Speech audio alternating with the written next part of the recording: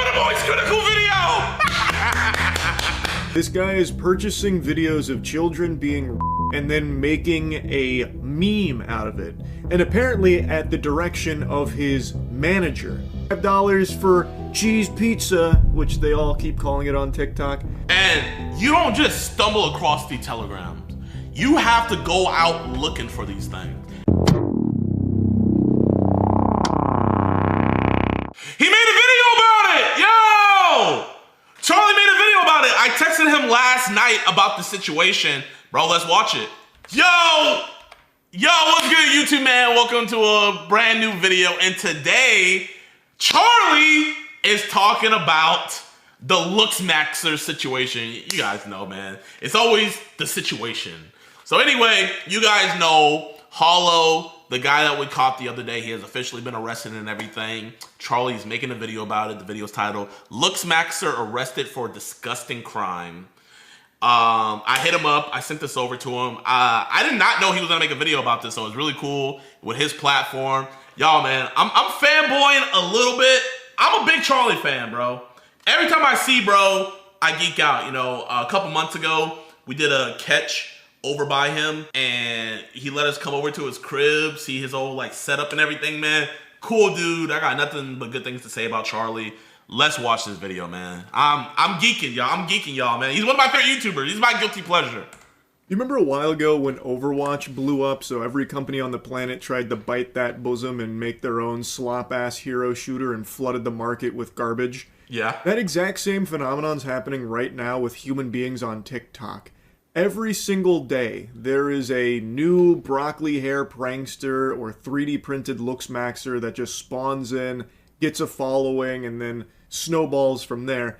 And today I just learned about a new one named Hulo, who is a Looks Maxer that is now facing 15 counts of possession of child pornography. Facts. All of which he has publicly admitted to. They have pretty much irrefutable evidence based on what's available, and that's only what's publicly available. Yeah, man, we haven't even dropped the full video. And sadly, I called up to the police department to make sure, because I wanted to get the body cam footage of when he admitted all of this when the cops got his phone. But sadly, they do not have body cameras there, man. I don't know what it is with Florida not having body cameras, bro. That's scary to me, man, bro. You know what I mean? Like, why we're in the big 2026 and you still don't got body cams? Makes no sense to me at all. But yeah, man, like, he's fucked. He's done for. Not even everything they submitted to police. And despite all of that, there are still oodles of people defending him. Even though he has publicly confirmed that the evidence is accurate about his purchasing and possession of child sex abuse material. Yes. There are still these revolting mosquitoes, these flies that are attaching themselves to Hulu or Hulu. It's probably not Hulu. The streaming service probably would have ceased and desisted if that was his name. Hulu, whatever it is. They're still attaching themselves to his butthole to suck his farts and fight tooth and nail for his honor, even though he has admitted to these unforgivable crimes.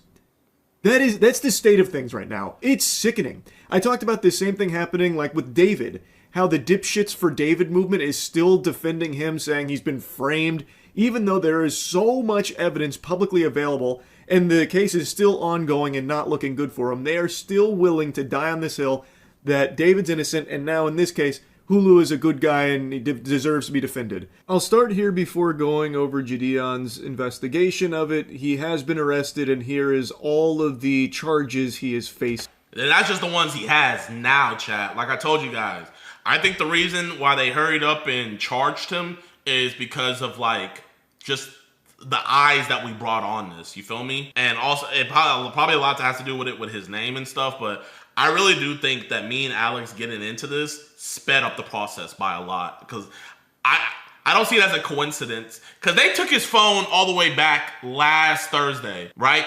I believe. They took his phone last Thursday, that's when it was all reported, and then we confront him on Monday, get the confession, we give the police all the stuff on Monday, and then Wednesday night, boom, he's arrested. I don't see that being a coincidence. Here. Now, based on some of the reports I saw, this could carry up to 25 years in jail if he's found guilty on all of these, but it 75. also varies from the different sources I read from. It's a long time in jail here.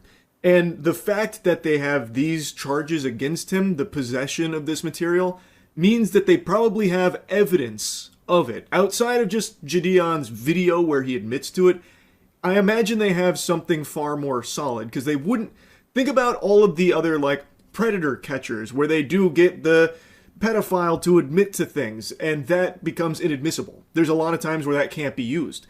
So you don't see them ever get these kind of charges. The fact that he has 15 counts of this means that they probably do have very solid proof that he had this material. No, they most definitely have the proof that he had this material. But the thing that I want to like stress and like put out there is it's not just having the material, right?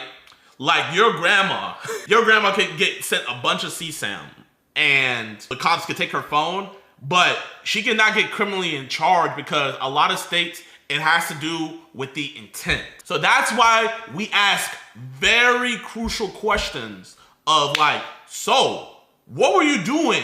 Like, what were you doing while you were watching those videos? That you guys get it? So it's things like that. 25 max. It's just one of the Telegram messages that he was talking to. Just one. So as you guys can see, Mama, we made it!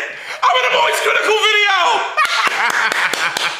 Bro, man, I'm fanboy. It's Moist, it's KSI, bro, man, like, I've been watching these dudes since I was legit, you know? It'll be like if I'm one of your guys' favorite YouTubers and you guys saw me reacting to your video, you know, you guys would freak out, bro. Like, guys, I'm as big a fan as you guys are, bro, on everything, bro. First, he messaged first. He said, hi. This is what the trader said. CP, teens, and all group links available. Which package are you interested and what's your budget? He said CP, $25 max. So to give you a bit of context here, like the lore, his ex found out what he was purchasing, the CP that he was purchasing, and then JiDion found out about that because of her blowing the whistle on it.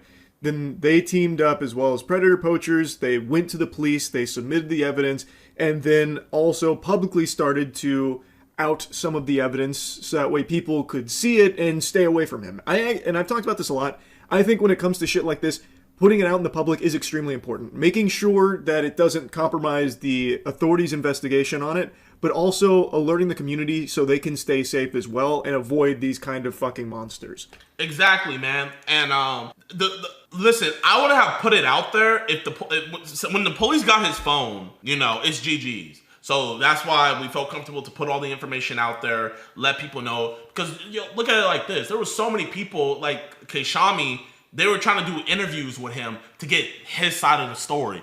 F his side of the story. You know, he told us the truth when we went over and he blabbered his mouth about everything. You feel me? So we put out there. So like, I didn't want him going out there putting out like another alternative, because even with him admitting to everything, you guys see how his fans are acting, bro. They're like, Chad does what Chad wants.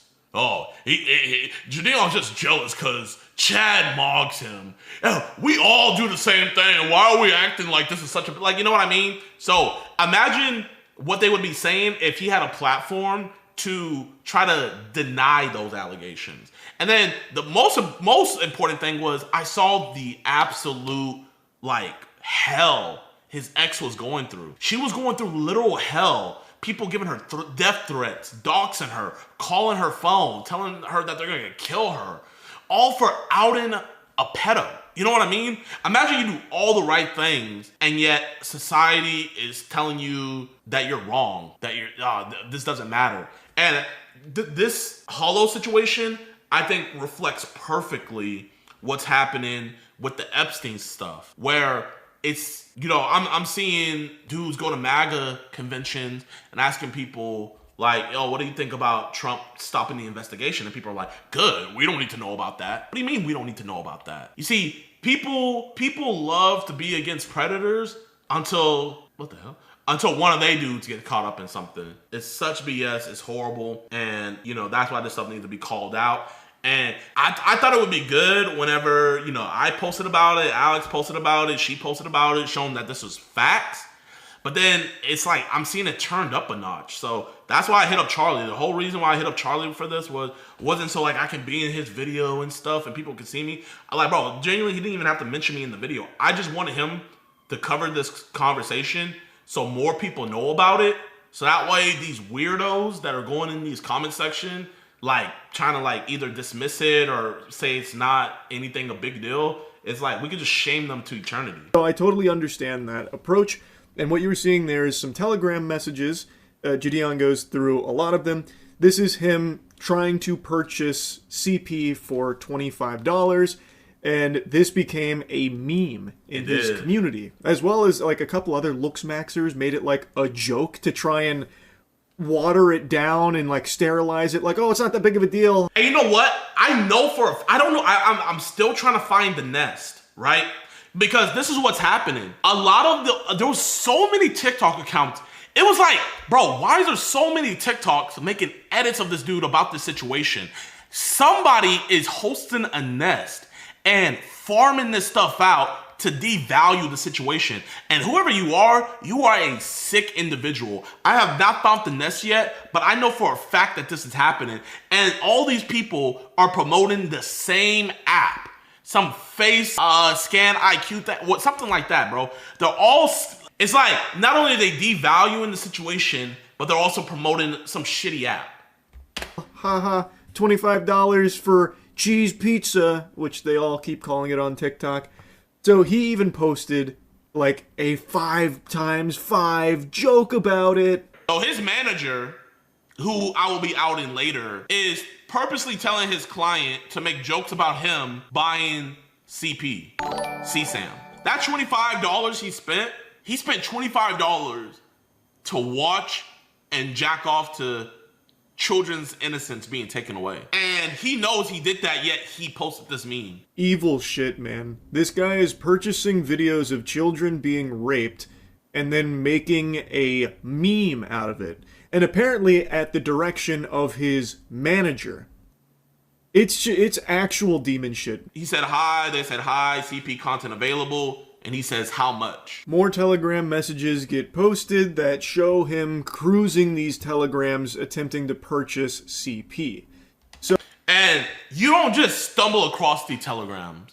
You have to go out looking for these things. And all glory to God, we got him to admit that where he was finding a lot of this stuff is X. X is freaking disgusting right now, where this stuff is like a hotbed for this. And this freak, he was freaking curating his own recommended to have threads where they just have links to this stuff. And he admitted to us that he was using those things to, he was using those links to buy and, you know, find these things and stuff like that. It's horrible, bro. So Hulo, I'm just going to call him Mason. His real name's Mason. I don't know how the fuck to say his stupid handle online. So Mason was going around trying to purchase all of these videos and did successfully buy them. And was then confronted directly where he just started singing. He just started squealing and confirming all the evidence was true. You guys can defend him all you want. You guys can make all the memes and jokes and all that. But keep in mind, this man has a 10-year-old sister and an infant sister as well. And listen to what he admitted. Like that you saw? A little bit of this, a little bit of that. I guess. Okay. So I'm just gonna ask you straight up because you've been straight up with us. You're gonna be straight up with this too. Did you masturbate to those videos of 12-year-olds? Or was your hand rubbing your penis at the time that was being watched? It was just, I guess my hand was on my dick like the whole time. I'm just going through everything. Okay. So, was your hand going up and down on your penis? Yes. Okay. So, it's fair to say that's probably masturbating. Yeah. Okay. I appreciate you being honest about that, dude. On camera, openly admits to masturbating to videos of 12-year-olds being sexually abused, and the Hulo is innocent gang doesn't care. He is then asked again if the allegations are true, and he confirms they are. That he downloaded those videos, he claims he deleted them, Also, it says he, told the police. Like, when directly confronted, he openly admits to it. And it's all on camera. And now he is being charged with 15 counts of this. And still, people are defending him. In JiDion's own chat there, you could see a lot of people saying he's not a bad guy, free him. It's not... Okay, well, Moist. That's our thing, Moist, okay? okay. Yo, wait.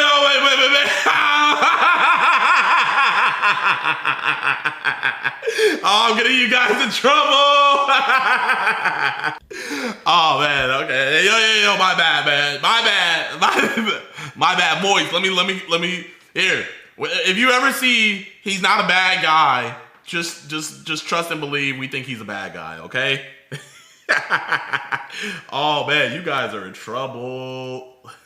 That big a deal, that kind of thing. You can literally see it in JiDion's own chat.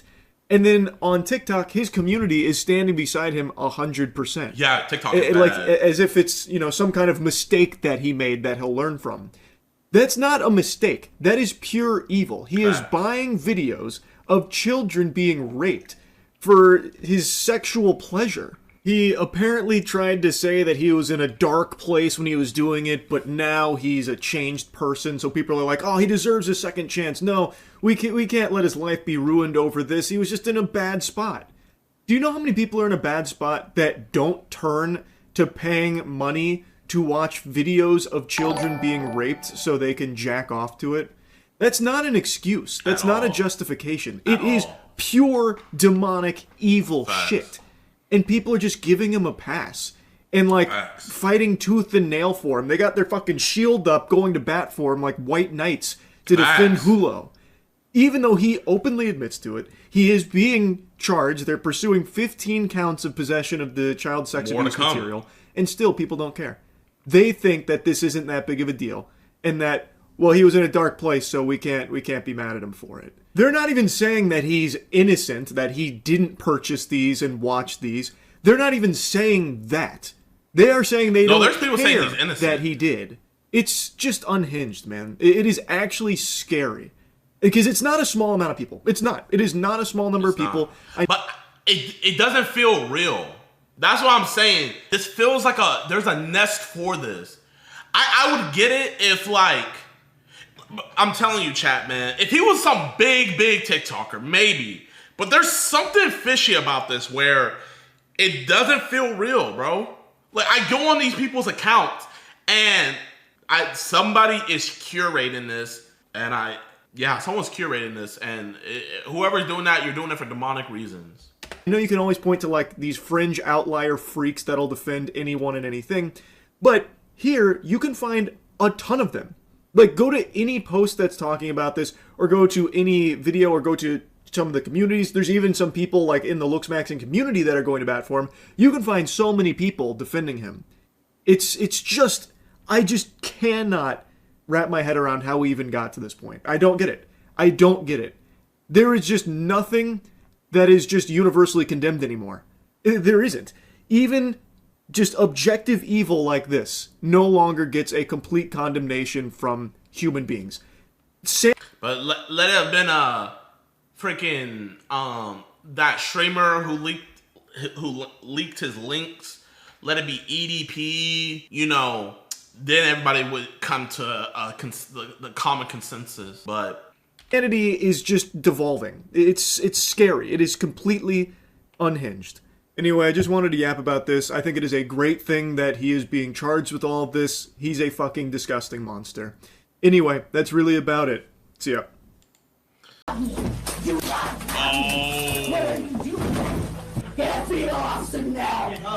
Whoa, you're a dude. Why do you want a female officer? You are a man. Let them do a cavity search on you.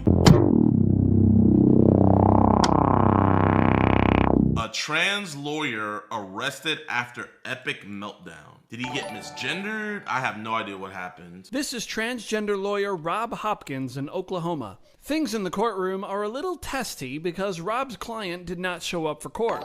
So let's watch the tension. Yo, I'm not gonna lie, chat, man. Whoever did this surgery, it's crazy. You don't know somebody's trans low-key nowadays until like they tell you, and then you can see it. It's weird. I don't know if it's a placebo effect or what, but like I can see like the feminine features now, but like if it wasn't pointed out, I wouldn't have known. I'm gonna be honest. Build to a fever pitch. I don't think there's Flash, any thank you for the going prime forward sub. today. We were back to the issue at hand, which was you asked me to not provide testimony on behalf of my client. You asked me what paragraph it was.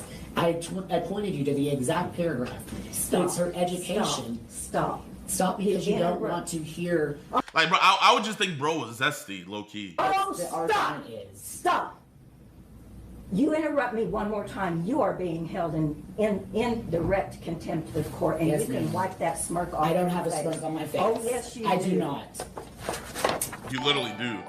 You literally have a smirk right here. I am not going to tolerate this from you, sir. Yes, ma'am. There was a pause. There was a break.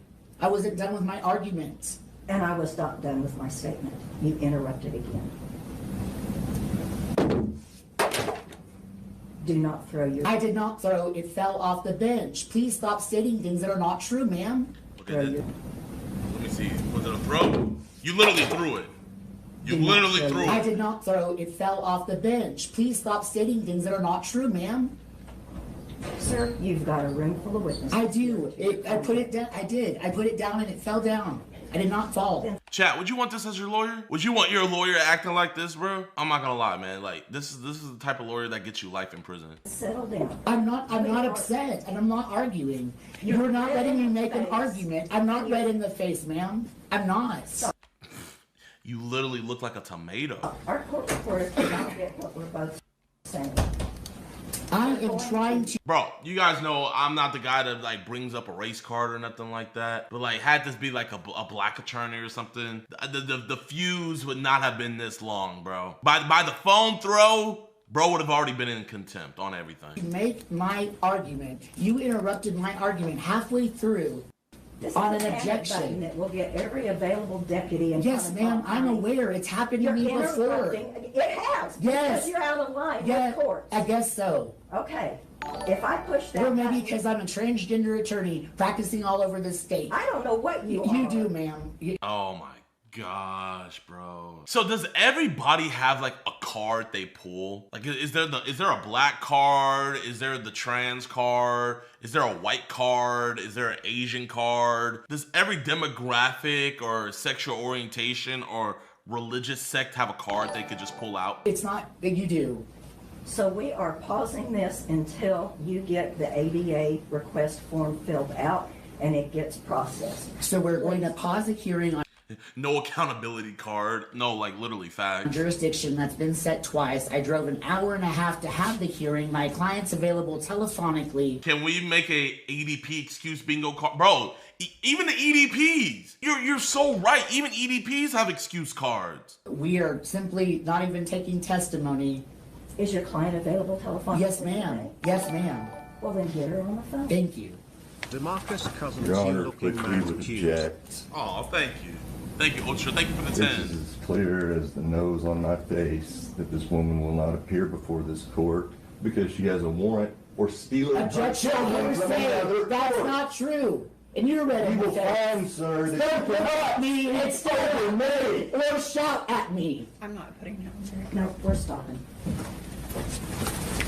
Get out of my face, I've been doing sir. it for a long Get out of time. my face, sir. You may step Get back. out of my face. Bro, like, hey, you turned into man, I'm gonna treat you like a man. You turned into a man, I'm gonna treat you like a man. We can throw hands. Leave this county. Get out of my face. Get out of my These face. people are my friends and you're being ugly. And get out of my face. Why? Oh. Because you're in direct contempt of court. He shouted at me. No, I'm not being. You did not even say that I was in You are contempt. in direct. No, I'm not Judge, doing I my stuff. apologize, but I felt very threatened by this person. The screaming and the yelling in court, I've never even heard that before in this courtroom.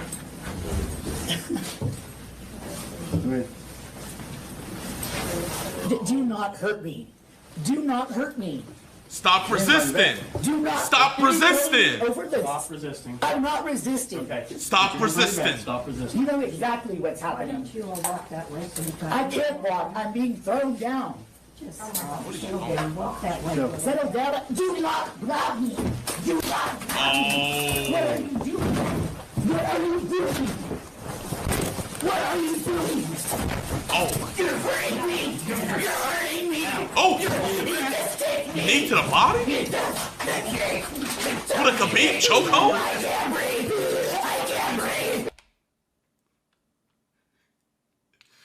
Okay, yo, like this is genuinely not even funny, and I don't even mean this, but cause I on everything I've been thinking about this, right? Were people saying the I can't breathe stuff before George Floyd? And I'm not trying to make a joke on any, I swear on everything, I'm not nearly as often. Bro, I saw this one where like they were just grabbing this girl's legs, right? They were straining her legs, and she was saying she can't breathe. I can't breathe. I can't breathe. Put your hand behind your back. I cannot breathe. Okay, like, bro, he's not even applying pressure. He's literally like, bro, like, he has his arm around your neck, but he's not twerking up. He doesn't have the other one over the forehead. Like, bro, he's literally applying no pressure. He's just trying to like get a hold of you. I can't breathe. Bro, it's not even like, bro. I mean, I don't know if he got double chin. I don't know if he got like double neck action going on. But like, bro, what a pressure is being applied to your neck? I can't breathe. I can't breathe. I can't breathe.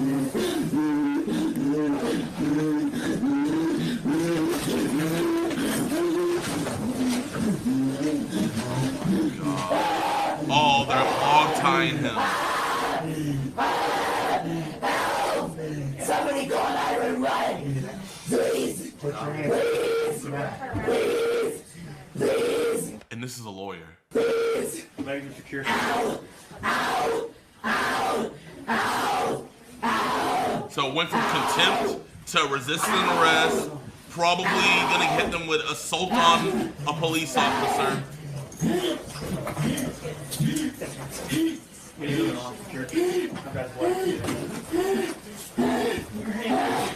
Somebody call 911.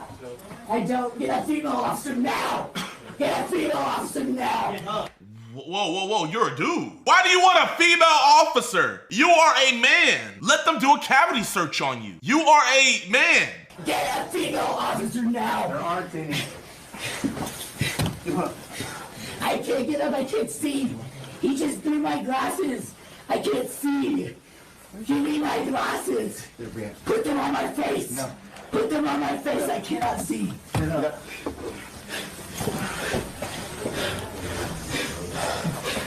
Please give me my glasses, I cannot see.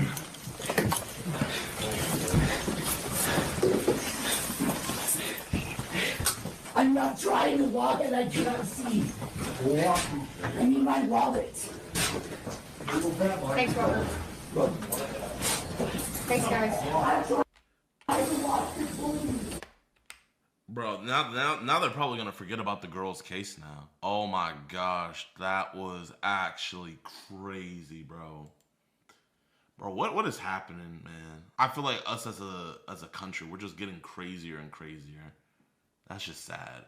What if you had a client that went on to commit mass murder? Then they call me. I'm not gonna lie, I always wanted to see what his superpower was. He just gaslights.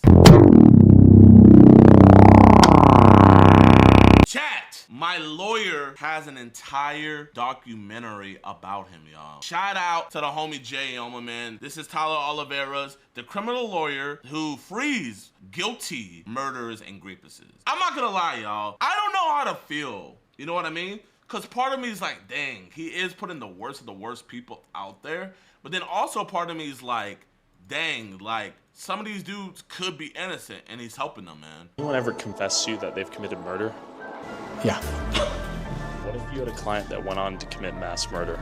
Then they call me. And what were you accused of doing? I was charged with assault on a family member. Assault, buying a girl, Threatening to kill her, indecent exposure, playing with my junk in front of a lady. Sexual assault with child. And how much? Sexual assault. Indecent exposure, playing with my junk in front of a lady. Sexual assault with child. Bro, that. And how much prison time are you looking at? 10 years, bro. 10 years. 20 years for each prescription, so that's over 100 years. And why am I the best lawyer? You got my case this week.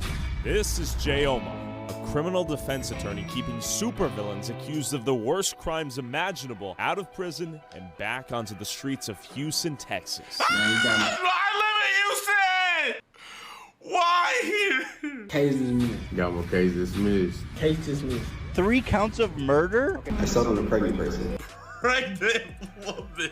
Anybody can be charged with that. You can. Yo, who's that sexy dude? You can be charged with that.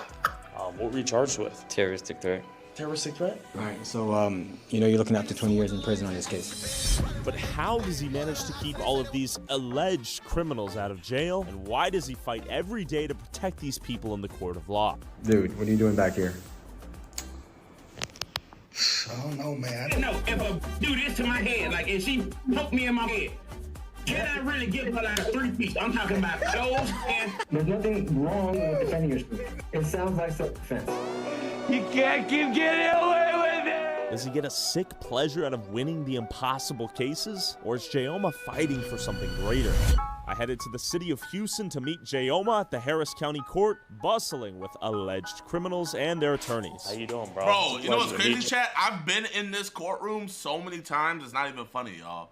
Every time y'all saw me in the courtroom for one of my videos, this is the one I was at. Hey, man. Pleasure to meet you too. Who's the best lawyer?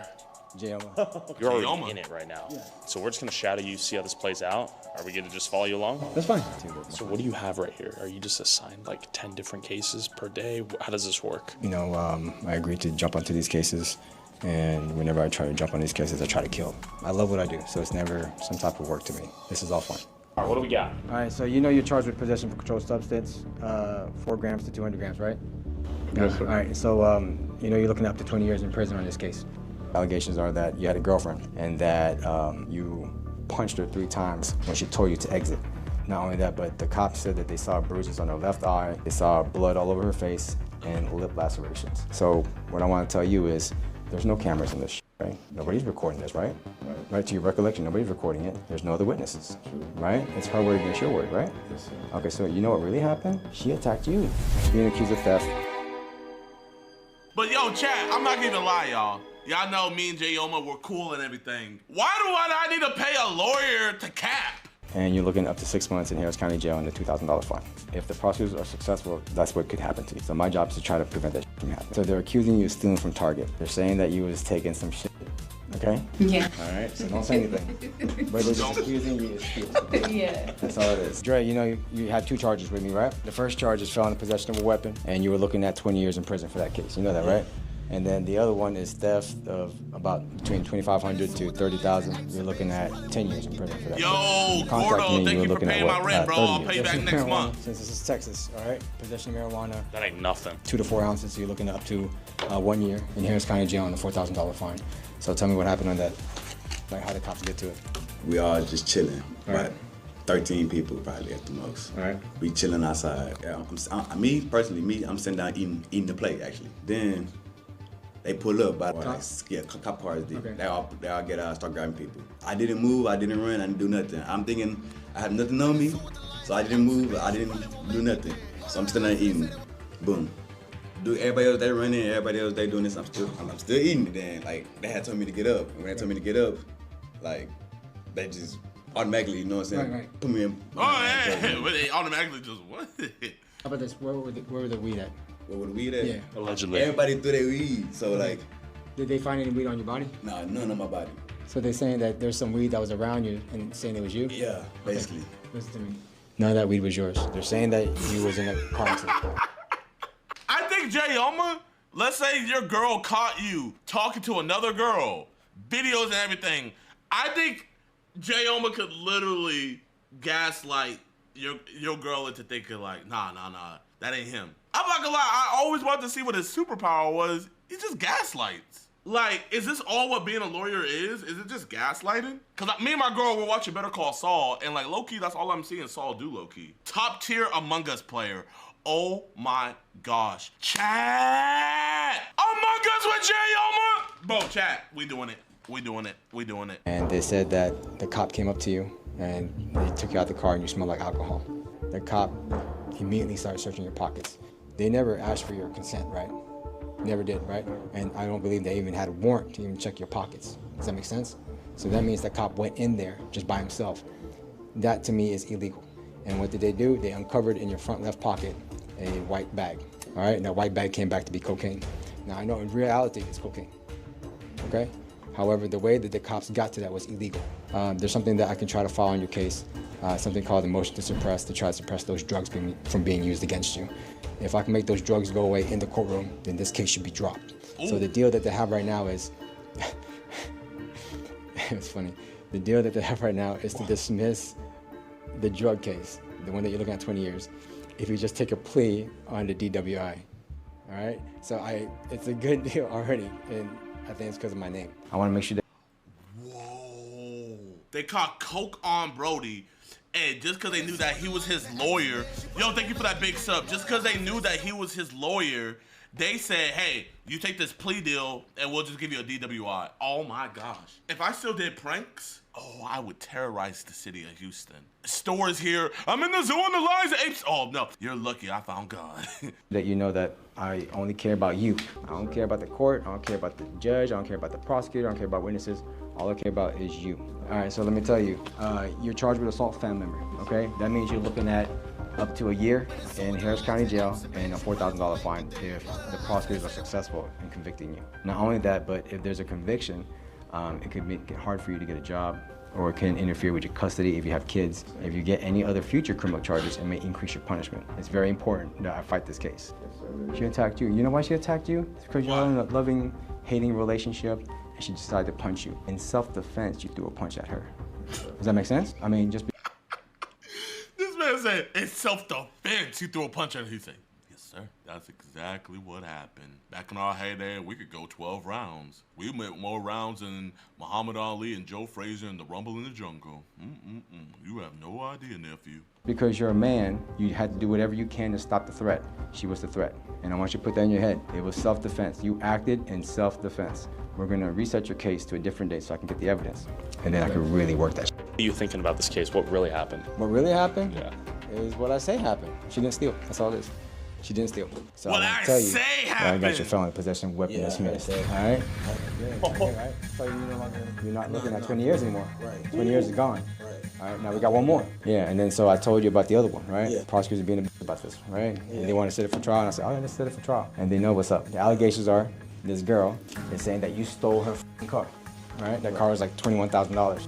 And she's saying that you said you were gonna bring it back, right? These are all her words. And then about a month later, car got into a crash, and you were nowhere near that, all right? You were never driving that car. No, never, not at all. Yeah, she's making this up, right? You know, because she don't want to pay that. She owed. And these prosecutors should know what I'm gonna do. The judge also knows too, because she looked at it. She goes, yeah. "Oh, we can do this in one day." Yeah. I'm ready for that. I know you is. Yeah. Before I stepped into your case, the offer was 3 years. 3 years. For you to go to prison. Yeah. That was the offer. And I've never been to prison. Now, since you hired me, I got one of them dismissed. Already. And the other one's on the way to get dismissed too. Because you know I'm gonna do in trial, right? What are you gonna do? Fucking, yeah, Mike Tyson that. It belongs to everybody else who ran. Right. Okay? You understand me? Yes. It was never on your body. Never you were just eating. Never. Sounds good? I feel like this one's low-key true, man. Like, he might have been smoking with the homies, but I feel like the weed wasn't his. I believe this one. So you're not in possession of that marijuana at all. And you shouldn't be going to jail for something that other people do around you. Does that make sense? It is not a crime to hang around with people. Right. So we think this is an easy dismissal or what? Yeah. Weed's a crime in Texas? Weed is, yeah, having possession of marijuana, yeah. In Texas. I don't even know that. But I mean, luckily you don't even smoke. Yeah, come on, man. What's going through your head right now? Man, it's a lot of emotions, but I already know I got Jayoma right by my side. Like, I feel much more better and comfortable. And real quick, who's the best lawyer? Jayoma, man. Jayoma's the best lawyer. Alan, I'm hoping for you, man. What's going through your head right now? What's actually going through my head right now is that what he actually said is actually the absolute truth. You know, black people. No. My brother. You are gonna lay your hands on the black queen. Go to jail. Be honest. She came back with some cold chicken. Chat, you know what? I'm gonna show you guys a replay of what happened that night. This is what happened that night. I was raised in a broken and abusive household. The chicken is cold. That's the footage from that night. You got a good lawyer. I want to let you know that. Let's go back in there. We'll be in there, okay? Jayoma could get a job in creative fiction. That was crazy. Dude pulled that straight out of his ass. From punching his girl 3 times in the head, allegedly, to she attacked him. He needed to eliminate the threat. You can't make this stuff up, man. All right, D, who's the best lawyer? Top 10 mistakes. And why? You can't make this stuff up, man. All right, D, who's the best lawyer? And why am I the best lawyer? Mike Tyson, what, he gonna beat the case up? Before you hired Jayoma, did you think you were gonna go to jail for 50 years? They was like, there's no way I'm not going to prison. What do you think the value of what Jayoma did with your case here was? Yeah, freedom is priceless. Like, this my livelihood, so I take that real. That's days I'm missing. You got a family? Yeah, kids, a lot of them. I'm a real hands-on person. I'm in my kids' life, so it's like they trying to take that away from me. So ain't no money in the world to change that. Congratulations, Dre. Good work, man. Dre, this is your motion to dismiss. All right, this is your ticket showing that you're done. All right? For both? That's 20 years. No, the other one's set for trial. That's good? Yeah, no problem. No problem. Go do what you gotta do, and then call me. Wow. What just happened? 3 dismissals today. Hey, he looks happy. Yeah, he's very, very happy. He's a free man. All right, so we approach the judge. You got bond conditions. Look at me. I'm gonna kill this case. All right, so you're about to go get drug tested. If they test you today, you gonna test positive for any drugs? Positive? Yeah. Are you sure? If you test positive for weed or any other type of drugs, the reason why you're testing positive is because you're around people who do that. Right. And then because of secondhand inhalation, it's in your system. Pleasure to meet you, man. Pleasure to meet you too. And if someone catches weed in your system, where did that come from? Secondhand smoke. So is this an average day? Average day. Yeah? Yeah, well, you guys are grinders. In Harris County. Jayoma was grinding his balls off, going from case to case to case, opening door by door by door. Client wants to take a plea deal. This kind of hurts you a little bit. It hurts me because... You think you get a better deal? Oh, no.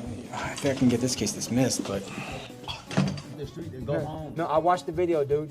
I watched the video.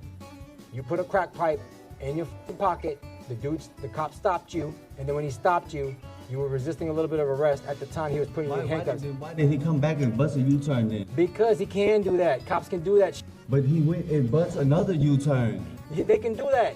Cops can do 10 U-turns if they want to. When I told him I was already going home. It don't matter. No, you put a crack pipe in your pocket, and they found you with drugs in your pocket. The fuck? While Jayoma was getting a case dismissed, to my surprise, I met this nice young man outside. What were you charged with? Terroristic threat. Terroristic threat? Against President Biden? No. What is the charge? 2 girls. Okay. Like, I'm gonna blow your house up, or? It was a shooting threat. Okay. What were you? He did it. I don't need any more evidence, bro. He did it. He's guilty. How did it play out? Well, I'm still in court right now. I imagine, obviously, that was like an empty threat. Yes. Allegedly, assuming it even happened. Allegedly. Yeah. Okay. Allegedly. Oh, no. Well, I hope the best for you. Any kids watching, don't do terroristic threats. Never. All right. All right, you go get him. Go kill it. Look at that smile. You can't take that off. You don't get overwhelmed by the sheer quantity of cases? No, because it's all here. Yeah? Yeah. You have photographic memory? I think so. But sadly, not everyone here at court today was as lucky to have someone like Jayoma willing to attack their case, no matter the allegations or the overwhelming evidence going against them. How did it go? We met you at the security, and I just saw you pop out of court. It went well. I am happy with what happened. I mean, I did what I was accused of, so I pled guilty. You pled guilty? I did, yes. First offense, but everything works out the way it's supposed to. Okay. What were you accused of? DWI. Okay. Yeah. It was a year ago, and I made some pretty bad decisions, so. Okay. Any advice to anyone watching? Just own up to what you did. I mean, it's so much easier if you just are honest. Yeah, don't snitch on yourself. Do not snitch on yourself. Do you regret defending any of your clients? Never. No living being should ever eat processed food for every single meal of their life. Yo, chat, man, can anyone, like, donate YouTube Premium? Adblock doesn't work anymore, chat. Never, because it's always an honor to do that. What if you had a client that went on to commit mass murder? Then they do that. then they call me. Okay, so have you ever had any moral dilemmas in your head of like, man, what if I release a super villain with some great defense? No, not at all. I see every person who comes across my table as a person who needs help. Okay. And I don't look at their personal issues, their religion, their past sins. They just need help, just like how a doctor helps somebody who needs knee surgery. Going in for the kill right now. He smells blood in the water. He's going in for the not guilty right now. He will acquit. All right, we'll be at the window now. Good luck, Bro, Colin. I'm not gonna lie, Chad. That's aura. That's aura. Who needs That's aura right Kill there. right now. He smells blood in the water. He's going in for the not guilty right now. He will acquit. All right, we'll be at the window now. Good luck, Alan. Let's breathe. All right, Alan's going in. Oh, I'm getting those shark eyes, man. He's ready. All right, is he bringing out his client? Who will win, the defense or the prosecutors? Okay, is this looking good or no? Thank you for paying rent, man.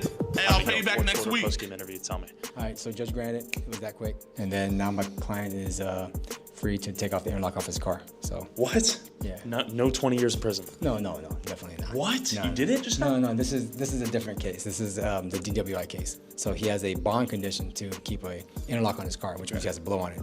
Now I got it off, so we don't have to worry about that anymore. So no felony as of now. No felony as of now. All right, next case. You did it? I think so.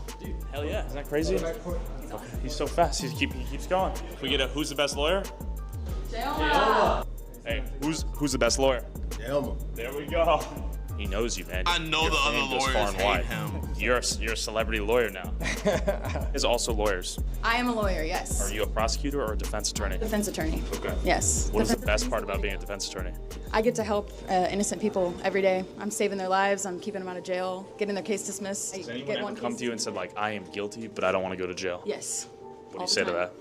I say, don't tell anyone that. I got you. Okay. We're gonna fight for you. Don't tell anyone you're guilty. What is one piece of advice for any criminal out there right now? Just keep your mouth shut. Turns out most good criminal defense attorneys think like this. This former prosecutor brought up an interesting point. I think people fail to understand that we're not for crime. Okay, we're for upholding the Constitution. Sure. And so this has only been my first year since I've been a criminal defense attorney. And I can tell you it's opened my mind and my eyes to a lot of things that prior other defense attorneys who I've worked with would tell me. And so I think it's very important because we— Chat, what does she look like? You are now one of my elite employees. You have been promoted. Bro, she looks just like that girl. We are responsible for protecting the Constitution. Sure. And so again, we don't like crime, but what we do want to make sure is that each individual is represented fairly. I've seen many times people's constitutional rights violated. Sure. And so it brings me a lot of joy when I'm able to point those things out and I'm able to get certain cases dismissed. Thank you. Bye, Felicia. Not bye, Felicia. Right now. Bye, Felicia. All right. Take care. I got you. Do you have any thoughts about Jayoma? Jayoma's one of the best young attorneys, promising upcoming lawyers that I've met in a long time. Yeah. That's a strong Yelp review right there. Why do you think that is, Jayoma? Well, I'm relentless. Yes, he's like a shark. Once he smells the scent, he does not get off. You go for blood? Oh yeah, definitely. Straight for the jugular? Straight for the jugular, all the time. Okay. Do you have any enemies in this courtroom? No enemies, we're just opponents. By opponents, I'm talking prosecutors. Those who are trying to prove the criminals are guilty beyond a reasonable doubt and lock them up in prison. Let's talk to some. All right, I'm here with Jonathan Ortiz. Okay, you went to law school with Jayoma. Yes, I did. And you're a prosecuting attorney? Yes, sir. A prosecutor? Yes, sir. What is the best thing about being a prosecutor? It's really helping out our complainants, right? It's just being there for them, helping them out, making sure that justice is done. Make sure that you consider, the defendant, complainant, the community. I mean, it's good work. Do you like the fact that you can put criminals Check it out, mad simple. with evidence behind bars? I mean, it's never, it's not like I enjoy doing it, right? I mean, you could. Hey, there's no wrong answer here. I'm genuinely curious. It's never good to send somebody to prison, right? Unless they're like a serial rapist or murderer. You're a prosecuting attorney? Yes. What's the most interesting case you've done? Oh, wow. Well, I just do assault family Why she kind of member. look like Pokimane? And it's always very interesting when the complainant actually wants to testify. Most of them don't. So one of mine came in and she was very lively, and that ended up making us not win the case because she wasn't very likable. But it's a shame because— Bro, she low-key looks like Pokey. Like, Side profile, low key. She was assaulted. Interesting. I guess what are the biggest Like right there. Right there. You can't tell me that don't look like Pokimane. Not at all. Bro, nah. flaws in the legal system, if any, from your perspective? Just too many cases, not enough time, and yeah, we're just really overworked. Yeah. Safe place to give me an answer, honestly. No, you know who she really looks like? Bro, I'm not gonna lie. She looks like Pokey. But you know who she really looks like? She looks like Fiona from Shameless, bro. Bro, I had a huge crush on Fiona. That's better. But bro, you can't tell me she don't look like Pokey right there, man. Y'all tripping. Worked. Yeah. Safe place to give me an answer, honestly. No, I understand. And sometimes, I mean, it does feel good, depending on the type of crime. But I mean, still, it's somebody's life, right? You have to consider that as well. But yeah, when the time is right, I mean, it is right to send him to prison. Okay. Do you think Jayoma's like the real life Better Call Saul? But Asian? I'll have to think about that. He could be. Well, there he is. It's like a chess game, like me and you playing a chess game. That's all it is. Okay. There's nothing crazy about that. Then There you afterwards go. we shake hands. Got it. Right? They It's have a not job. personal. No. But sometimes it has to get personal. I've seen it where it can get personal, but to me, I feel like that's a waste of time. Has anyone ever confessed to you that they've committed murder? Yeah. But I mean, Allegedly, of course. allegedly, but it's like. They weren't in the right state of mind when they said that, I imagine, either. But my curiosity was piqued. What drives Jayoma to fight to keep the bad guys out of jail versus in jail? So tell me, once you became an attorney, how did you decide to become a defense attorney versus a prosecutor? So I was interning for a DA's office, and I was able to see the other side and how they just lock people up. And I said, I can do this. I'm gonna lock everybody up. That's my number one goal because I like to win. And then one of the defense attorneys said, hey, just come see our side for a little bit. I said, all right, I have no problem with that. I'm curious. Sure. So I went to go see a trial, and there was a guy who was charged with aggravated assault with a deadly weapon, the deadly weapon being a car. Okay. And they're alleging that he tried to run over his wife with that vehicle. I went through the whole trial. It was a 3-day trial. They found him guilty. And so it was hurtful because I was speaking to him just like I'm speaking to you. Yeah. And it was just normal stuff. We're cordial, we're fine, we're joking around. And it's really like he's looking at 20 years. He was arguing, I found him guilty, and the client started crying. And so that touched me the first time. And the second time is, the deputies came around him, there's 3 of them surrounding him, treated him like property. He was no longer like cool anymore. Put your hands behind your back, you're coming with us, and he's just sobbing. And so a grown man cry is different from like a fake cry. So then we went to go visit him at the jail, and the attorney that I was with, first thing he said was, don't kill yourself. Oh. And then the guy looked me in the face, and he just sobbed, and he was like, and he gave this impression that I might as well just do it. Because he was, I think, 45 at the time. So that's pretty much his whole life, right? Sure. But then I found out that later on that there was a retrial that was granted because one of the prosecutors withheld evidence. So and that, it's crooked. Yeah, and that evidence was a recording of the girl saying, if you don't pay for my shit or do what I want you to do, I'm gonna make up this lie, and you're gonna pay for it. And so the whole system went through, and he was found guilty, but he didn't do it. And that evidence would have helped his trial. Yo, chat. I'm gonna put you guys on game, bro. Who in the chat lives in Texas? I'm gonna put y'all on game, bro. Who lives in Texas? This might be in your state too. I'm not sure. Check the laws in your state, man. We all know whenever you get your Miranda rights read to you, we all know you have the right to a lawyer, right? If you can't afford one will be appointed to you. Everybody knows that, right? What you guys don't know, in the state of Texas, I'm not sure about other states, you look this up, and in the state of Texas, you're also legally acquired to get a private investigator. Now, why is a private investigator important? Chat, if you ever get a charge or anything, get a private investigator. Let's say you get a court-appointed lawyer. They've got all these different cases. They're not gonna have as much time to look at your case. When you get an appointed PI, what they'll do is they'll go in and look. No, chat, this is court-appointed. So you don't have to pay for it. It's like the PIs work with the court. So what happens is the PI, they go back and look at all the evidence. What the defense's job is to find all the evidence that proves that you are not guilty. The prosecutor doesn't have to bring evidence forward that'll hurt their case. So they'll most times leave it behind, maybe faulty DNA, da-da-da-da-da-da. So if your defense lawyer misses that stuff, you can get screwed like that. Now what your PI will do is your PI is gonna go in and look for all the evidence to give to your defense attorney so you have a better chance of winning your case. So chat, buy a lawyer, get a real lawyer too, but take advantage of the court-appointed PI. That's what most lawyers do, is they hire PIs to investigate cases. I talked to this one lady, Betty Simmons. A guy was gonna get charged for murder. He's gonna get charged for murder. She was a PI, she got a court-appointed case on her. She looked through the case, found evidence that showed that he didn't commit the murder, and she submitted it and everything, the guy got off. But if he didn't know that he could have got a court-appointed PI, bro would have been in jail, man. This is $1 million game, bro. I just recently learned about this earlier this year. If he had a better defense attorney, his life wouldn't have been ruined. Definitely. Chad, So it's that's not why- about rich. You're saying we ain't rich. It's court-appointed. If you don't know what court-appointed is, then you don't need to be listening to this conversation. Fight for all the evidence that's out there. It is free. It's court-appointed. It's really important. If you don't get that, that guy was looking at 20 years. And then now he's free and walking. So it's one of those things where you just, oh my God, you were just about to go 20 years. Okay, it's court-appointed in Texas. I don't know about other states, but in Texas, it's court-appointed. So that touched me, and I said, you know what?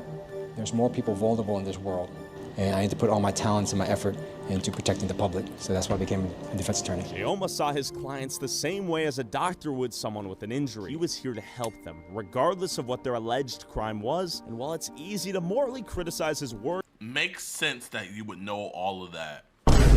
What do you mean about that? Why are you teaching kids to commit crimes? Bro, I'm not teaching kids to commit crimes, bro.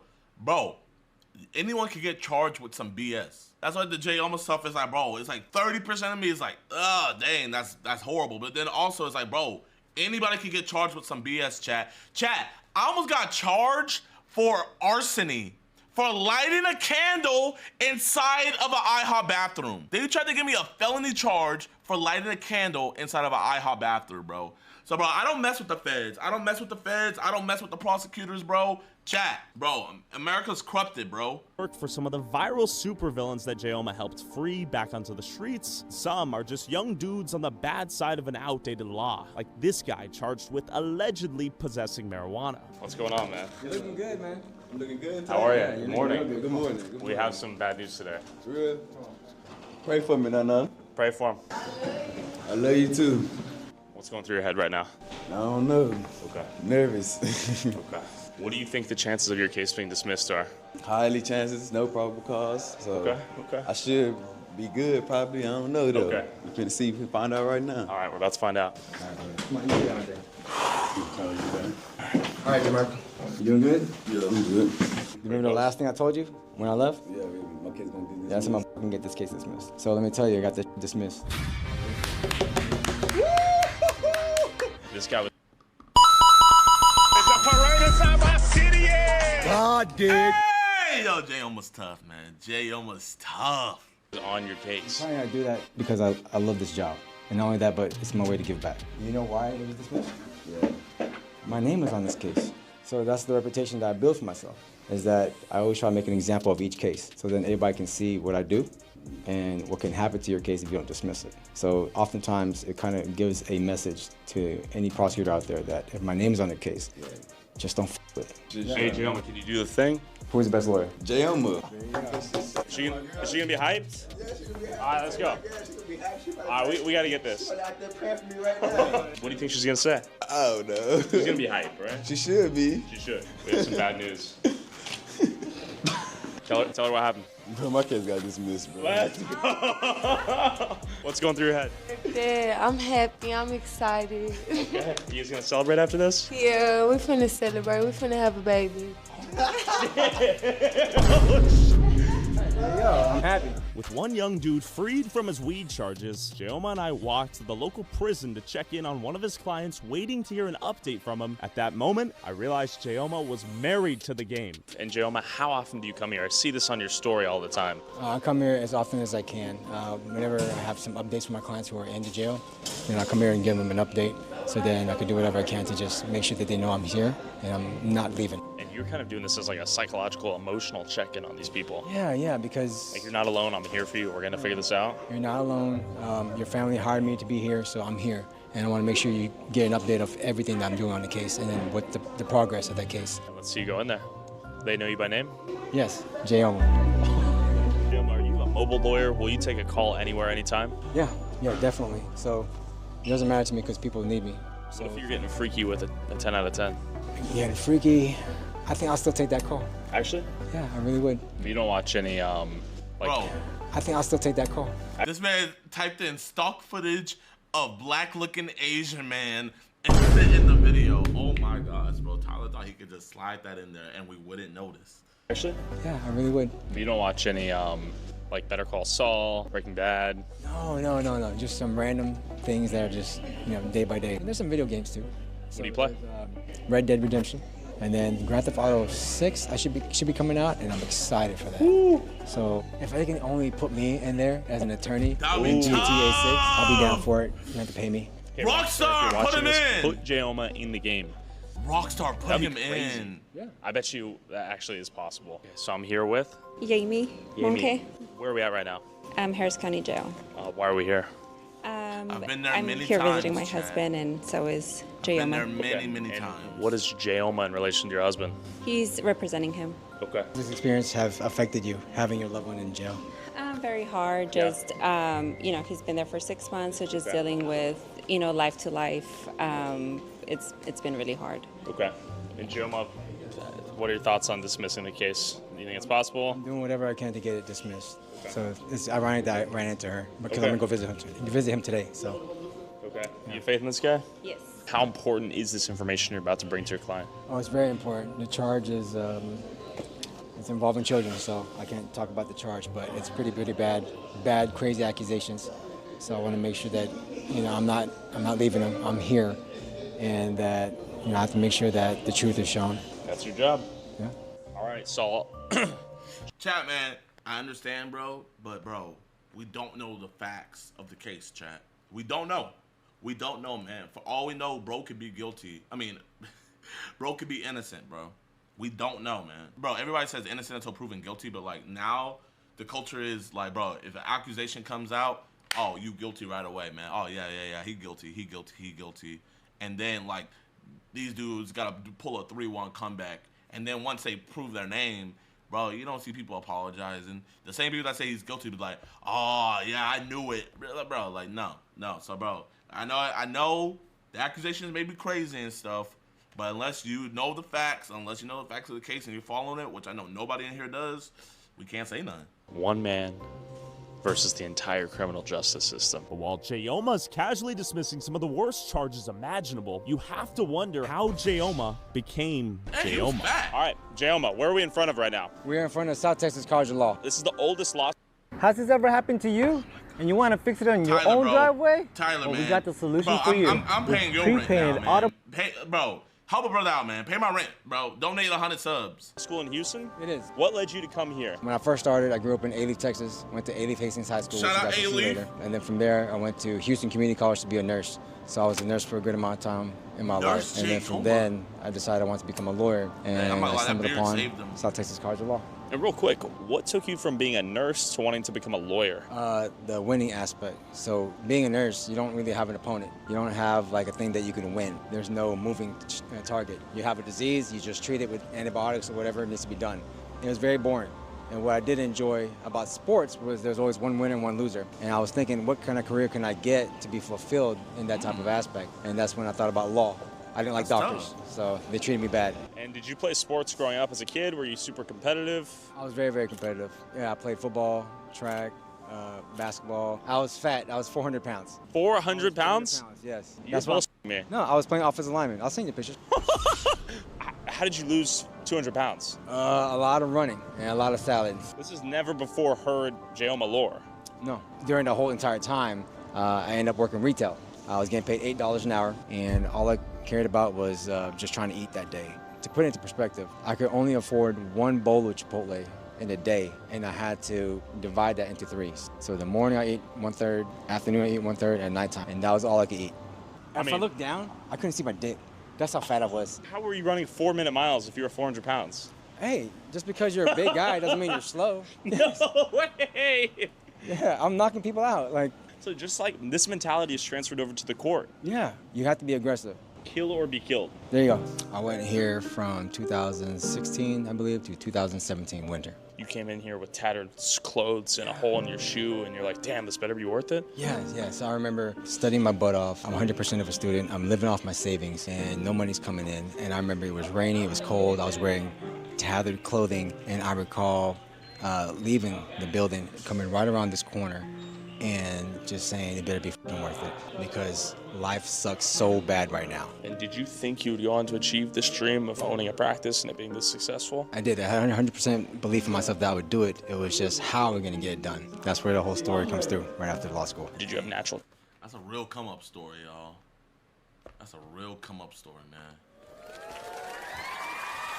Talent for law? I would say that I was very nervous for public speaking. As of right now, for me to even speak in front of a judge would make me, well, back then it would make me tremble. Do you think the average person gives up on their dreams right when they're about to achieve them? Yes. So I say just keep going. No, facts, man, bro. Wherever y'all are in life right now, man, you put too much work in to stop right now. You put too much work. You sacrificed too much to stop right now, man. I'm not gonna tell you it's gonna get easier. It might get worse. But you can't stop, bro. Because if you stop, you're just going back the whole way that you already paved, man. Keep on building, bro. Because when you make it, man, bro, that journey that felt like it took forever is going to feel like it was nothing.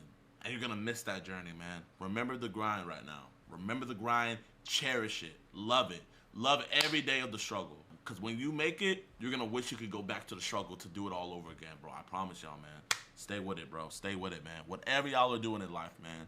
I chose this law school because it had a reputation of being a killer in the courtroom. And I always thought that nobody would respect you as an attorney or your legal threats if you can't back it up going to trial. And I learned a lot from the law school and the training at trial. After seeing the law school Jayoma grinded to barely be able to afford, we headed over to Cenat Street near the apartment Jayoma grew up in. Like 10 drug dealers behind me right now. Anyone with $10,000 or more in credit card debt or personal loans may qualify for help from National Debt Relief. Minimum pay. This is the red light district known for prostitution. Jayoma's grown up in the trenches out here. All right, we're in Cenat, also known as the Blade, the red light district here in Houston. Jayoma, you grew up here? I did. Court Glen, 9700. That's where I grew up, right down these street. This place is no joke. I used to run around here all the time. How you doing, man? What's all doing? Oh, hey, we're just doing a little documentary of Jayoma. He's a criminal defense. I do criminal defense. You see my face before? Oh. And I grew up here. No. I'm an attorney. I help people who are charged. If you get charged with a crime, I got your back. I don't work for the cops. No, fuck that. I help people who get charged with a crime. You know what I'm saying? Why you try pressing them in here an attorney, then bro want to fall back? Criminal defense. I do. What's all doing? Oh, hey, we're just doing a little documentary of Jayoma. He's a criminal defense. I do criminal defense. You see my face before? Oh. And I grew up here. No. I'm an attorney. I help people who are charged. If you get charged with a crime, I got your back. I don't work for the cops. No, fuck that. I help people who get charged with a crime. You know what I'm saying? So if you got any cases, I got you. All right, let me get my card. I grew up here, right down over there. All right, I got you. So Damn, Jayoma got street cred like that. A lot of people you defend probably come from here, or what? Yeah, probably. It was really poor, but you know, you had a lot of friends, and we'd always get into stupid trouble. We'd do stupid that's just being a kid. And then good thing that we didn't get any charges, but it was close. We're kind of in the trenches right now, yeah? Yeah, we are. Okay, so you went to high school here. I did. Were you a villain back then? I guess you could say that. So this is when you were a tank, and this is when you were taking people's food too? Yeah. On a scale of 1 to 10, how much of a menace were you? I wasn't that bad. I would say probably like a 5 or 6. Did you get girls back then? No, nobody wants somebody who's 400 pounds. Do you think without football you would have ended up as one of the clients that you defend? Yes, exactly. And then there was actually a heartbreak story when it comes to that. Tell me more. All right, so I believe one of the first girlfriends I had broke my heart. I was a nurse, and I was dating her for a couple times. All of a sudden, after about, 2 months, cold turkey just dropped dead, stopped talking to me, and didn't pick up my phone calls, and I was worried. I thought something happened to her, and then I kept calling like 2 days later. Then her friend called me and said, hey, this person doesn't want to talk to you anymore. And I said, why? She owes me an explanation. So then I got her to come out, and this is after nursing. And she said, what do you want? I want to know what's going on. Like, why you just stop talking? Because that's rude. And she said, she got a new guy, and she said this. She looked at me dead in the eye, and she goes, you're a nurse. He's a stockbroker. And that's exactly. look at him now, bro. Bro, I gotta ask Jay where that girl is now, man. I know she tried sliding back in, bro. I know she tried sliding back in on my dude. Dang, man. Shout out Jayoma, man. And you're not cool? Yeah, pretty much. And that stuck with me to this day. You're a nurse, he's a stockbroker. I literally remember it every time I do things in my life, and it actually motivates me. Whether it be poverty, obesity, or heartbreak, a common theme in Jayoma's life is him relentlessly attacking and killing any obstacle that's ever gotten in his way and creating possibilities seemingly out of thin air to achieve his dreams. But he didn't get here without getting his hands a little dirty. How do you dress when you're not in a suit? I've never seen you in anything but a suit. Are you about to see it tonight? Actually? Yeah. I'm not gonna wear a suit tonight. Why would I wear a suit tonight? Well, where are we going tonight? We're gonna go to a place that I used to dance at one time, and it's gonna be a fun experience. Things are about to get freaky. Oh, they about to go to the I don't know club. what to expect. They about to go to the club. Ah! Ah! Ah!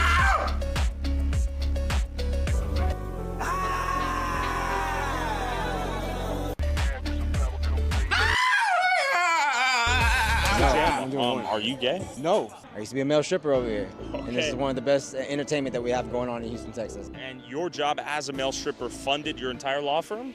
The entire law firm, from having zero to having what I have now. I wouldn't be here if it wasn't for this place, this opportunity, the community, and Tony the man himself. And how long were you a male stripper? For about 2 years. Those 2 years were rough. I'd come here at night.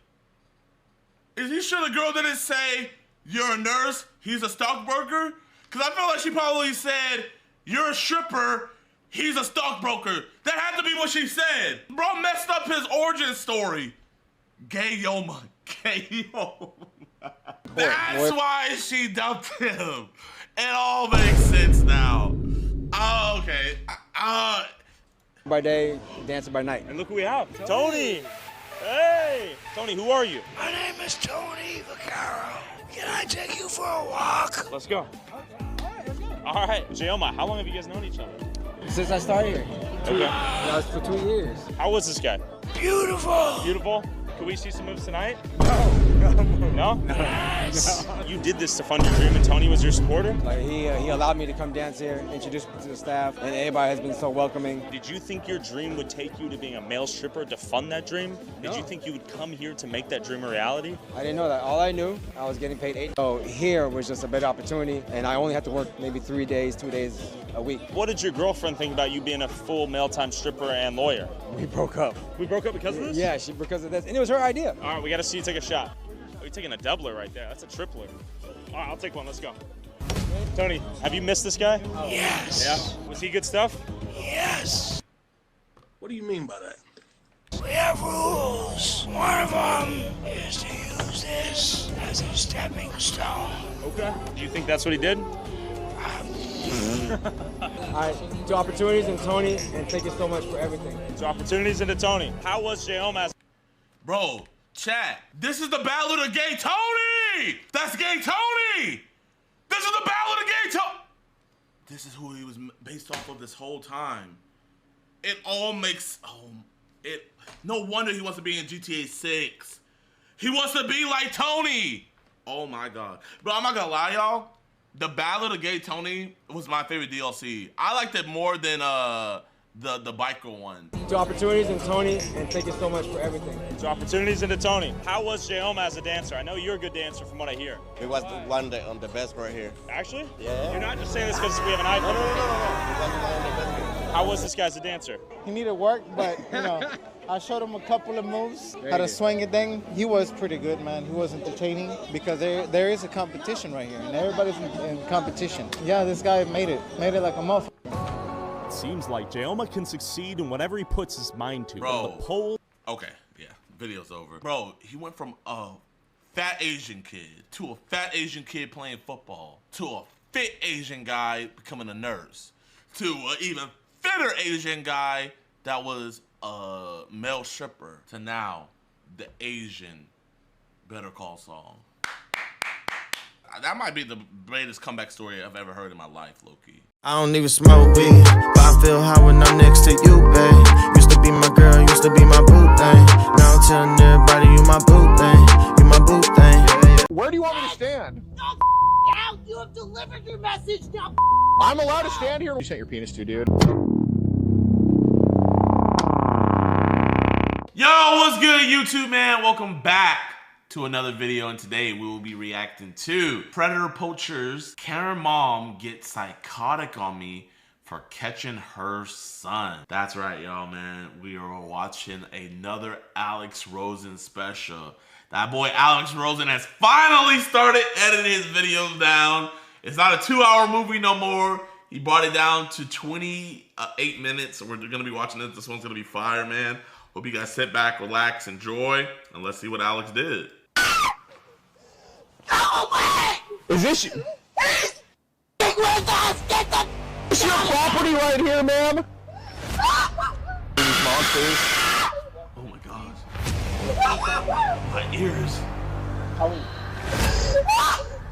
Hey, can you go in? Is it Colleen or co-op? I don't want to be on your property, but I'm waiting for the cops to come. Well, where is your property? Is the sidewalk your property? Tell me where it is. I'm losing my I want. Oh my gosh, bro. All that hooping and hollering, getting mad at him when your son's a pred. All that hooping and hollering, and you the one who raised the pred.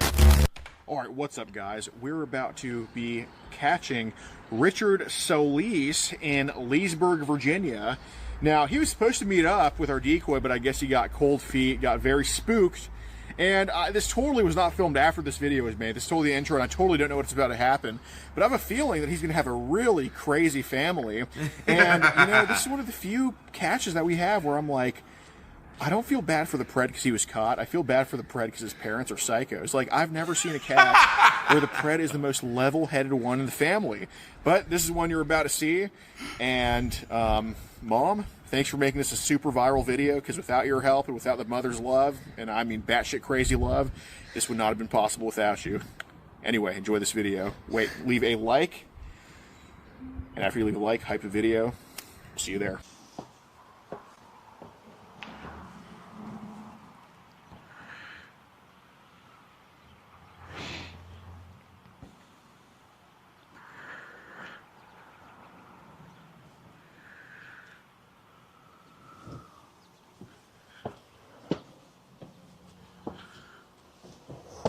Bro, it's not. Oh my god. Alex, man, you gotta fix your audio, bro. I can only hear it out the right side. It might be better for you guys because it's my video, but I can only hear it out the right side. I got a Dang. package for Richard Solis. Oh, yeah, it's fine. I can wait. He just needs to sign for it now. Okay. No problem. Hey, how's it going, man? Richard? My right ear is loving this. Gotcha. Got some messages to Emily we should probably go over, the girl that's talking to you. Just want to talk outside about it, dude. I just want to talk to you, man. You're good. Oh, no. Just let me handle it, John. He has special needs. Is this something with the law that you guys need to talk about? Oh my gosh. He has special needs. Oh, well, no, I'm not a cop. No, but it's just... Trust me, I mean, this is not the first time this happened. I mean, it won't happen again, I promise. I won't do it. He just showed up at the door with messages or something. He said this is the first time this happened, and they're still babying him? No. If it's ever found out that a child was hurt, his parents need to be found liable. Yeah, man. I just want to talk about it, man. That's all. Just let me talk about it. Yeah, it's good. I'm not a cop. I just want to. It's Alex's video. It's not me. It's just a relative thing. Yeah. You just want to walk down there? Yeah, sure. Okay. What's up, guys? If you like the fact that we can do all these videos nationwide and get arrested in literally all 50 states, then be sure to join Logan. To be out here, I'm a sponsored No, residential John, provider. let me talk to him, please. No, I know. I need he's to not, hear. He's not. I've been sending pics inappropriately because, hey, so you know, just. Yeah. I just don't want the neighbors over here. If you want to come down and talk down there too, you certainly can, ma'am. I mean, you know. Which neighbor? Well, I just don't want neighbors right there to overhear anything. That's why I'd rather just talk down there. Okay. Yeah. Oh, you can just tell she's a psycho. Go down the stairs there. He's not gonna hurt me. Bro, she's more thrown off than her son. Not at all. Oh my gosh. Well, I mean, you just want to tell her what we've been doing, or? I mean, okay, well, dude, I just lost my grandmother, so it's been really stressful on me. Yeah, no. My name's Gordon, by the way, man. Oh man, I lost my grandmother, and it's been really stressful on me, so I just have to release this built-up stress on the nearest 13-year-old girl. You know what I mean, man? Nice to meet you, dude. Yeah, so I understand you're a little. Where am I from? Well, originally from Houston, but I live here now. Which department are you from? I'm not a cop, ma'am. No. How do you know all this? I think you should just, if you want to just go ahead and tell them. So it's okay. I made pics. To who? I don't know. Well, I mean, you want to tell them how old the girl is? No, I really don't, because they're just gonna. We just need to know. They're a minor. There you go. They're a minor. Okay, but I She think doesn't there's a care. difference between 17 and how old? I mean, we're not mad at you, dude. I'm But over 18. But how old's the girl? Just be honest with them, dude. That's all I'm asking. I don't know exactly. Well, what did she tell you, dude? She told me 11, but I don't know if that's true.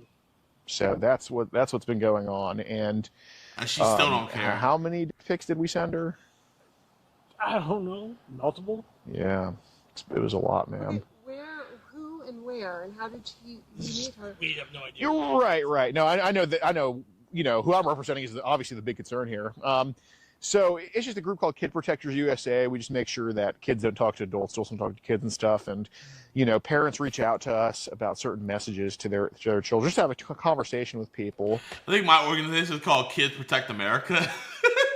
I think the funniest thing was we were in Australia, and I told the president, we caught in Australia, yeah, I'm part of an organization called Kids Protect America. And then, like, I realized, I was like, oh, crap, I'm not in America anymore. And then I was like, well, in this instance, Kids Protect Australia. And then we decided where to go from there. But, you know, I think he's a good enough guy to just have a conversation. You work in Loudoun County Public Schools? Or? No, I do not work.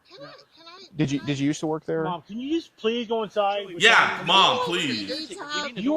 I'm my own guardian, so please. I'm sorry about this, sir. Yeah. But trust me, I mean, you have my word, bro. It won't happen again. Because I just been same acronym? Hilarious. No, I understand. I don't know what to say. I need to talk to him. Mom, go inside. Well, now, ma'am, I promise you, like... I need to explain. He has special needs. He heard... Hey, I need to explain. I don't care that she's an 11-year-old girl. He has special needs. Okay? Is that not clicking? Oh my, you know what? We need to make her famous, chat. We need to make famous that she cares more about her special needs grown adult than she cares about him talking to little kids. If she had a grandbaby and he was touching the grandbaby, you need to understand, he has special needs. Bro, she needs to get embarrassed, bro. I love when moms gave these reactions when we caught them, because it would show the problem. It would show the problem right on screen, bro. You want to know why a lot of these predators get away? It's not just the law. It's that their families, especially their mom, they just baby them. They just, oh, my baby. I don't care that you're touching babies. You're my baby. Okay. He heard Jonathan. Right, ma'am. My name's Gordon, by the way. I'm sorry to meet you like this, ma'am. You must be a private investigator. Well, no, ma'am. I don't work for any. We're just simply a concerned citizen. That's all. And you know, But ma'am. you're wearing wires and everything. I'm not wearing wires. What is this? This? Recording device? No, it isn't. Bro, I'm not gonna lie though. Alex be wearing like 5 different mics. He be wearing 5 different mics. He was like, I'm not wearing wires. He's like, what is that? This? Bro, he got caught up like the breads. What is this? This? Bro, that's why, chat. Bro, one thing I brought new to this prank catching community is, oh, that's just my hearing aid. Anytime you hear someone say, hey, is it cool if I put my hearing aid on you, I have some problem? Chat, that's me. That's me. That's how I left my mark on this. I invented the hearing aid method, And I didn't create the Uber method. I wish I created the Uber method, but I did create the hearing aid method, and it's unpatched. Recording device? No, I'm not recording. We need like some. Bro, she caught him up so bad. Chat, listen, that boy. You would think he's a special needs son. Wires and everything. I'm not wearing wires. What is this? This? No, I'm not recording. We need like some kind of representation or something. Yeah, that's the concern. So, ma'am, I'm not recording on anything here. I can literally turn my phone off. I don't care. I'm not saying that he didn't do anything, but I need this family to know that he is cognitively impaired. He has a very, very rare genetic condition. 500 people in the world have it, and he is his own guardian, but this is a progressive disease, and he doesn't know how to make judgment calls. So this is not a predator. So what is he? What is... Oh my gosh. She just heard him say that he was talking to an 11-year-old. And...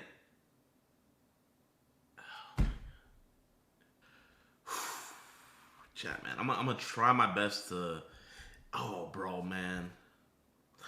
I know he's thought about going to go get the milk, going to go get some cigarettes. Bro, man, for his sanity, bro, he gotta have 5 other families to go just get some peace at. I know it's till death do us part, man, but we'll let you slide on this one. Right. Excuse me, I don't want judgment here on any end. No, I just thanks for awareing me that he's actually not a predator. I appreciate it. Oh, I feel like No, ma'am. If he's not a predator, then We're just saying. I don't think there's. I don't he know can't what the even intent leave. He doesn't drive. He doesn't leave the house. Like yeah, I have no way to communicate with. To communicate? No, not communicate. I don't mean these are these 2 cars. The cars are them. I understand. I don't drive. I don't work. I don't have money, so right. As a parent, I would be extremely disturbed Mhm. if they don't know like our situation. He's gonna stop. We're gonna figure out a Well, way for protection. do you want to tell your mom how I got this address? Assuming that I read the messages, do you want to tell mom how I would have got this address? You know what? Because the thing about these websites all these days is that you don't know who the we're talking. Bro, she's more disgusted at Alex's Yeti yak than she is about her son being a pred. It could be a 40-year-old man or a 6-year-old girl. I have no. Right, but did you give your address to this girl to send an Uber to pick you up? Yes, ma'am. Yes, sir. Yes, sir. Okay, so She's 11. If she's 11, how does she drive? Does she not? Do you not know what an Uber is, dummy? He doesn't to send an Uber. He was hoping that she would send an Uber to him to go pick him up and he also invited her over here to have sex with him. Am I wrong here, or is that what happened? Correct. Yes. Okay. Yes. Okay. We need to stop. Like, Okay. Do you feel like we need a cop or something? Like, Oh, if you want to call the cops, you can. That's I'm fine. not calling the cops on you. Should we call the cops? There's no. I mean, this is not going to happen again. Well, do you want them to call the cops? No. They can. Oh no. Oh, okay. Well, what could happen if the cops came? There's nothing they can do. There's nothing they can do. Well, what could happen if the cops came here? Cops would just talk to me and just leave. That's all. Oh, you- That's what it- No, they can't. They have to use. They have to. What is that term? It's going out of my head. A lot of things are going out of your head. Oh. Yo, Alex, that was a smooth. Bro, Alex be saying some slick stuff. Listen. They have to use. They have to. What is that term? It's going out of my head. Enabling? Yes. Oh. When you have somebody who does not have the cognitive ability to discern right from wrong. Yeah. Oh, So right. my disability stopped me from that happening. So I'm just reading the messages here. I see that she tells you she's 11 years old, and then you say, For you to stop, Joe. You need to go in the house. "Well, hold on. I noticed that here that Joey says 29 bye. Why would you tell her bye after you say you're 29? Because I said, well, because well, Joey, because what? Yeah, well, let me. Yes, seriously, yeah, let him speak. I'm 29-year-old. Let me speak. Thank you, Joey. But why would you say 29 bucks? Like, I'm saying that because, like, I've been trying to say just leave me alone because, like, I'm too old for you. Oh, so. Buy means buy. What did you mean by that? I mean, like, by the time your own age, Oh, okay. So you're not supposed to be talking to her. Of course. Oh, okay. Wow. Off our property. She's triggered. She's triggered. You seem like you're actually trying to like resolve. Well, of course I'm trying to resolve. Okay, I'll be on the sidewalk here. What is your name? Gordon. Joey, can we just finish this? What? Flowers. Gordon Flowers. Joey, can Get the house. Oh, okay. All right. Well, Joey, I'm letting you know. Nope. I'm letting you know, Joey. Okay. Well, if you don't want to resolve with a conversation, then we're gonna get guardianship. He doesn't have the wherewithal, and Jesus Christ, he has an IQ that's. Shut up! You get it? Well, I'm trying to understand. No, you don't get it. You all you're doing is making like sarcastic. Shut up, Dad! Ooh! Woo! Woo! Chat, man. This would have been this Crash Out Dion would have came. Crash Out Dion would have came. You know what I would have said? I would have said I could tell clearly where he gets his IQ from. I can tell where he gets his morals and where he gets his IQ from talking to you guys. Comment. How am I being sorry? Well, and listen, in my defense, I just feel like. What's your defense? Is it your daughter? We don't even know who you are. Yeah, it's a relative of mine. Okay, so I'm not allowed to be just a little bit frustrated. Okay, Joey, they're calling the cops, man. There's nothing I can do. We're not worried because he's gonna get out of it. Yes. Okay, that's gonna look great on you, by the way. Off, man. Yeah, I'm so glad you just don't enable him. That's. We're not enabling him. We're trying to get to the bottom of it. Well, I'm trying to help out with this too, but if you. Okay, but saying that he doesn't know what he's doing when he just is clearly saying he does know what he's doing is kind of off-putting to me. This is the problem. We need to get guardianship. All right. Because he's his own guardian, right? Yes, sir. He is. Oh, wow. Yeah. So legally, he knows exactly what he's doing. So you understand that you calling the cops on him, like, I have zero things to worry about. I mean, you understand that dick pics are a felony in Virginia to a child, right? Yes, we know that, sir. Okay, so I'm glad you know, Joey. Maybe your mom doesn't know what she's.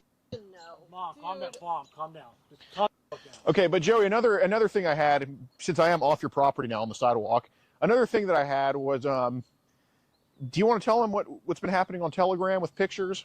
Oh, not only that. Ooh, he has cheese pizza. I think they ought to know.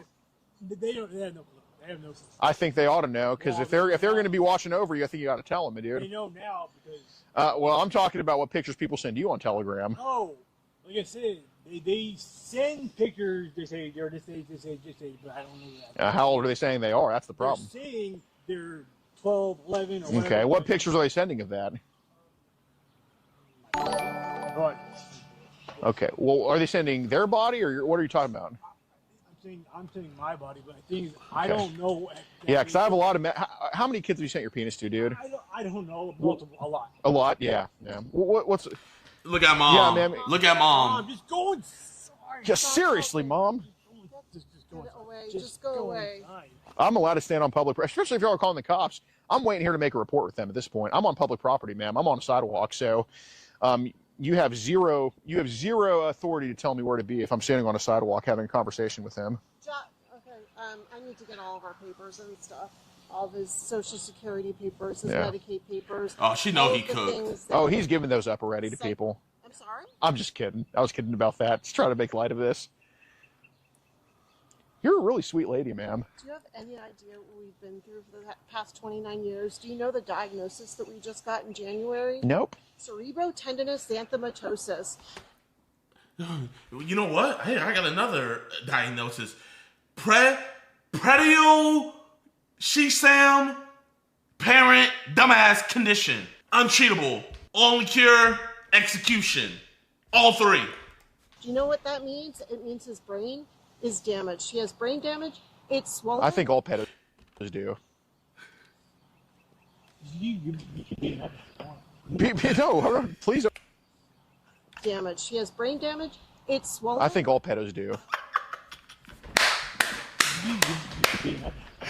No, please don't put hands on me. I'm not going to put it down. No, not me. Not me. Oh, yeah. Well, don't. Well, if you're going to do anything, just don't do it in front of me. I don't want to break up a fight, but no, please be peaceful. Seriously, I just want to have a conversation here. She's just having a nice, simple conversation. Thank you, Joey. Man, it's not many times, man, I go to a house and the pedophile is the most reasonable person in the household. Oh, he raised chat.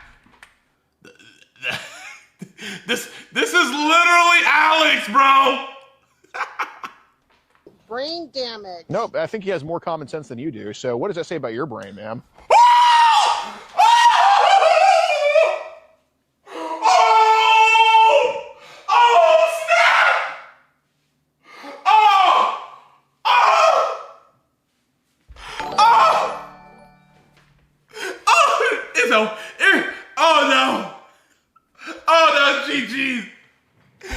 GG's.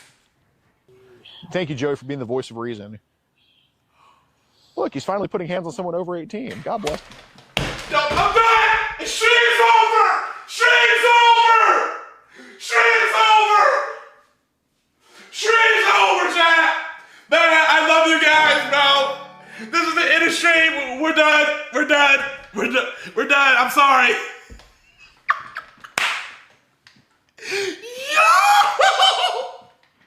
Bro, I have never seen this high a level of rage baited in my life. Chat, we gotta run all of that back. We gotta run all of that back. But no, please be peaceful. Seriously, I just want to have a conversation here. Oh my God, she's just having a nice, simple conversation. Thank you, Joey. Man, it's not many times, man, I go to a house and the pedophile is the most reasonable person in the household. Because he has brain damage. Nope, I think he has more common sense than you do. So what does that say about your brain, ma'am? Thank you, Joey, for being the voice of reason. Look, he's finally putting hands on someone over 18. God bless him.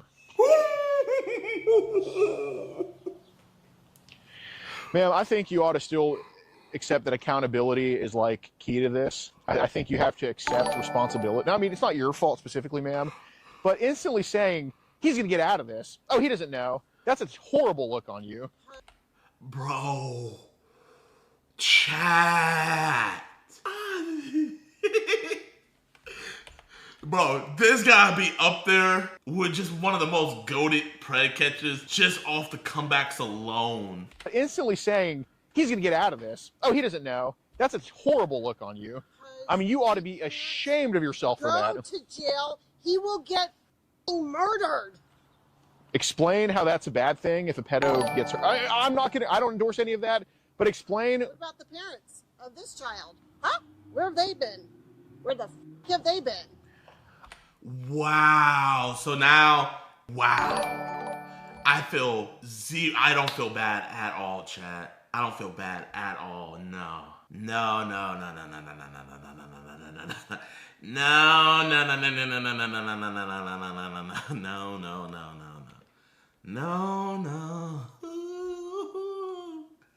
You know what I would have said? I would have been like, where have they been? They reported all this to me. You know where you're going to be? You're going to be sitting on the other side of a glass talking to your son through a phone, and he's going to be telling you how he just got violated by Tyrone, Jamal, and the whole black squad, Cell Block 1. Oh, right. Yeah, so rather than hold your child accountable, let's just talk about this abstract thing that you don't even know called the parents of the child. Yes. Uh-huh. Yeah, ma'am. And he doesn't know that Okay. about All right, ma'am, take some fucking responsibility. Seriously. Just knock it off. He knows it's illegal to send pics to a fucking child. That's why I had him articulate why I said bye in his first message. Look, I feel bad that he's diagnosed with this rare genetic condition. It's not fair. It sucks. You didn't ask for this. But do not use that to sugarcoat child abuse. Ma'am, you are. Horrible thing that was done. but he's not going to jail for this. He's going to have remediation. Well, maybe not in Northern Virginia. He's not, but you are very lucky. You're lucky he's in fucking liberal land right now. I'll tell you that. Okay, I think we should start the mediation now, Joey. What pictures have people sent you on Telegram? Get upstairs. Oh, you obviously she did Get a coat. You whatever you want. Hey, Joey. Do you mind coming here for a second? Mom, go inside now. And that's explosive, intermittent explosive Because he disorder. doesn't listen. No, you're rage baiting your son. 30-year-old man fighting his battles. So he has no He doesn't sense. listen. He can make sense 1 second, and within a split second, you'll see. Mm. Go ahead. And you are expressing SID right now, sassy idiotic disorder. It's. I hate this man. I hate him. I hate him. I hate him. I hate you. I hate you. I hate you. Somebody help this poor woman. I hate you. I hate you, Alex, bro. Somebody, ref! Throw a flag! Eject him! And you are expressing SID right now, sassy idiotic disorder. It's typically when you cross your arms and go like this and do that. Yep. So go and the horse that you rode in on, you know. Hey, Joey. Hey, man, look. Go! Get the fuck out of here! Now! I'm ready to stand here. I'm on my property. Get I'm on the sidewalk. Hey, Joey. Guess who's going to jail tonight? Hey, well. Go! Get out! I'm allowed to stand on the sidewalk. I'm allowed to stand on the sidewalk. I'm allowed to stand on the sidewalk. I'm allowed to stand on the sidewalk. I'm allowed to stand here on the sidewalk. Get out! I'm allowed to stand here on the sidewalk. Am I not? Where's your property line, ma'am? Tell me where it is. I'll move. No! With my family. Oh, yeah. I will protect them to the We day know. Get out! We know you're protecting pedophilia. We understand, ma'am. No! This is, ma'am, your Go away! son's penis was sent about 20 times. What's He doesn't know any better! yes.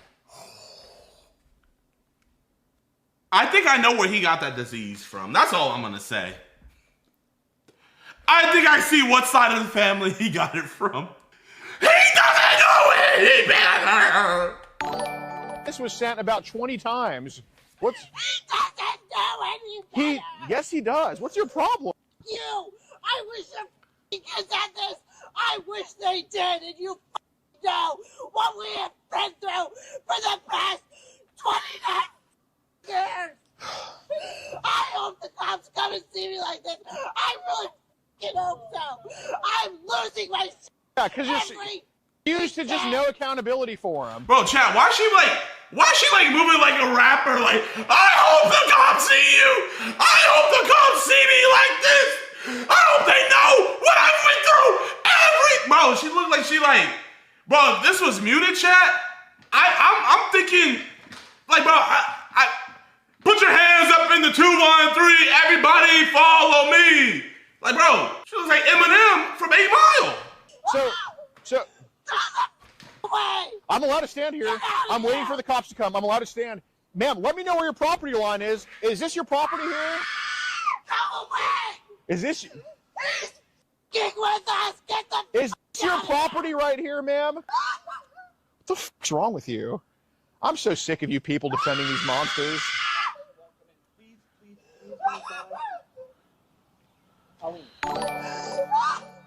Hey, can you go in? Is it Colleen or? Please go. Please, just wait for the police to get. I want. Okay, so is this your property line? Where's your property line? Bro, and I'm not gonna lie, bro. This dude, bro, he is a bitch.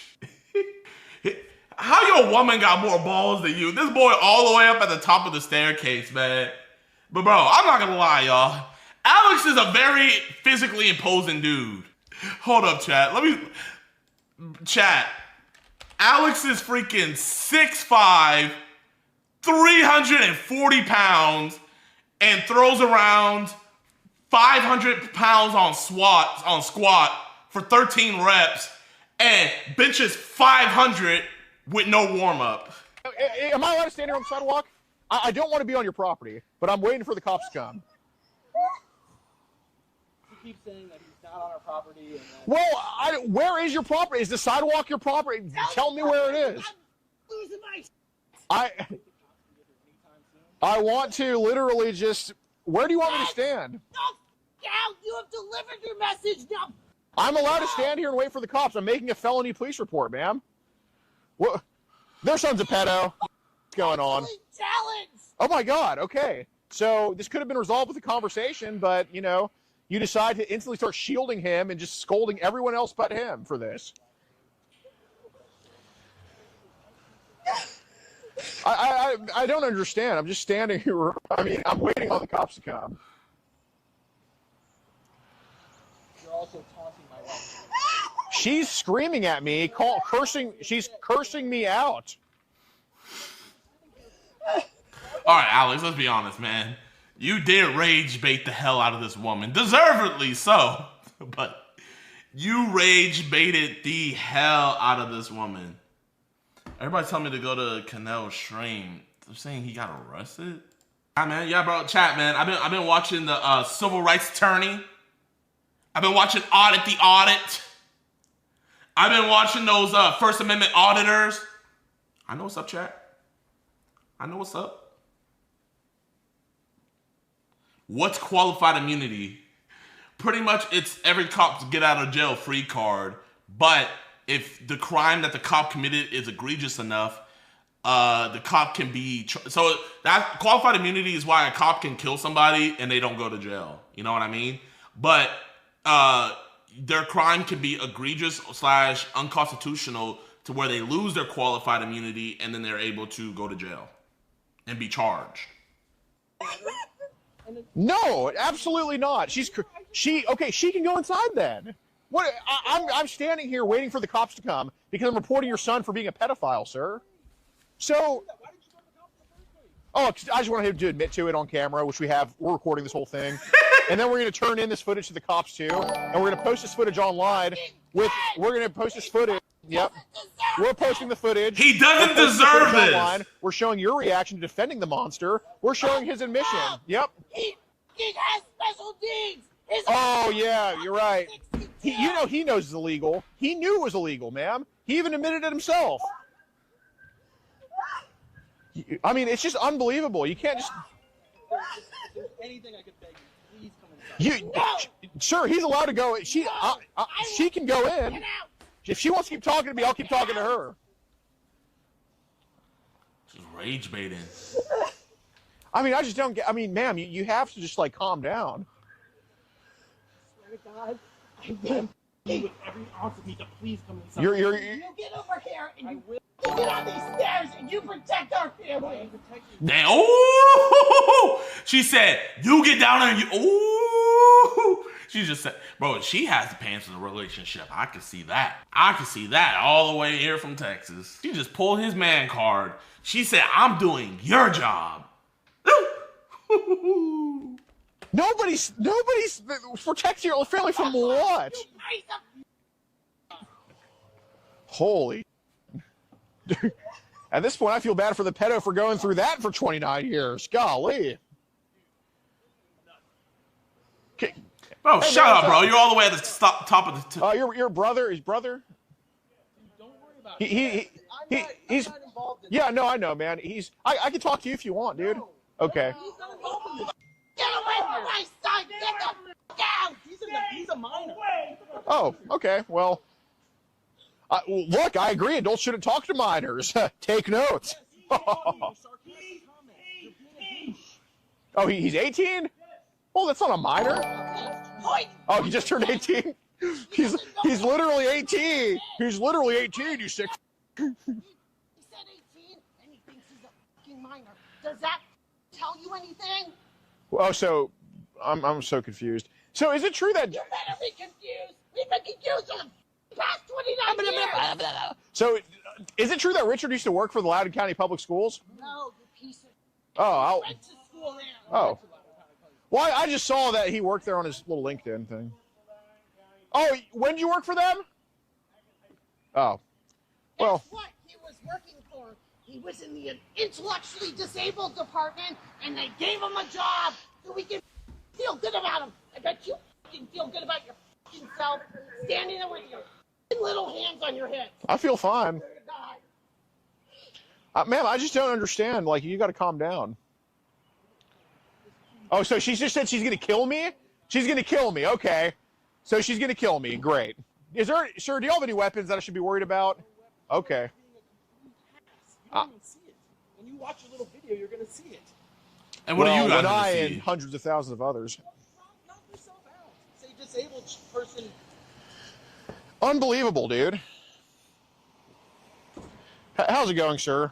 Oh, now you're leaving. Come talking to the. Go. I was on the public sidewalk the whole time. What do you? Unbelievable. No, they're out of their minds.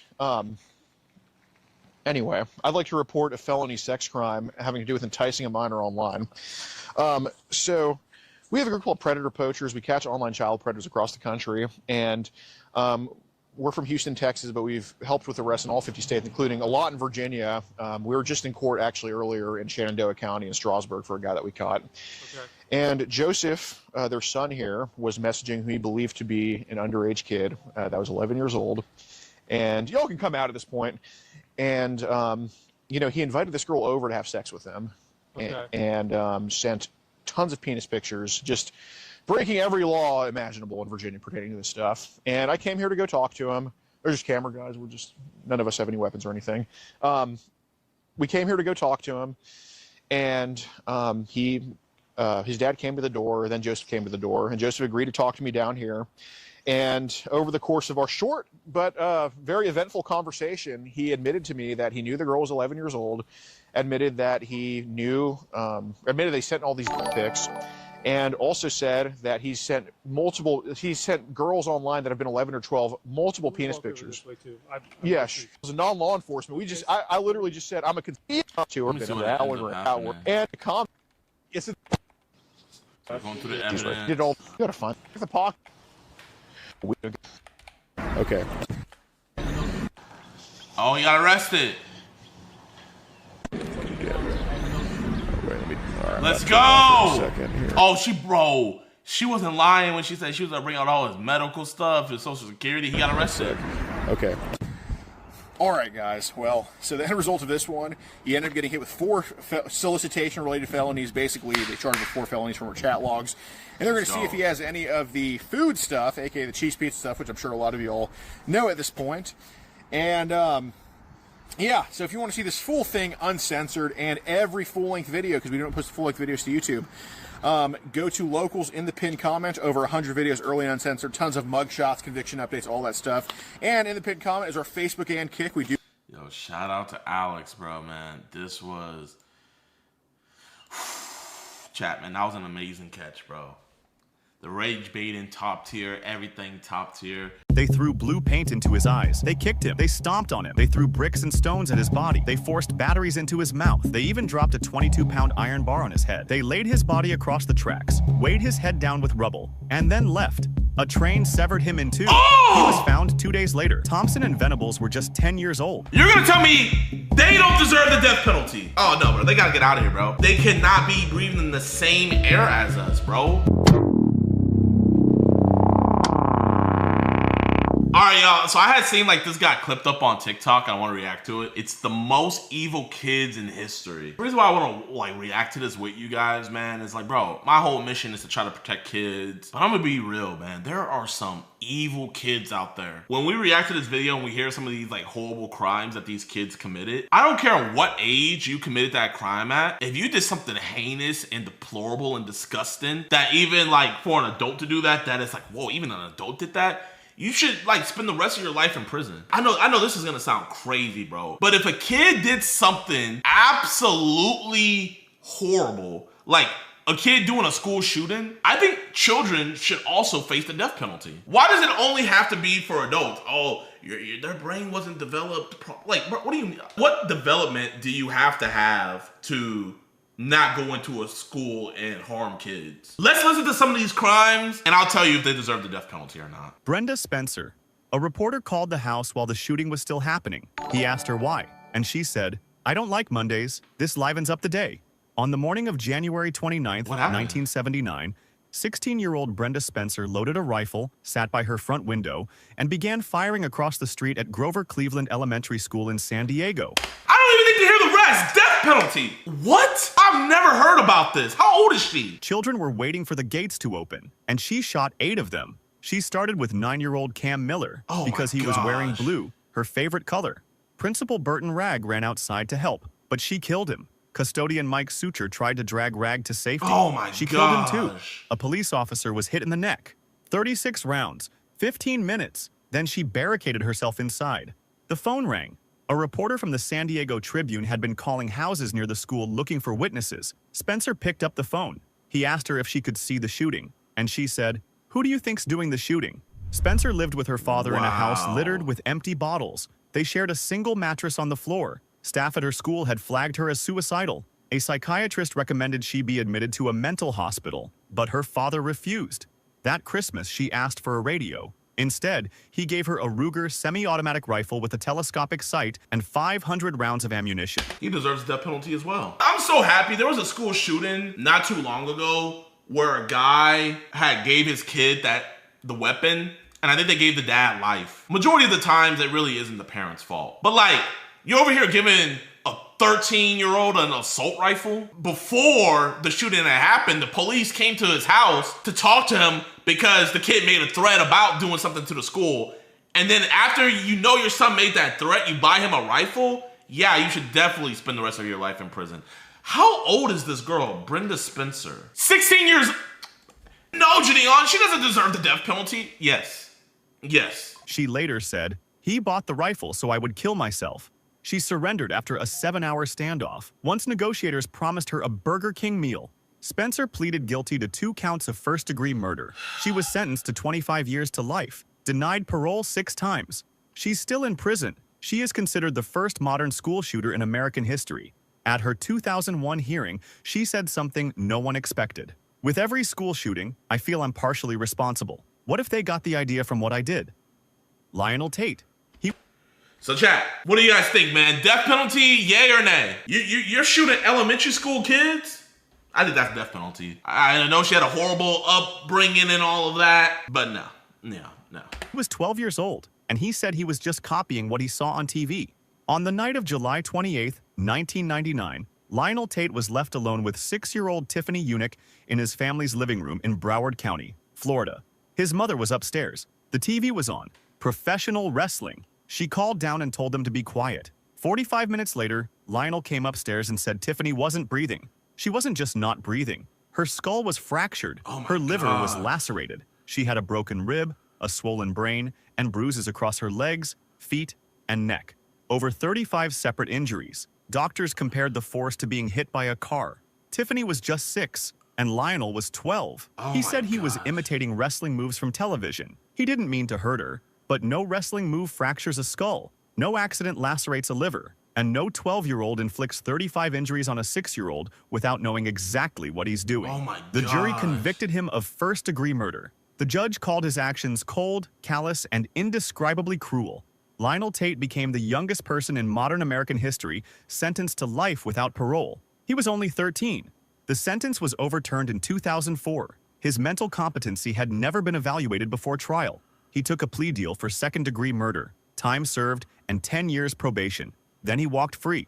But 1 year later, he held up a pizza delivery man at gunpoint. He was sentenced to 30 years.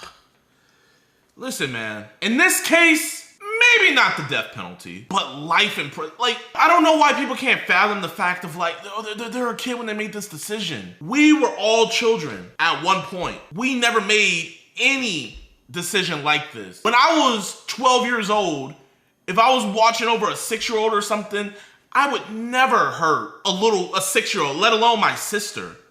in that way, no. Bro, I'm gonna say life for this case. Life. I think kids should get the life penalty, bro. Some of these fuckers are evil. Like the kids that led the girl with the Slender Man. Bro, that was horrible, chat. The judge told him, "You've run out of chances. You do not get any more." Tate is still in prison. The wrestling defense made headlines around the world. But Tiffany Eunuch, the 6-year-old with 35 injuries who never got to grow up, barely made a footnote. Thompson and Venables. 38 people saw them walking with the toddler, but nobody stopped them. On February 12th, 1993, two 10-year-old boys walked into the New Strand Shopping Center in Bootle, England. They were skipping school. They spent the afternoon shoplifting sweets, batteries, and a can of blue paint. At some point, they started watching children. One of them later said they had a plan. Find a small child and lead him to the busy road outside. At 3:42, CCTV captured them, taking 2-year-old James Bulger by the hand and leading him out of the shopping center. His mother had let go for a few seconds to pay at the butcher's counter. Thompson and Venables walked James 2.5 miles across Liverpool. He was crying. They told anyone who asked that he was their little brother. 38 people saw them, but almost nobody intervened. They led him to a railway line. What happened next took investigators weeks to reconstruct. They threw blue paint into his eyes. They kicked him. They stomped on him. They threw bricks and stones at his body. They forced batteries into his mouth. They even dropped a 22-pound iron bar on his head. The pathologist counted 42 separate injuries, but none could be identified as the fatal blow. They laid his body across the tracks, weighed his head down with rubble, and then left.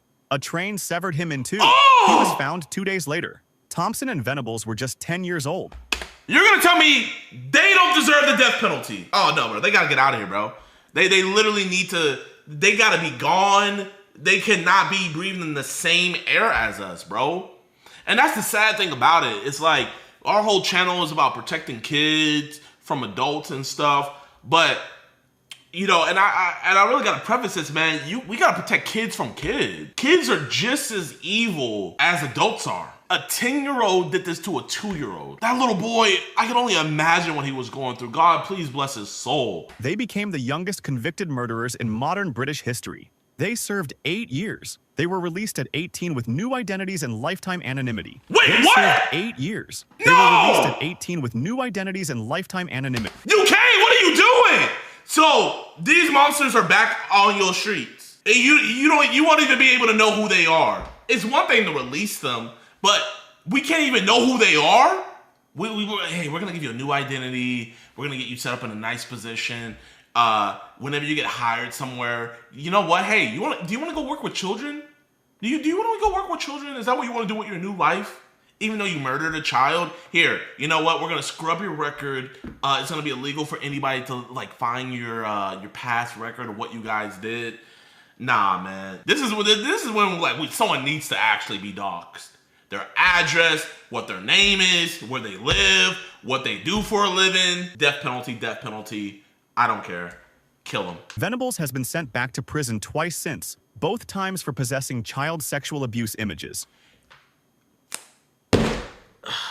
You can't do that as a kid and grow up to be a normal, productive citizen in life. He was probably watching the CSAM. Oh, I don't want to get caught with this again. Let me just watch this. It's gonna be only a matter of time before he tries to recreate what he did in his youth. No, every single time. It sucks to say, man. It really does. It really does. I know I'm gonna sound like the heartless bastard. Oh, JiDion's over here talking about he's trying to protect kids. Bro, this isn't a child. This is a monster. He needs to die. He needs to be unalive. They need to be off this earth. Had any grown man done this, everybody unanimously was like, oh yeah, off with their head. With a kid, well, we gotta think about their upbringing. No. James Bulger was just 2 years old. He held Venables' hand the entire walk, thinking they were taking him home. Eric Smith. He was riding his bike to summer camp. So was the boy he killed. On August 2nd, 1993, 13-year-old Eric Smith was heading to a recreation program in the small town of Savona in New York. 4-year-old Derek Roby was walking to the same place, alone for the first time. His mother let him go. It was just 1 block, with no streets to cross. He kissed her and said, "I love you, Mom," but he never arrived. Smith lured him into a patch of woods. He strangled him until he passed out, dropped a large rock on his head, sodomized him with a stick. Then he opened... Sodom! Oh my gosh! Yo! Derek's lunchbox, took out a container of Kool-Aid and poured it into the wounds. Then he arranged the body. He removed the sneakers and placed them next to opposite hands. Derek was just 4 years and 10 months old. 4 days later, Smith walked into the police command center and offered to help solve the case. Investigators said he was upbeat, happy, and didn't want the conversation to end. He was sitting in front of the people looking for the killer. His family eventually sat him down, and he broke. "I'm sorry, Mom. I killed that little boy." Smith had been bullied for years, for his ears, his red hair, and his glasses. When asked at a parole hearing if killing Derek felt good, he said, "At the moment, it did. Yes." When asked if he would have done it again had he not been caught, he said, "Yes."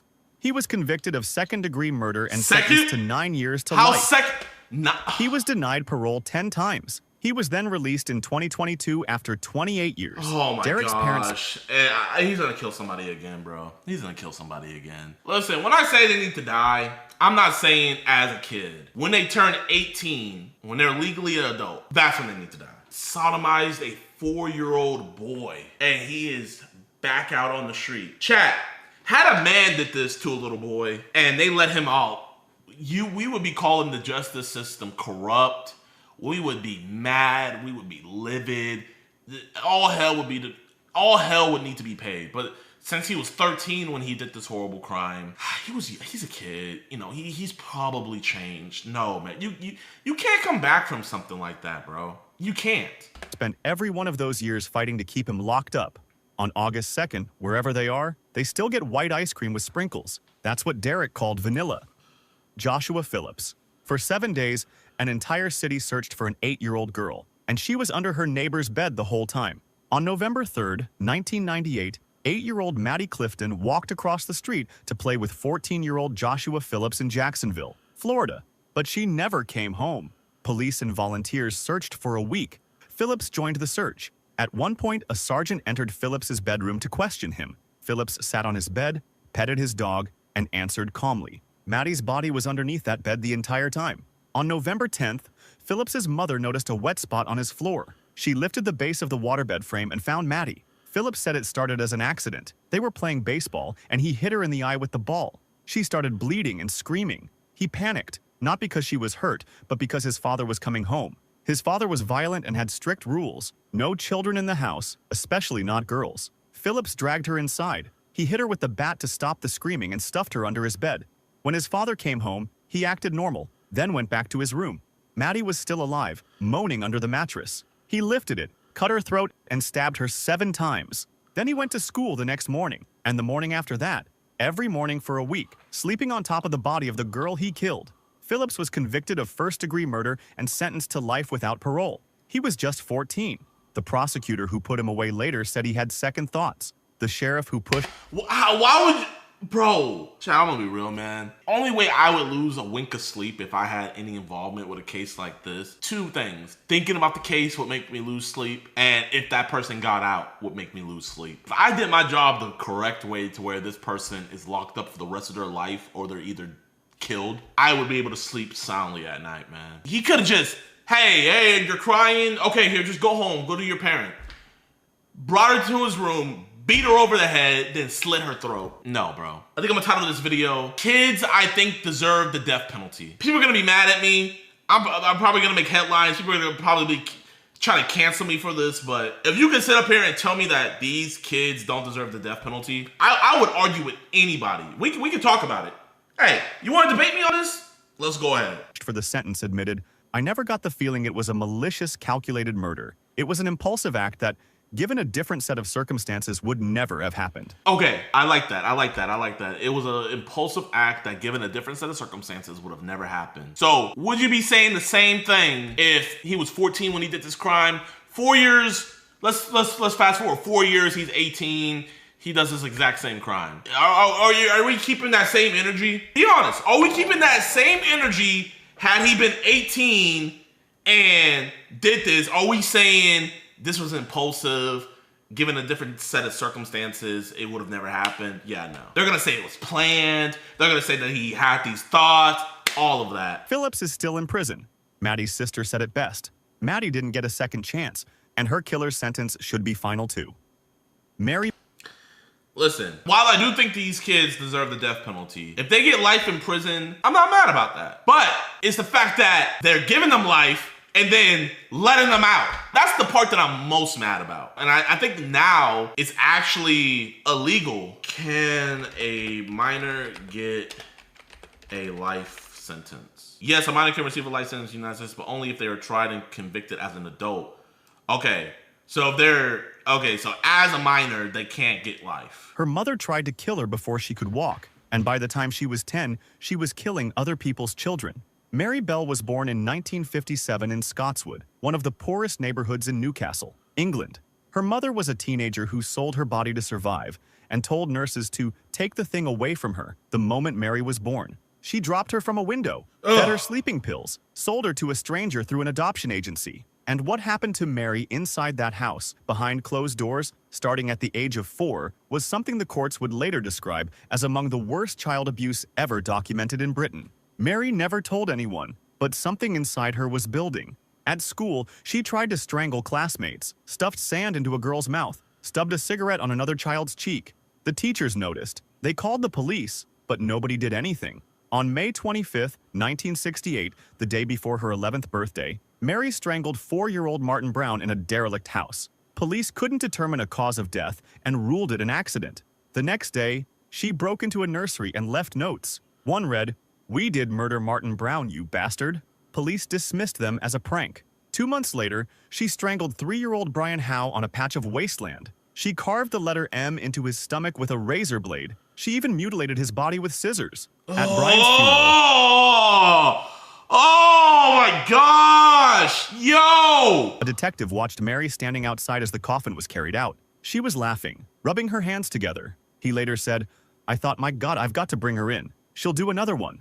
She was convicted of manslaughter on grounds of diminished responsibility. She was just 11. She was diagnosed with psychopathic personality disorder. She served 12 years and was then released at 23 with a new name and lifetime anonymity. What? Oh, I'm never going to the U.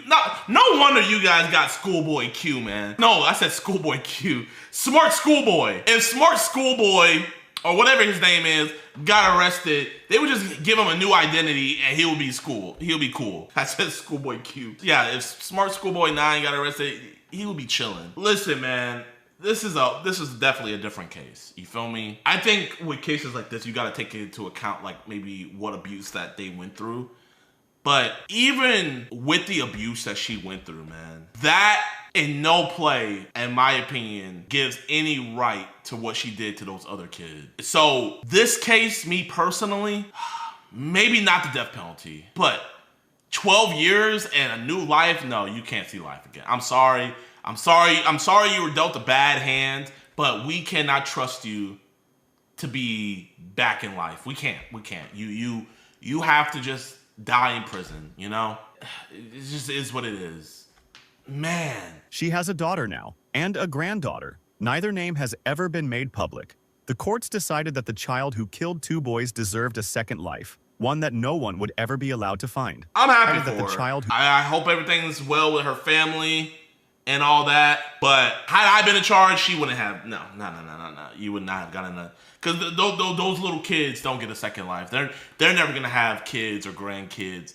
Their parents are only ever gonna be able to remember them as 3-year-olds for the rest of the parent's life. You mutilated a little boy. Oh man, this video pissed me off, chat. And I'm sure I'm gonna piss a lot of people off with this video. Yeah, man, so you guys have some different opinions on this David case. There's no disagreeing that her body was chopped up in his car. This is just allegations at this time. 40 terabytes of just allegations. Those terabytes can be pictures of, Mickey Mouse. When you have a team, it's better than just doing it by yourself. Anybody thinks that they have all the answers is somebody who really is missing something. I disagree 100%. I disagree. How did David do it? Did he start with his left hand first? Did he start with his right hand? Did he choke her first? Did he beat her up first? What do we know? We don't know that. Chat, man. So this is Bruce Rivers. His team reached out to me. I actually really enjoy watching his videos. He would talk about the YNW Melly situation, and he would also react to like music videos and stuff, and like say like what can be used in court and what can't. Do you guys know who he is? But he's been talking a lot about the David Celeste case, and I got an email saying that his opinion differs greatly from Jayoma. They are both criminal attorneys, so I would love to have them duke it out and stuff. But before we ask him about that, I want to ask him about this Mason case and get his opinion on that. I can hear you, Mr. Bruce. I can see you. This is me. Nice to talk to you. Always a blick. They go hand in hand, right? Whoa. Hey, you're not the only person I know about self-defense now, okay? That's right. that was airsoft. How you doing today, Mr. Bruce? Can you introduce yourself to the audience? Sure. My name is Bruce Rivers, board certified criminal defense lawyer. I actually try cases. I don't just show up and say, hey, look at my good friend that is acquitted of criminal sexual conduct, even though he diddled a kid. I don't do that. I don't put those kinds of things on the air. But I do have my own channel called Criminal Lawyer Reacts, and we've got about 1.5 million subs, just about. And but I actually try cases. I'm board certified by the National Board of Trial Advocacy and by the Minnesota State Bar Association as a criminal law specialist and a criminal trial specialist. I've been doing this a long time, and I love what I do. So when you say you try cases, what does that mean? That means you go into court. You first of all, before you get to court, you investigate a case. You go into court. You give an opening statement. You select a jury, give an opening statement, cross-examine witnesses, bring your evidence in, do your closing argument, and collect your verdict. And hopefully you win. We don't always win. There's two kind of lawyers that have never lost a criminal case: liars and pussies. Facts. If you don't lose, then you're not trying. So, I had got a really interesting email from your team that you had saw my video of me interviewing Jayoma about the David case, and your team was letting me know that you had a very different opinion than him. We're not going to sit here and have a beef. I'm not having a beef with anybody. and you know, when you don't try cases, you can look through the world through rose-colored glasses. But I can tell you this. David is fucked. David is one of the things that what was that lawyer's name? Jayoma. I've seen him do these videos like outside the courtroom or us. Hey, here's my buddy. You know, he was accused of diddling a kid, and now he's not. You know, I mean, who puts it on there? You know, I don't want anybody knowing that I was doing that. Anyway, that's aside. But if you look at Blair Burke is his lawyer right now, right? Yes, sir. And he just got like a $3 million signing bonus or something like that for his album release, a $3 million advance. I guarantee you that's in her fucking trust account right now. The whole $3 million. I guarantee it. I guarantee she's expensive. She's very expensive. But I also guarantee at the end of this case, she ain't gonna be there. Really? I would venture to guess I don't think they're going to have a preliminary hearing. You think they're going to take a plea? No. He's looking at life or the death penalty. You know, I mean, he's looking at the fucking death penalty. Yes, sir. You, stick a fork in him, turn him over, his ass is cooked. You know, so okay, let's just take a little bit of the jocularity out of this. Okay, a little bit. Take it down a notch. If you remember, Blair Burke was just all hyped up in court, right? And that the shit that she did there, and I've spoken to her not about this case, but about something else.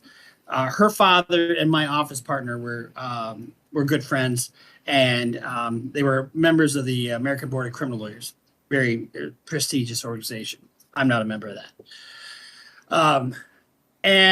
But she said something, that whole thing she did at the beginning of this case was all for the cameras. I mean, they have 40 terabytes of information. 40 terabytes. So are you kidding me? Like they're going to already have that prior to the prelim or prior to the initial appearance, the detention hearing? I don't think so. It never happens. But she's got to be tough. And she's a tough lawyer. She's a very smart lawyer. But there's also, she's also a big time lawyer. She's also kind of more of a white collar kind of lawyer. You know what I mean? In other words, she bills by the hour. She's not like me, where you come to me for a homicide, I'll do it for 100 grand plus 25 in expenses. And we go try your case. She'll bill until the money runs out, and then she runs out. That's going to be my guess on this case. I was thinking that same thing because, like, looking at this, I don't know how much you know about me, but what I do is I catch child predators. So we kind of do our own To Catch a Predator sting operations across the country. I think they're all misunderstood. I'm going to take a controversial stand. No, I'm joking. I'm totally joking. Yeah, you weren't there. I think I used to, when I first started the criminal defense business, I thought, oh, well, you served your time, you should be given the benefit. No, you can't fix these motherfuckers. You cannot fix them. I want to tell you something. We had a dude in Virginia.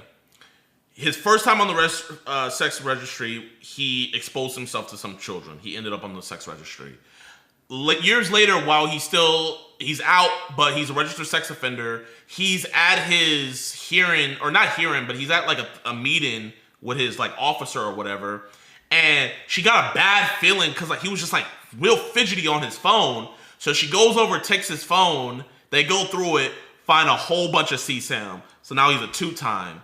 Fast forward, I'm doing the pred catches. He hits up our 14-year-old decoy, gets in an Uber, travels all the way to our decoy to come meet her, and we catch him. So this is his 3rd time. We've caught multiple sex offenders across the nation.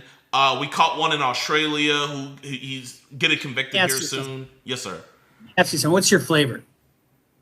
What do you mean? What turns you on? What's your flavor? I don't get it. Well, my flavor is tall, brunette, nicely built. Oh, me personally, man, I got yellow fever. I got yellow fever. My fiance, she's Vietnamese. I got yellow fever. Yeah. And you have a particular taste for that, right? Yeah. Okay, you try to get me to like cranberries at Thanksgiving. My grandma made this cranberry relish. No matter how much I tried, I hated cranberry relish. I cannot eat it. It triggers a gag reflex. Well, try to get one of my office or one of my editors, Robert, to like pussy. I mean, he wouldn't like pussy if you'd say because he's gay. He's got his flavor, right? We all have our flavor. Well, these pedophiles have their fucking flavor, and guess what? You can't change that shit. You cannot change. You can't. It's really it's uncurable. It's like the guys I catch that are into CSAM and stuff. They're like, well, I do it so I don't hurt anybody. If I had the ability to look through your eyes throughout your entire life, I know for a fact you've done something to a kid, and we catch people. And it might be their first time getting caught up in it, but there's never a first time. We caught a dude in Del Rio, Texas, 19 years old, Mr. Bruce. 19 years old. He was on Telegram thinking that he was going to meet up with a predator father. We call it the pred dad. Where he thought he was going to meet up with a predator father to have sex with his 13-year-old daughter. So he comes there and he talks to my friend Alex, who's playing the pred dad. And so he thinks all of this is real. He's like, so man, like what all have you done? How big is your collection? This man had over 5,000 videos. And he said that his favorite video was this little Asian girl being abused and tortured for 2 hours. And he was down to be recorded. He was just like, yeah, just make sure my face isn't in it. And he was like, and my friend was like, hey, have you ever done anything to like a real girl? He was like, I used to do stuff to my sister, but then she died. Self-snitching, man. Oh yeah, we have this maneuver. We call it the vouch, and I want to tell you how you think it would hold up in court. We love doing this. So we get them confessing to everything about the child porn, and we let them know. We tell them, hey man, I know there's child porn on your phone. Do you want us to help you get that, get rid of all that? Do you want to just get disassociated with it? They're like, yeah. We're like, okay, here, just give us your phone, put it in airplane mode, and we have a computer that can get rid of all of it. So we have them put their phones in airplane mode, and they set it aside, and then when the cops come, like, I bring them over. It's like, hey, man, look, bro, I got you. I'm about for you. So we go over to the cops, and I'm like, yo, Derek, man, you're not going to talk to 13-year-old girls anymore, right? No. The last time? No. And there is a lot of child porn on your phone that you want to get rid of, right? He's like, yeah. And I'll be like, can I show the officer the child porn on your phone that we're going to get rid of right now? He's like, yeah, you can show them. And then we'll show the cops it, so it's on their thing. So with a vouch method like that, like, as a defense lawyer, how hard would it be for your job where you have this guy on body cam admitting to all this stuff?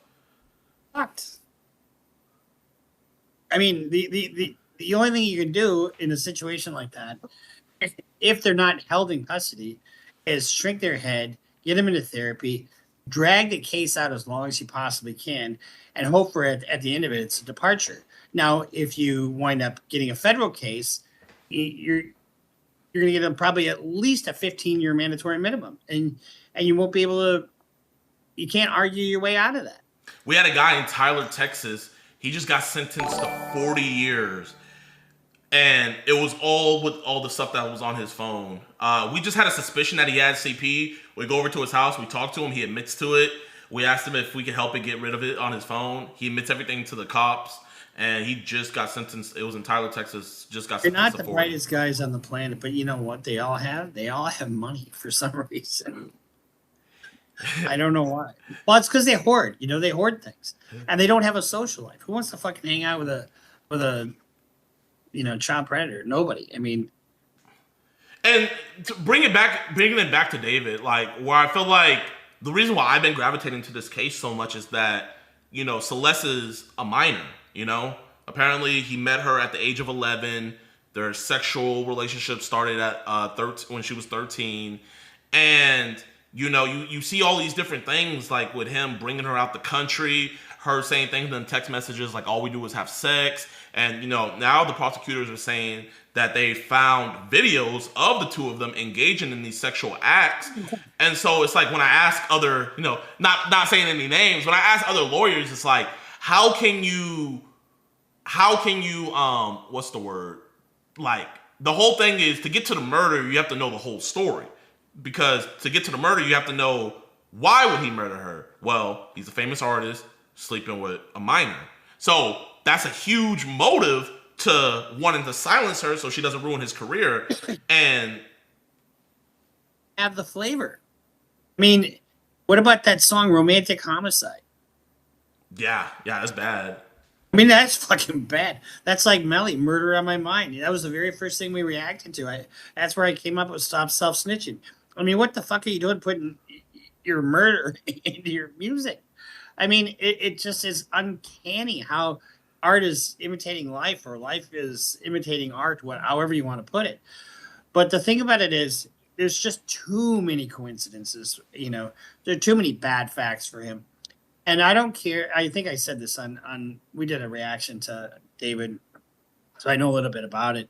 But I don't care how pretty your lawyer is. I don't care how smart your lawyer is. I don't care how wealthy your lawyer is or how expensive your lawyer is. I don't care how smart your lawyer is. There's certain things the lawyer just can't do. Like, you're not going to be able to put that girl back together. You're not going to be able to take that girl out of the car. You're not going to take out the fact that it's your car. You're not going to be able to take out the fact that you bought a fucking chainsaw just before this. You're not going to be able to take out the fact that you bought a body bag and she found it in a fucking body bag. I mean, you're not going to be able to change any of those facts. Yes, sir. And, if somebody opines that, oh, well, you got set up. Well, you're not going to be able to take away all the text messages between the two of you.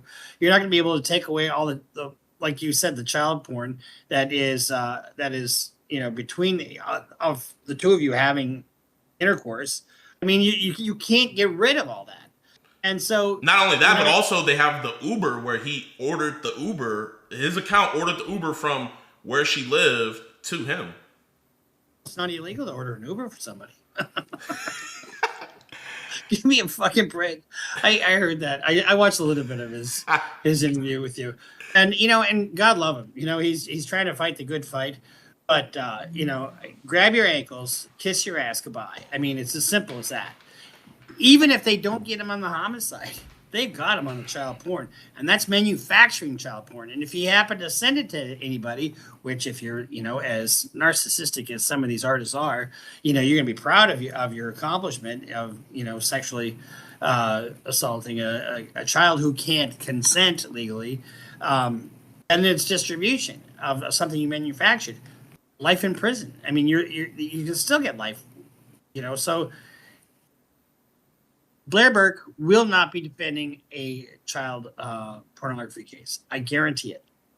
So that was what I had asked the other lawyer. I was asking, what point is his defense team, like, what is going to be the hill that they're going to concede on? Because they can't fight, that's why Germany lost. They tried to fight too many fronts. You can't fight the Allies and the Russians at the same time. You have good analogy. You have to pick one battle. So I would obviously assume he doesn't want to die, and they're putting the death penalty on here. So you have to fight the murder case. So if you're fighting the murder case, let's say you were his defense lawyer, would you just concede the fact, yes, he did have a sexual relationship with her, yes, he did record this? Would you just concede that fact? I don't know enough about the case, to be honest with you, to say what you would concede, what you wouldn't concede. There's some lawyers that fight every single little thing, and every little tiny fact. And I think you lose a jury when you do that. If you pick a few things and you fight the good fight on the main points, and I think on this you could just say, prove it that he did this, and without conceding anything. But there's just, it's a circumstantial case, right? Yeah. And what the law doesn't, the jury is instructed that they're not to, prefer either direct or circumstantial. The law doesn't prefer one or the other, direct or circumstantial evidence. But you start adding this all up. If they take death penalty off the table, you got to consider, especially in light of the child porn. It's like, what do you want to do here? So do you see the same thing being where they're putting the death penalty on him to where they're not really going to push it, thinking he'll fold and just say, okay, I'll take life? Maybe not, because this is the kind of case where you probably wouldn't even fucking negotiate if you're the prosecutor. All right, you want to take a deal for life without parole, we take death off the table, that's the best deal you're going to get. And he may just say, fuck it, I don't care. You know what I mean? But it wouldn't be beyond the prosecutor to be coercive in trying to get a plea. I mean, they do that all the time. So going forward, because they pushed the preliminary hearing back, I'm guessing it's because of how much evidence it is, and they have to go through all of that. What do you? But you heard her saying, we want our preliminary hearing right now. All of a sudden they open it up. Oh fuck. Let's do it at the end of the month. I guess that's fine.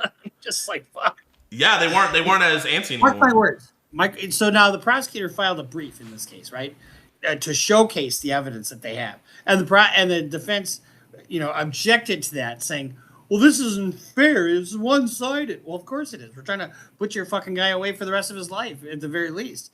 So, of course, it's going to be one-sided.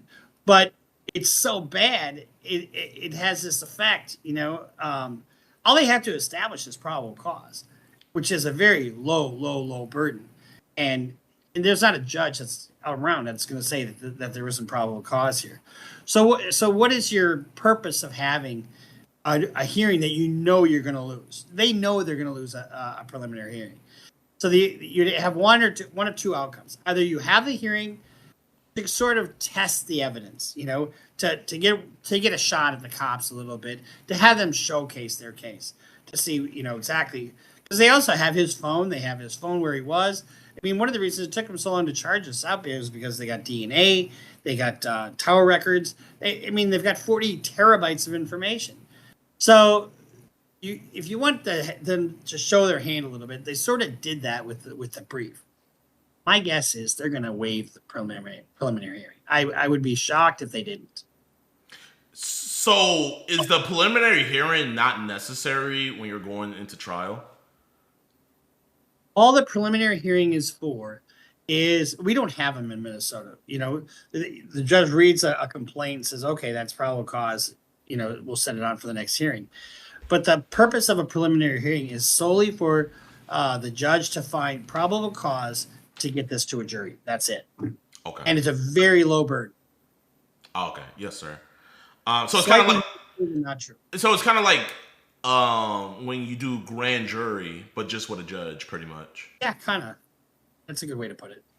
Okay. I guess I have a personal question for you. So you're a criminal defense lawyer, right? And this is a very high profile case. let's say you practice out of Minnesota. So let's say hypothetically, this all happened in Minnesota, David, all of that, and you saw that, and David came to you for you to represent. If you saw the details to this, would you personally take this case, you think? Let's see. My soul is not for sale, but you can rent it, but it's expensive. Now, would I take? Sure, I would take it. But it would be expensive, and I would probably have to put a team together on it, and it really is going to be basically a slow guilty plea, if you want me to be honest with you. But I mean, I don't know the facts, so I mean, I could be speaking out of school because there might be some other facts embedded in here that an investigator will lob onto that all of a sudden changes the trajectory of the case. But you know, I've had a priest, you know, shoot his ex-wife's lover, or not priest, but a preacher shoot his ex-wife's lover. I've had going back to David, scale from 1 to 10, how fucked is David? 11. Maybe 37. So would you say that his lawyer is really just in it for the money and publicity, maybe? Because it's all about money. Ain't a damn thing funny. I'm going to add Jayoma to the call. So it's just going to call again, and all you got to do is just answer. Oh, Jayoma! Jayoma! What's up, baby? All right, y'all. What's up? You have a bed in your office? I guess you can call this my office for right now. I got a couple murder cases out here in Dallas. So I got one murder case in Dallas that made the news. Shots fired. And then another case in Fort Worth that made the news. So I'm handling that right now. So Bruce, meet Jayoma. Jayoma, meet Bruce. Bruce. Nice to meet you, Bruce. You. Yeah, man. So you guys have some different opinions on this David case. I guess, I mean, it's not a debate or nothing, you know, it's just a discussion. But, you know, I'm going to let Bruce talk first since he has the, you know, disagreement. So I'll let Bruce say what he wants to say. I don't have any disagreement. There's no disagreeing that her body was chopped up in his car. There's no disagreement that he purchased a body bag and that's what she was found in. There's no disagreement that he purchased a pool and she was, you know, some of that plastic, could be any plastic, but the same plastic was found in that pool. There's no doubt in my mind that he was, or no dispute that he had child devices and has summoned her there and then leaves town shortly thereafter. I mean, no dispute about all that. That sounds interesting. I mean, this is just allegations at this time. I can't say like whether there's dispute or no dispute about it. I can just see what the press is putting out there and what the prosecutors are alleging. But just like any other terabytes of just allegations. Yeah, it's just, it can be anything. Those terabytes can be pictures of, you know, Mickey Mouse or, you know, pictures of JiDion. Who knows? It could be anything. But right now we don't know it. And just like, as you know, there's no way we can ever see discovery on this case until we become the attorneys on the case. So once we become the attorneys on the case, we'll be able to see what the prosecutors do have, and then I can work my magic from there. Well, they did present a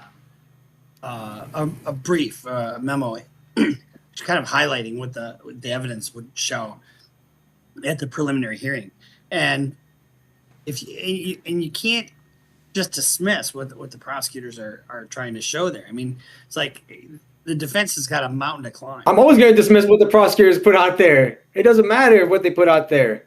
As long as I get into the case and I can start getting discovery, that's when I can sink my teeth into it. So it's like, I'm never going to concede to what the prosecutors have, ever. I don't do that in my practice. I'm always going to fight it, no matter what they have. Well, you have to look at bad facts. I mean, you can't just ignore bad facts. No, I'm not. Maybe you just ignore bad facts. Maybe that's what you do. I don't know. I try to recognize bad facts when I see them and try to combat them if I can. But you got to, you know, if the freight train is coming, you got to be able to tell your client, hey, look at that fucking train with that big light and that big smoke. It's on its way.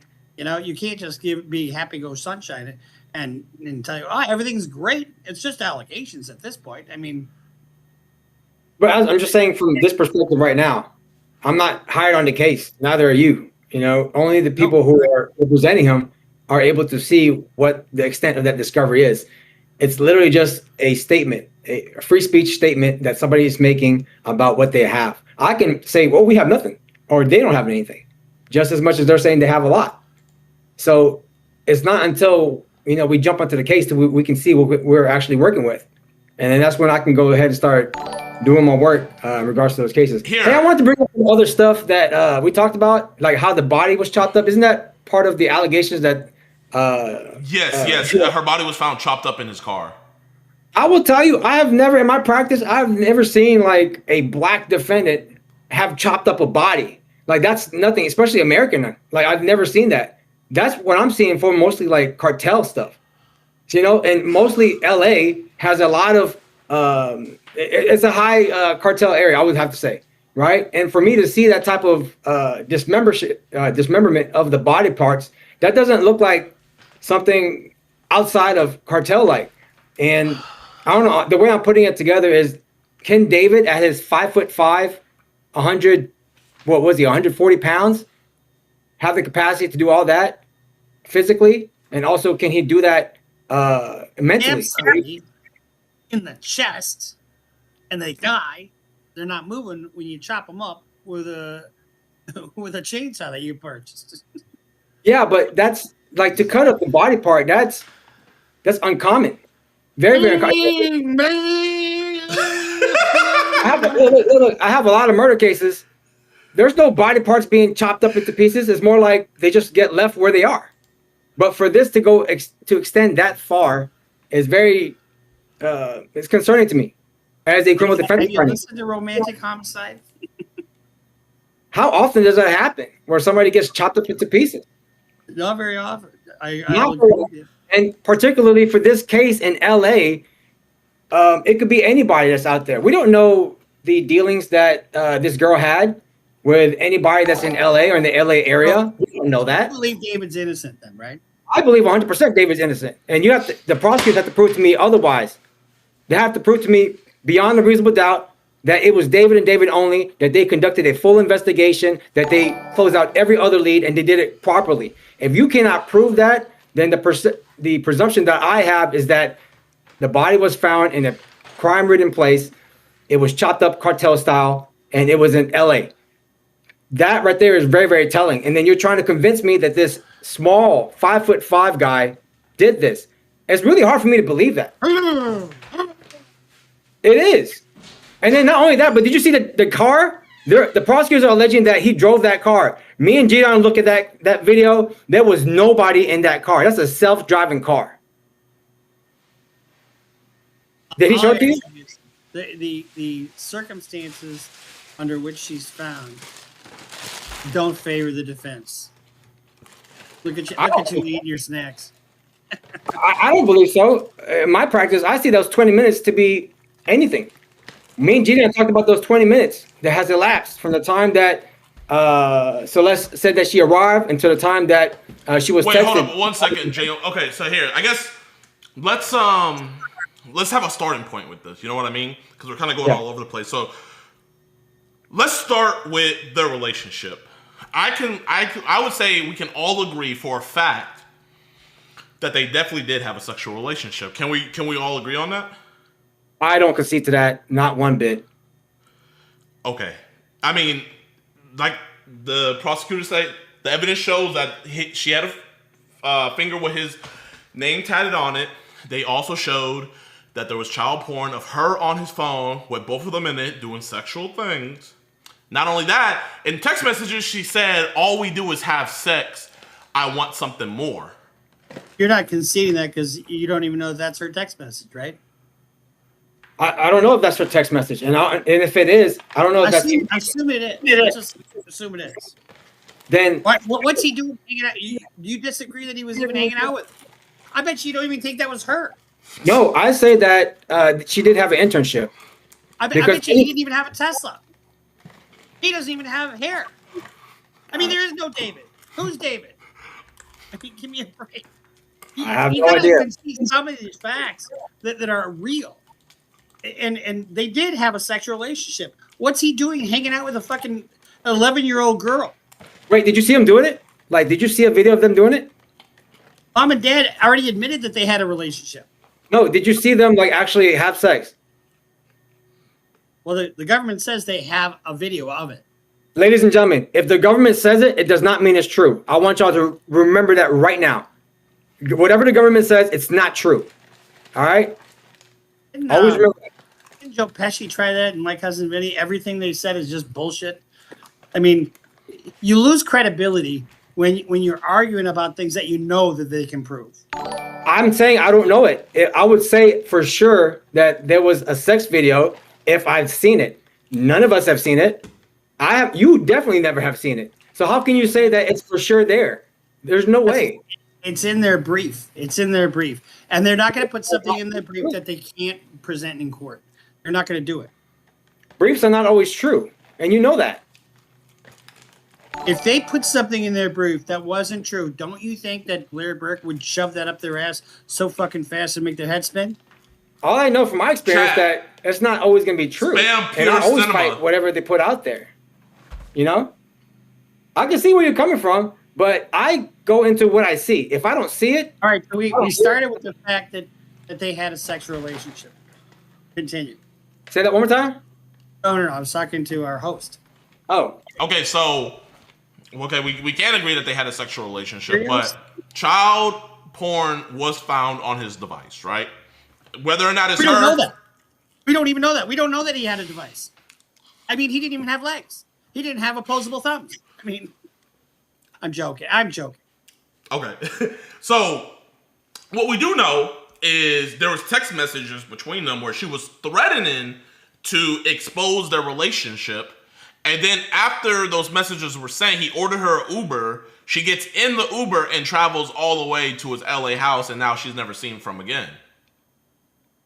And then 20 minutes after she already arrived, he texts her and says, "Where are you?" Which, you know, obviously the prosecutors are saying that was obviously his cover-up. Is like, "Where are you? I can't find you." Even though it shows that she got delivered at 10:10 p.m., he texts her at 10:30. So, I mean, isn't that a little fishy that he's saying, "Where are you?" when he could easily see on the app that she got there at 10:10? Like, wouldn't he be ready to go get her? Either one of y'all, either one, yeah. Absolutely. But I mean, if those facts exist, which we don't know that they do, but we can kind of guess that they do. I mean, you look at the big picture, those facts that you just talked about are not good for the defense. I mean, why would you?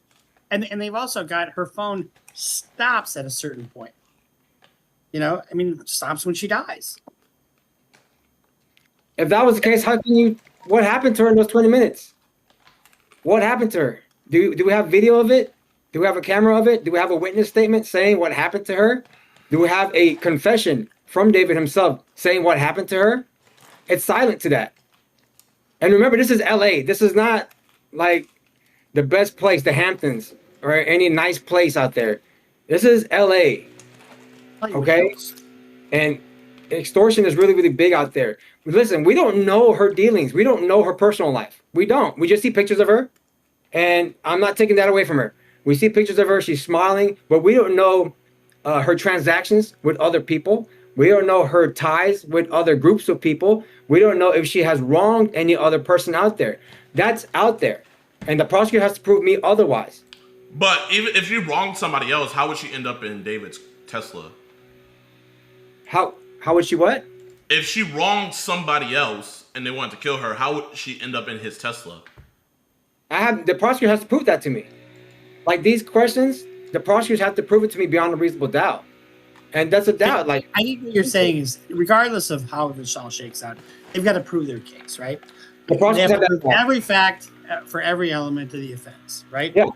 Understood. But when we look at this, we also have to. I mean, we're just talking heads here, and as talking heads, we can look at the circumstances, and they say what you want to. I mean, you agreed to represent him for free, right? I would, but he hasn't contacted my office, so if he does, I'm down for it. Why would you do it for free? That's just I mean, it's just a mountain task that would take up your whole practice. I'll tell you this. I'll tell you why. I'll tell you why. I do it for the love of the game. I like to win. And when I go to trial earlier, I think, did you say that you joined other attorneys? Y'all work together on trials? I have, yeah. Okay. I don't do that. I do everything by myself. I'm in total control of my trials. I don't have anybody else interfering with me leading. I'm 100% there. I don't need anybody else. Well, when I teamed up with another firm, I got my client $35 million on a products liability case. And they did the lion's share of getting this thing to try. I tried the case and we got $35 million. So I do the same thing, but sometimes when you have a team, it's better than just doing it by yourself. And absolutely. Anybody thinks that they have all the answers is somebody who really is missing something. I disagree 100%. I disagree. Being with a team, you have to share who decides what. I don't do that. I'd rather be 100% in control of the voir dire, of the cross, of the directs, of who witnesses that are going to testify, and the communication with the court and communication with opposing counsels. That's what I do. I'd rather have that control instead of giving it to somebody else because I want to oversee it. And that's why when I do my criminal cases, I feel better when the wins come because I know it's 100% of the effort that I've done and the preparation that I've done. I'm not so arrogant to think that I know everything. I'm not saying I know everything. I'm not saying that, but I just like being in control of my trials. My office partner was the president for the American Board of Criminal Lawyers, ABCL, and he was one of the most successful lawyers in the Midwest and America. Very, very bright guy. But he would take ideas from anybody, from a waitress, from a law clerk, from a judge, from co-counsel, from opposing counsel. If something made sense, and it made him, that openness made him a better lawyer. And I learned a lot from him. God rest his soul. He died a couple years ago at 87. I mean, his last trial was a triple homicide that he tried to the court and he got an acquittal. And so, I get what you're saying about wanting to control your environment and control your case. I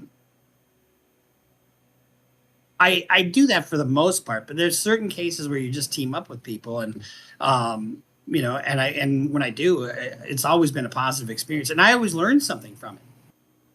So anyway, but as far as David goes, you got to recognize the fucking bad facts that are in front of you. And you just have to. I mean, how do you not think that you think that it's not a slam dunk for the defense? I mean, it's not like he's just going to walk free tomorrow. Bad facts comes from when you get the discovery on the case. What we're looking at is what's made to the public, right? You get to see more into discovery. So there's no way for me to even say it's what's good facts and what's bad facts. Well, all we're discussing is what's out there in the media. Right? One thing I want to put out there is Bruce believes that his lawyer Blair Birch, right? Is that how you say it? Yeah. He believes that she is not going to be the person representing him. He thinks that by time it gets to any type of trial, the advance that he put for her and stuff like that, the money's going to run out and she's going to have to bow out. I was going to say, with that being said, with him not going to have that mega lawyer on his side anymore, with what Bruce thinks, that could possibly leave the room open for you to, pursue the case or whatnot. But wouldn't you think that if she thinks this is something that could be winnable, that she wouldn't be pushing back the preliminary hearing and things like that, and also now trying to seal all this different stuff because she's realizing how bad it's making her client look? I think that's to you. It just depends. Defensive strategy, nobody knows what's going on in the mind of a defense attorney, especially like me. Like sometimes I go to trial and I don't really prepare for it. Like, to be honest with you, I don't. I feel like it's like a fight, and I just roll with the improvisation that I have. Like at my last trial, I didn't really prepare. Like I just went there and I did my cross examinations. And I like to hear the evidence like the jury does for the first time in court. How do you not prepare? No, because going into jury trial is like a fight. You can literally prepare and say, if he throws a hook, I'm going to do an uppercut. It's not always going to be that way.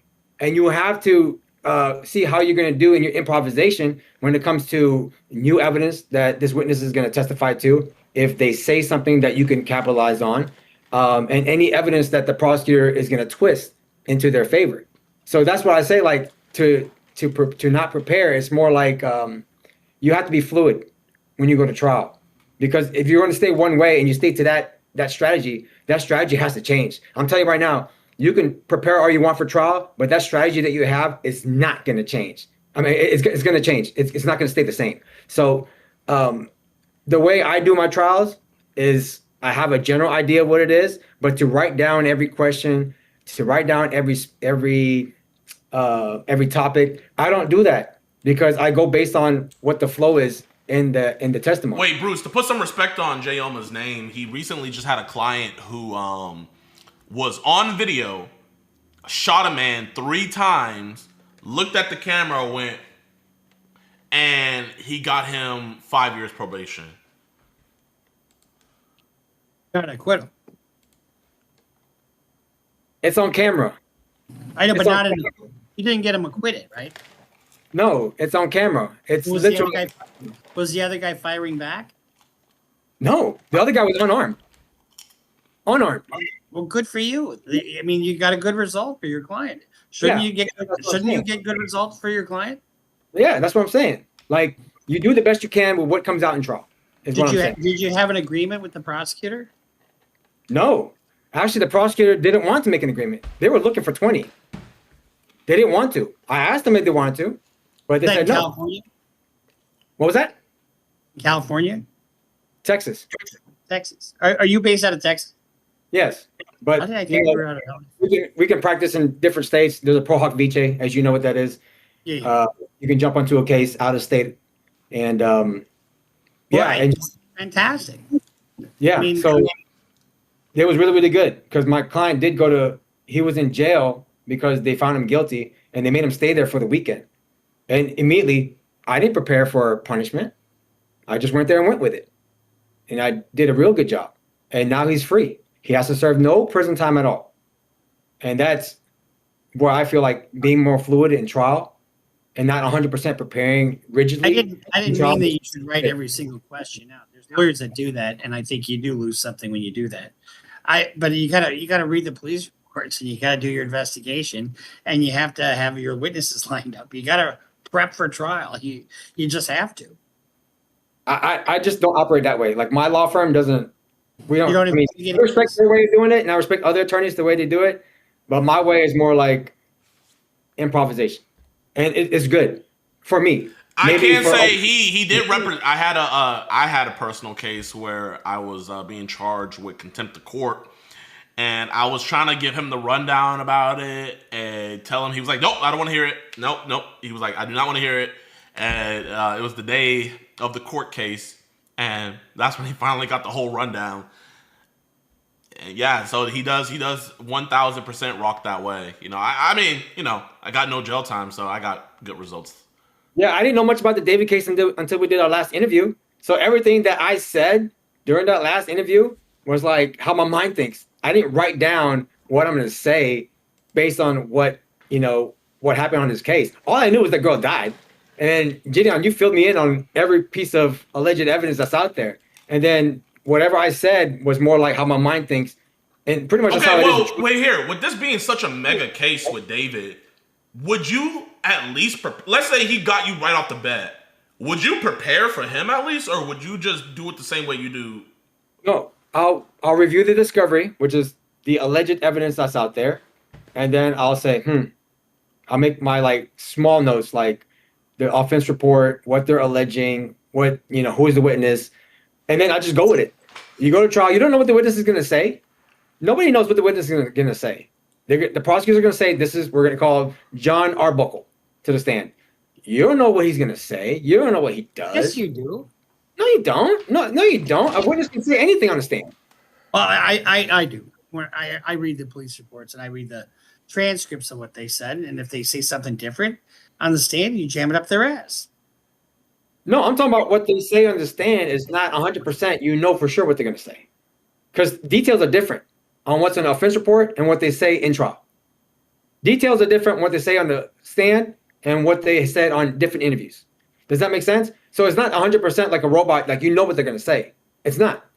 Everything is literally You know the tenor what somebody's going to say. You know the story that they're supposed to tell. You know that. You know it going in. Because there's usually a transcript of a prior statement. And when you get that prior statement, if they say something different, well, then you pounce. They don't often have transcripts. And so you don't have like audio recordings? No, they don't have like in court statements. They don't have in court statements that I can use to impeach them. For the viewers, impeachment is like when you lie on the stand. Impeaching is like to show that you're lying. Right, and then that affects their credibility. Just for the viewers that's out there who's watching, who wants to know what impeachment means, it's actually something that's really, really important in trial to show like this witness right here is not credible. Okay. Almost every case, there's a recording of what a witness is going to say. And if I don't have a transcript, I'll have one made. And so I know exactly what they've said in the past. So if they get in court and they say something different, you know, then I've got that transcript. I can show them. I said, well, you said this then, right? And now you're saying something different. Were you lying then or are you lying now? I mean, it's just that's cross-examination 101. But anyway, there's different ways of doing things, and you do your way, and you do have to have some fluidity. I agree with that, and you know, I don't write out my questions. I usually have an outline of where I wanted to go, but I'm not married to it as the case goes on. Be sure to vote. If you overpromise and under-deliver, you're going to get fucked. I can see that, but I mean, I have my own ways, and like I learned through law school, I don't really like every lawyer is different, and you're going to beat yourself up if you're going to try to compare yourself to this lawyer that you look up to, right? So it's more like you paint your own picture, and you work with how the way you do your cases, your strengths and your weaknesses, you work with that because everybody's different. So back to the David. So the pool, there was a pool used that the prosecutors are saying that he placed her body in, and that's what he was using to A, chop her up, and B, keep like blood kind of like off the floor and stuff like that. And that same pool that he bought on Amazon is linked also on her body where the embedding is there, and they've matched the two, showing that it's the same pool. Also with him buying shovels, him buying chainsaws, all of these different things, wouldn't the circumstantial evidence show that he killed, then dismembered her body? You can go this time. Yeah, I'll go Bruce. Wouldn't that show that? 100%. And I'm going by, if you just go by the brief that they filed and look at the list of evidence that they say they have, and you have to kind of assume, for the purpose of our discussion, that they're not lying in their brief. I mean, if they would lie in their brief every single time, how long do you think it would be before they were disbarred? Not that long. But, you know, there are cases where there's prosecutorial misconduct, and they're not that, you know, it happens, but it's not that often. Yo, man, if you're on Twitch, make sure you guys sub up, man. If you believe... If you're on YouTube, make sure you subscribe. I'm not muted. Y'all can stay our host was trying to say something. Oh, no. I muted myself. Like, I was talking to the audience. No, you keep on talking. But I think you look at all the crap that they say they have, and if they have it, his goose is cooked. All right, ladies and gentlemen, the statements made by the prosecutors, it's literally their statement. They're going to curtail it to what they believe is right. They're going to curtail it to what their story is. You don't hear anything from the defense. I'm the side of the defense. And what I'm going to say is the prosecutors are only pointing out what they want you to see. My job is to get a light and show everything that surrounds it. Did David only buy those things? Specifically the chainsaw and that little inflatable pool? Is that the only thing he bought? Or were there other things? Did David even buy it? Wasn't it under a different name? Like a female name? It was like Victoria Martinez. Yeah, how do we know it's literally in the custody, care, and control of David? We don't know that. It's just, if you just listen to the prosecutors, of course you're going to go, duh, it's a guilty. It's easy. That's because you're listening to one side, right? There's always two sides to a coin. So my job is to acknowledge that, is not just be one-sided and say, well, there's other things that we have to look at. And the way I'm looking at it is, we don't know exactly what other stuff they have that allegedly David bought. There's maybe some other things. And we don't even know how the manner in which David did it. The question I have is, How did David do it? Did he start with his left hand first? Did he start with his right hand? Did he choke her first? Did he beat her up first? What do we know? We don't know that. But I would leave it up to the prosecutors to prove this case beyond a reasonable doubt to answer those questions for me. That's the only time I'll choose guilty. But until then, there's so many different stories to this.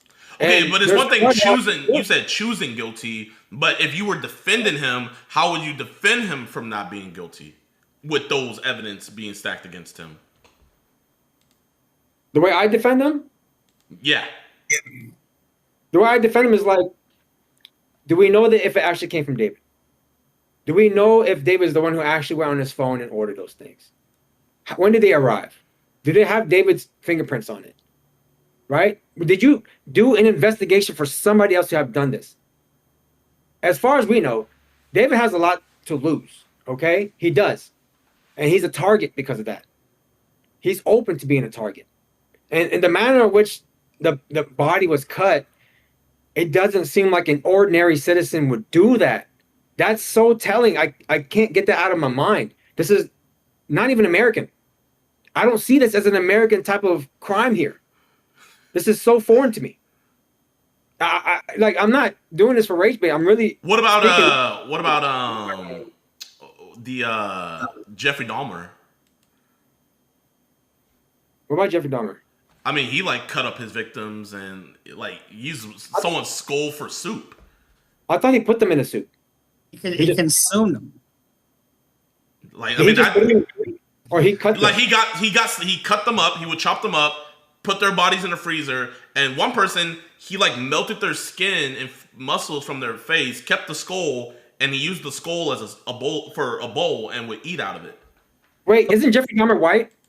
Yeah, but you said that doesn't seem American, and I was just showing like American. Right, it doesn't seem African American. This type of chopping up of the body does not seem very African American like. So then we hang the jacket on his manager. On whose manager? On David's manager. I'm saying I don't know who it is specifically, but it just doesn't seem like it's only to David. But if you just look at the way the investigation was done and they just focused on David, then yeah, they're going to say it's David. You agree it's a homicide though, right? You'd agree with that. Yeah, there's no way she committed suicide. I know that. Not an accident. Yeah, no, definitely not. Okay, all right. I just want to make sure we at least agree on something. The way this looks like, it just, based on what we're all seeing in the media, the way this looks like is it was done calculatedly. It was done specifically to make everybody look at David. The cutting of the fingers was the most telling to me. When I uncovered that with JiDion at the last stream, it just made me think so much that if you really didn't like somebody, you would just kill him. But the cutting of the fingers is like to show, oh, this is the one that has David's name on it. Let's cut that, so then they can always look at that. That is. Yeah, it seems like the manager had the same motive.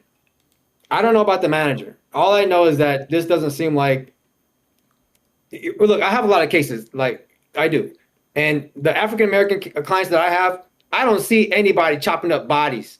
Okay, I usually see drive-bys and leave the body there. That's all I see. I'm being real. Beat them up, leave them there. There is no we're gonna. I mean, you might get robbed. You might get robbed at the same time, get beat up or get shot. But there's never like we're gonna cut him into pieces. It's more like, nah, dude, I ain't dealing with no blood, dude.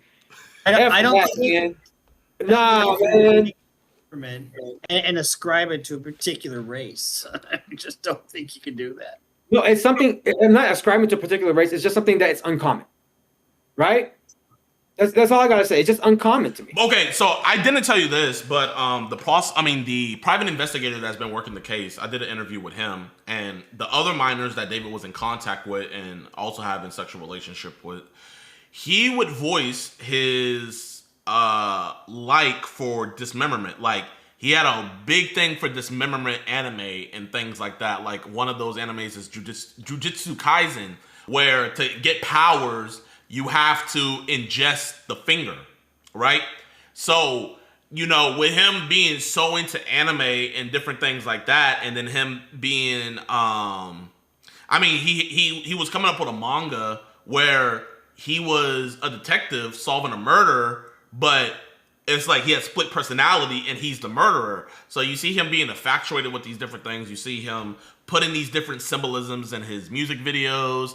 You see the same behavior where he's talking about his enjoyment of dismemberment to other minors. Then, you know, I mean, when you look at it as where are these two fingers? I mean, you know, how can he go that long without realizing that, what is that smell? And actually, there's a video that just came out where he proactively, before anybody said anything, he was like, sorry about the smell, I just took a big shit. And when he said that, his car was outside. And that David said that? Yeah, David said that. No one said anything about the smell. He just proactively was like, sorry about the smell, it stinks. He was like, I just took a big shit. And the stream clip's out there, and they're saying that that's when the body was out in the front. Especially with it being summertime, all these different things. So that sounds like a cover up. I'm sorry, JiDion. That sounds like a cover up. Look, I have gay friends, and they would tell me when they had like gay butt sex in their car, it smells like shit. I'm not. But I'm really this wasn't in his car. This was in his house. My Aaron and Rob are shaking his head. He said, "No, that ain't the fact." I'm just saying, you don't know his sexual orientation. Guys would hide that. He would hide that to his death. How does booty smashing have the same smell as a rotten corpse?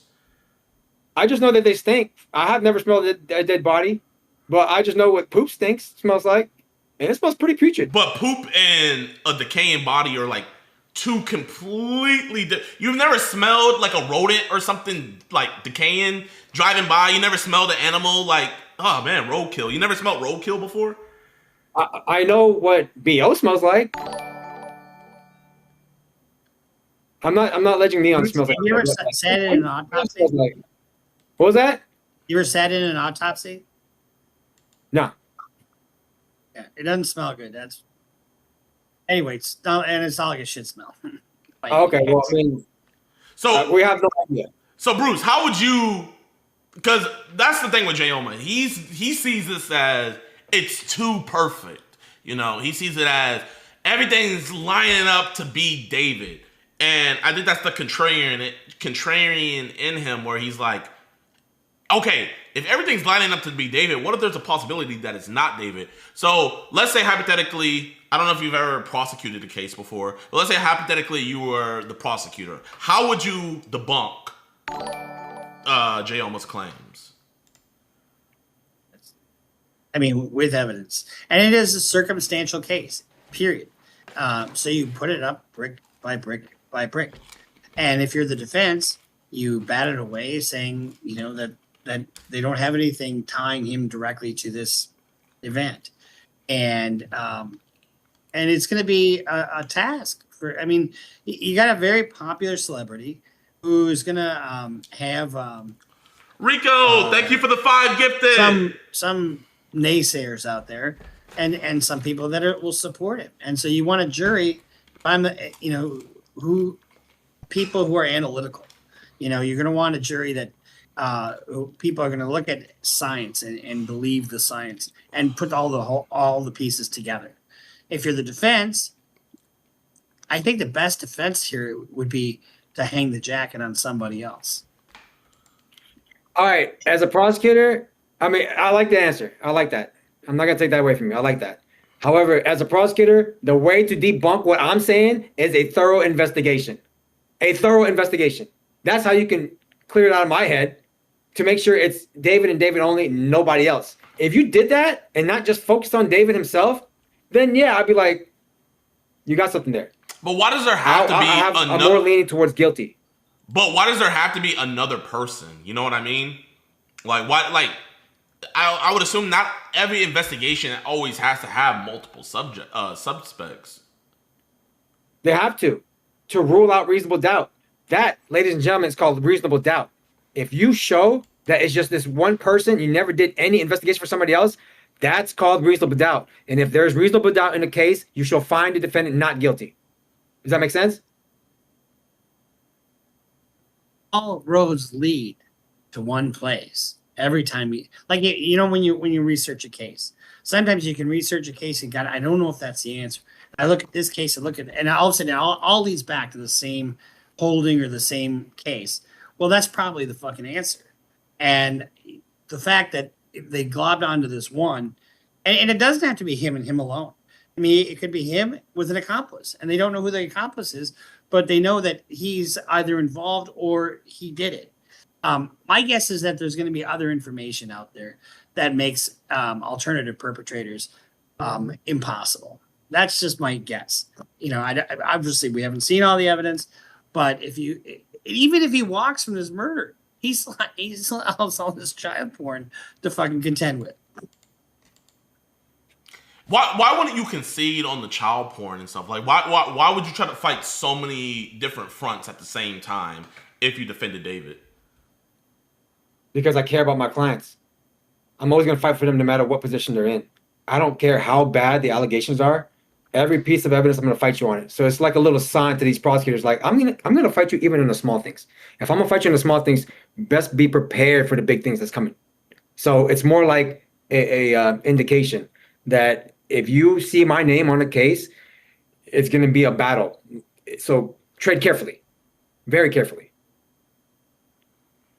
But with you doing it by, I mean, I can see you being able to do different fronts if you have like a big team with you. But with you wanting to do this solo dolo, wouldn't that be difficult to, okay, you know, the child porn in the relationship is a trial and stuff in of itself, let alone the murder. So wouldn't you not be putting as much effort into one spot as you could the other? And so wouldn't one suffer?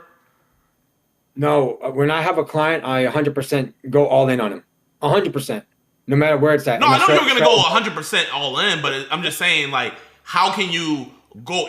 You can go in 100% for the client, but how can you go 100% on both fronts? You have the child porn, the relationship. Really, it's three. You have the child porn, then you have the relationship, and then you have the murder. How can you go 100% for all three if it's three different things? Because you can attack each one separately, right? Each charge that you have has different elements, and you attack each one of those elements. Just because you attack one doesn't mean you're going to let go of the other. I don't work like that. I will never work like that. Every charge that my client has, I'm attacking it piece by piece by piece. And that's just how I do my cases. I'm not going to concede to anything. We're going to fight this from the beginning to the end. You know that, JiDion. I fought your case from beginning to the end. You did. Okay. You did. And I did all that shit on the fly, just like that. What I tell you? Neon did that shit, right? He did that shit, and I said this within 2 seconds of hearing it. You see, I'm always on your side. No matter what, I'm always gonna be on your side, and that's what my clients like about me. So I guess like with you guys both being criminal lawyers, why isn't this something to where you guys are both agreeing? And I'll let Bruce go first. Or actually, I'll let you go first, Jayoma, because I let him go first last time. Why do you guys think you guys aren't agreeing on this when you guys are both criminal lawyers? Because we're both different lawyers. You can be in the same field, but the way you put your cases together are very, very different. Bruce said he works with a team. I don't. I do better. I do better working alone. I learned that when I was in mock trial. I did not do well when I had a co-counsel at all. The dude was slowing me down, and he was fucking up my case. I cannot have that. So I had to have 100% control in my cases. So the way I strategize, the way I do my cross-examinations, admit evidence, disprove evidence, speak to the judge, it's going to be very different than Bruce, than any other attorney, Johnny Cochran that's out there, anybody, because we're all two different people, and we do what fits us best. Bruce? I'm not auditioning for a job. That's why we disagree. The thing about it is, I'm taking what the prosecutor says as fact. You know, I'm not saying that they're lying. I'm looking at their brief, and I'm trying to look at the train that is coming David's way. And as far as working with a team, you know, I have a paralegal that usually sits with me at trial. I have an associate that sometimes sits with me in trial. But a quarterback can't run an offense by himself. But he can make the pass to make the touchdowns. And that's what I do is I quarterback everything. And we're really not disagreeing. I mean, I think, my colleague is just basically saying that they've got to prove it. And I 100% agree with that. And you got to put the government through their paces. At this point, I'm a talking head looking at what I think the evidence is going to be at trial. And I'm just saying, I think David's fucked. I absolutely think he's fucked. I mean, think about where you start out. If we're arguing, there's three parties in every case, right? There's the rescuer, there's the perpetrator, and then there's the victim. And the rescuer is always the jury, right? And in this case, you try to make David out to be the victim, and it's the government that's the perpetrator, right? And so, and it's difficult to do this when you're dealing with the subject matter that we're dealing with. A dismembered teenager, that's where we start out.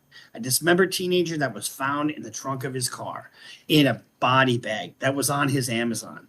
I mean, and she was at his house apparently. So you're starting out in a hole. You're starting out, but homicide cases are actually easier than crim sex cases to fight because people like to go, oh, there's a murder. Well, what happened? Let's find. But you have a crim sex case. They look at your client and they say, "Oh, what did he do?" I mean, there's a real difference in handling a homicide as opposed to a crim sex case. So I don't think we're really disagreeing too much. But I do think we might have different approaches. I mean, I have experts. I've got my investigator that I use, and I investigate cases. And if the government has some evidence, I don't go by the fly. I get my own expert and combat them that way. So it's just a different style. I agree. So one's more analytical, one's more run and gun. I guess, but either way, whether it's or guerrilla, one's like the British where they stand in the army formation. The other is guerrilla warfare. We're gonna hide in trees. We're gonna put mines. We're gonna Well, I'm not a redcoat. All right. Well, I guess you know what? Here, let's.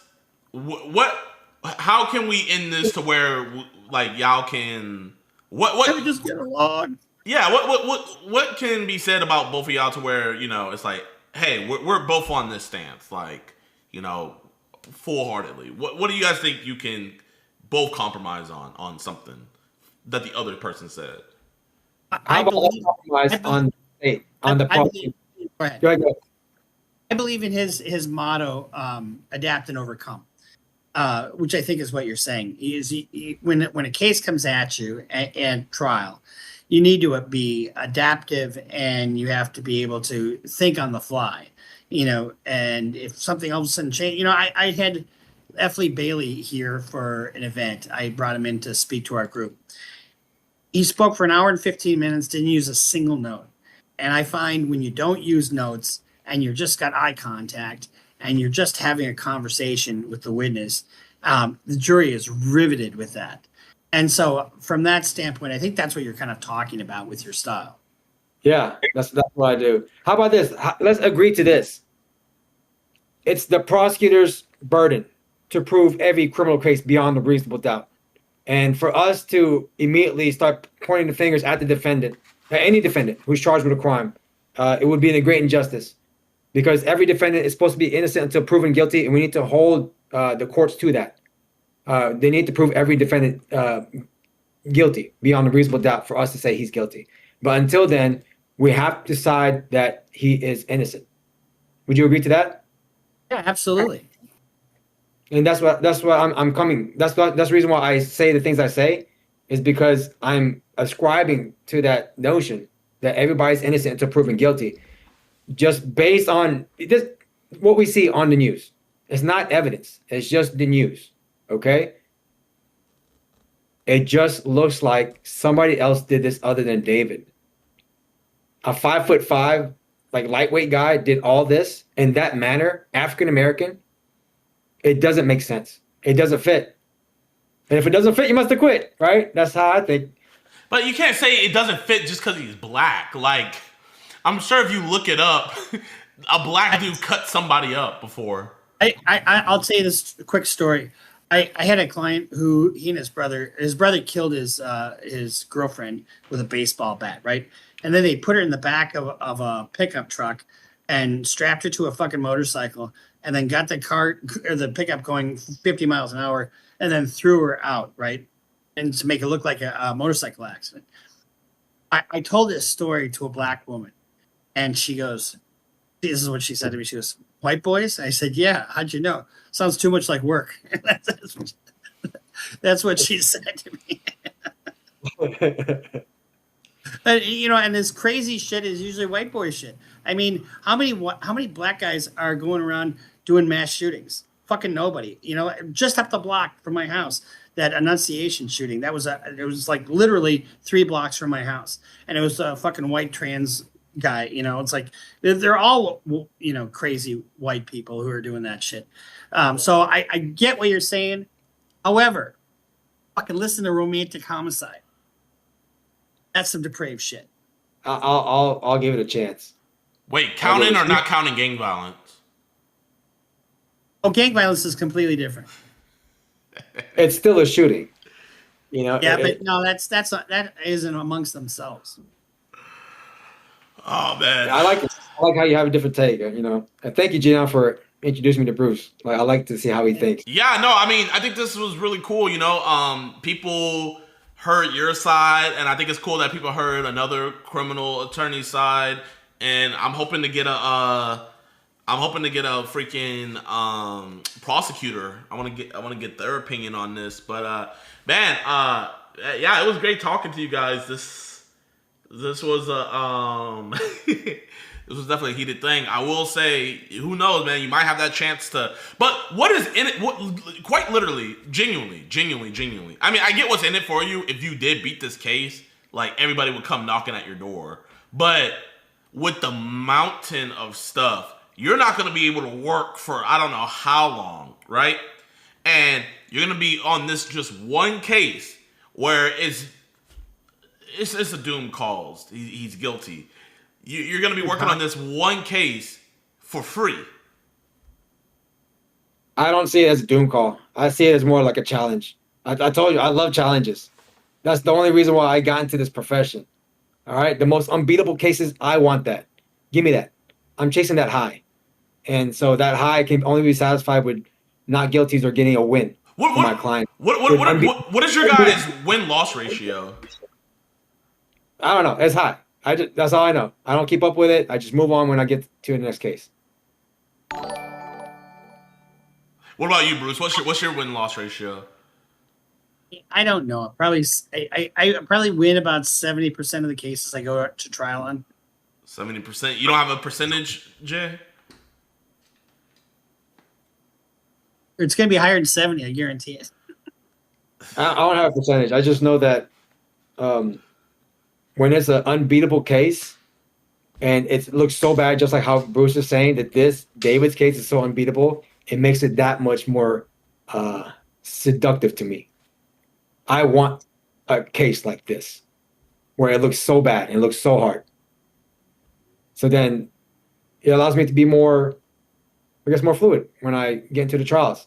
And you have more fun like that. You get like a high when you uncover a case through each witness and you cross-examine them. You get rid of evidence. You bring in evidence. And you see how the prosecutors react when things don't go their way. That's a high that I get as a defense attorney. Bruce, do you get the same high when you see that? There's no greater feeling than an acquittal. I mean, especially 1 minute your client's looking at 25 to life, and the next minute they walk out that door a free person. I'm sitting there doing waiting for a verdict on a murder too, and my client leans over and says to me, he had the biggest forearms of anybody I've ever seen. He says, "If it's guilty, I'm jumping over this bench and whooping that prosecutor's ass." And I'm like, "What?" The prosecutor was just a prick to it. Hope you like prison food, that kind of shit. And I'm just like, and what am I supposed to do? Am I supposed to tell somebody. I just figure, well, he gets a couple licks in, the prosecutor deserves it. Well, lucky for that prosecutor, he was acquitted. And I just remember my palms were sweaty, my heart is beating like a mother, and then that not guilty is just like, oh fuck. Bruce, be honest. A couple months later, he calls me and says, "Hey, what's the penalty for counterfeiting? You dumb fuck! You just beat a murder case, and now you got popped for counterfeiting." Bruce, be honest.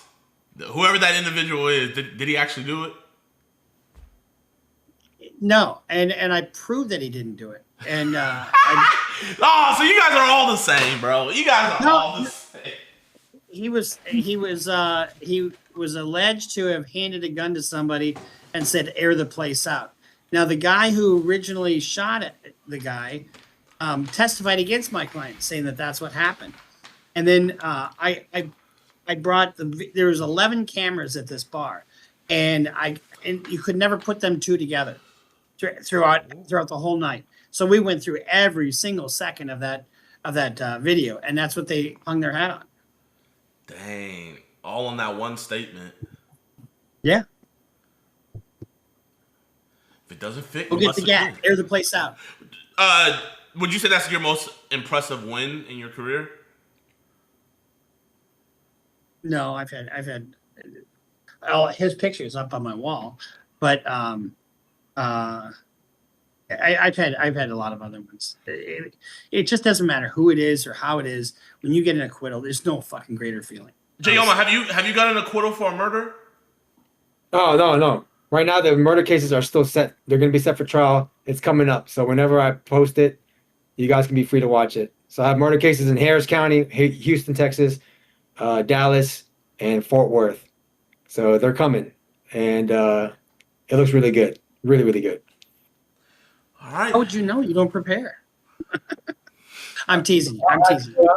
So, I mean, it's on the news. Like, some of the murder cases are on the news. So, I mean, I wish you the best of luck. Thank you.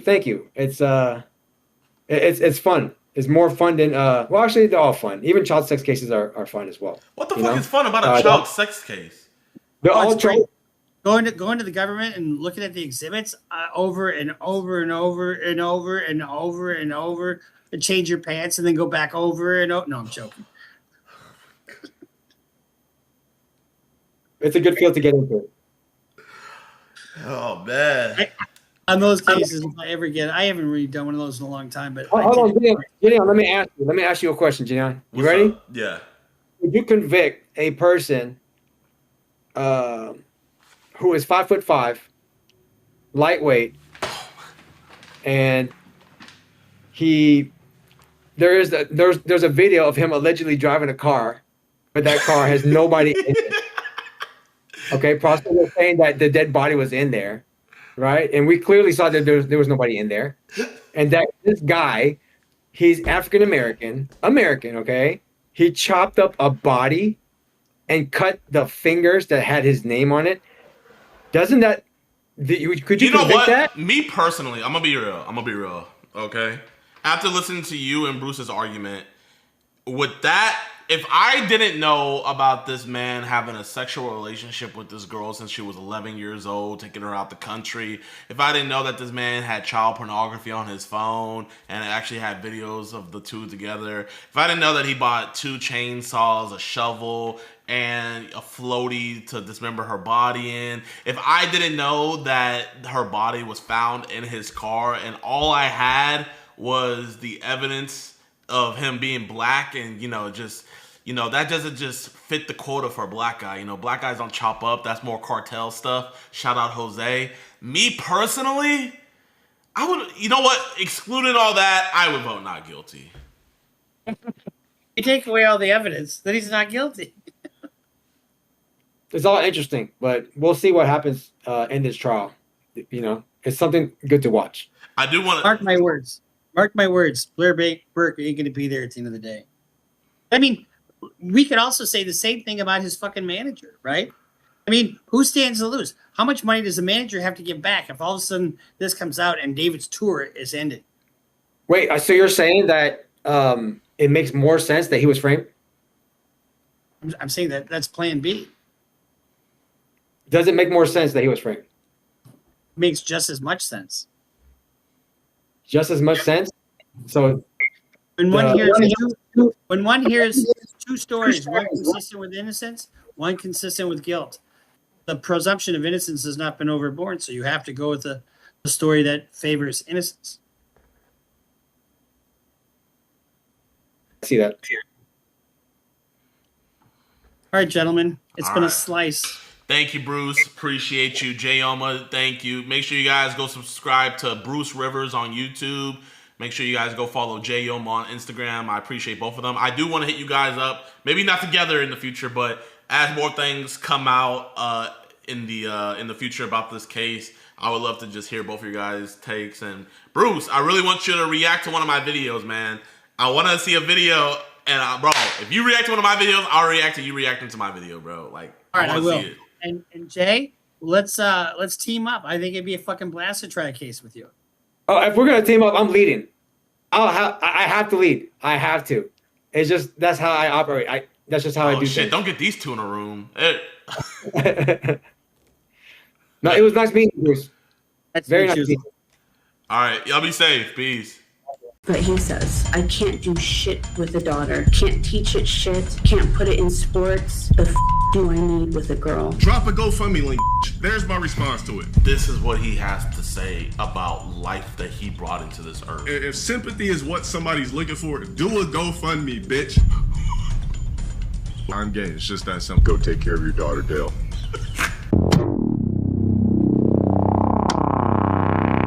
Let's watch Turkey Tom's The Origin of the Most Toxic Villain of Competitive Gaming, low tier god on social media. Probably seen this clip before. You should kill yourself.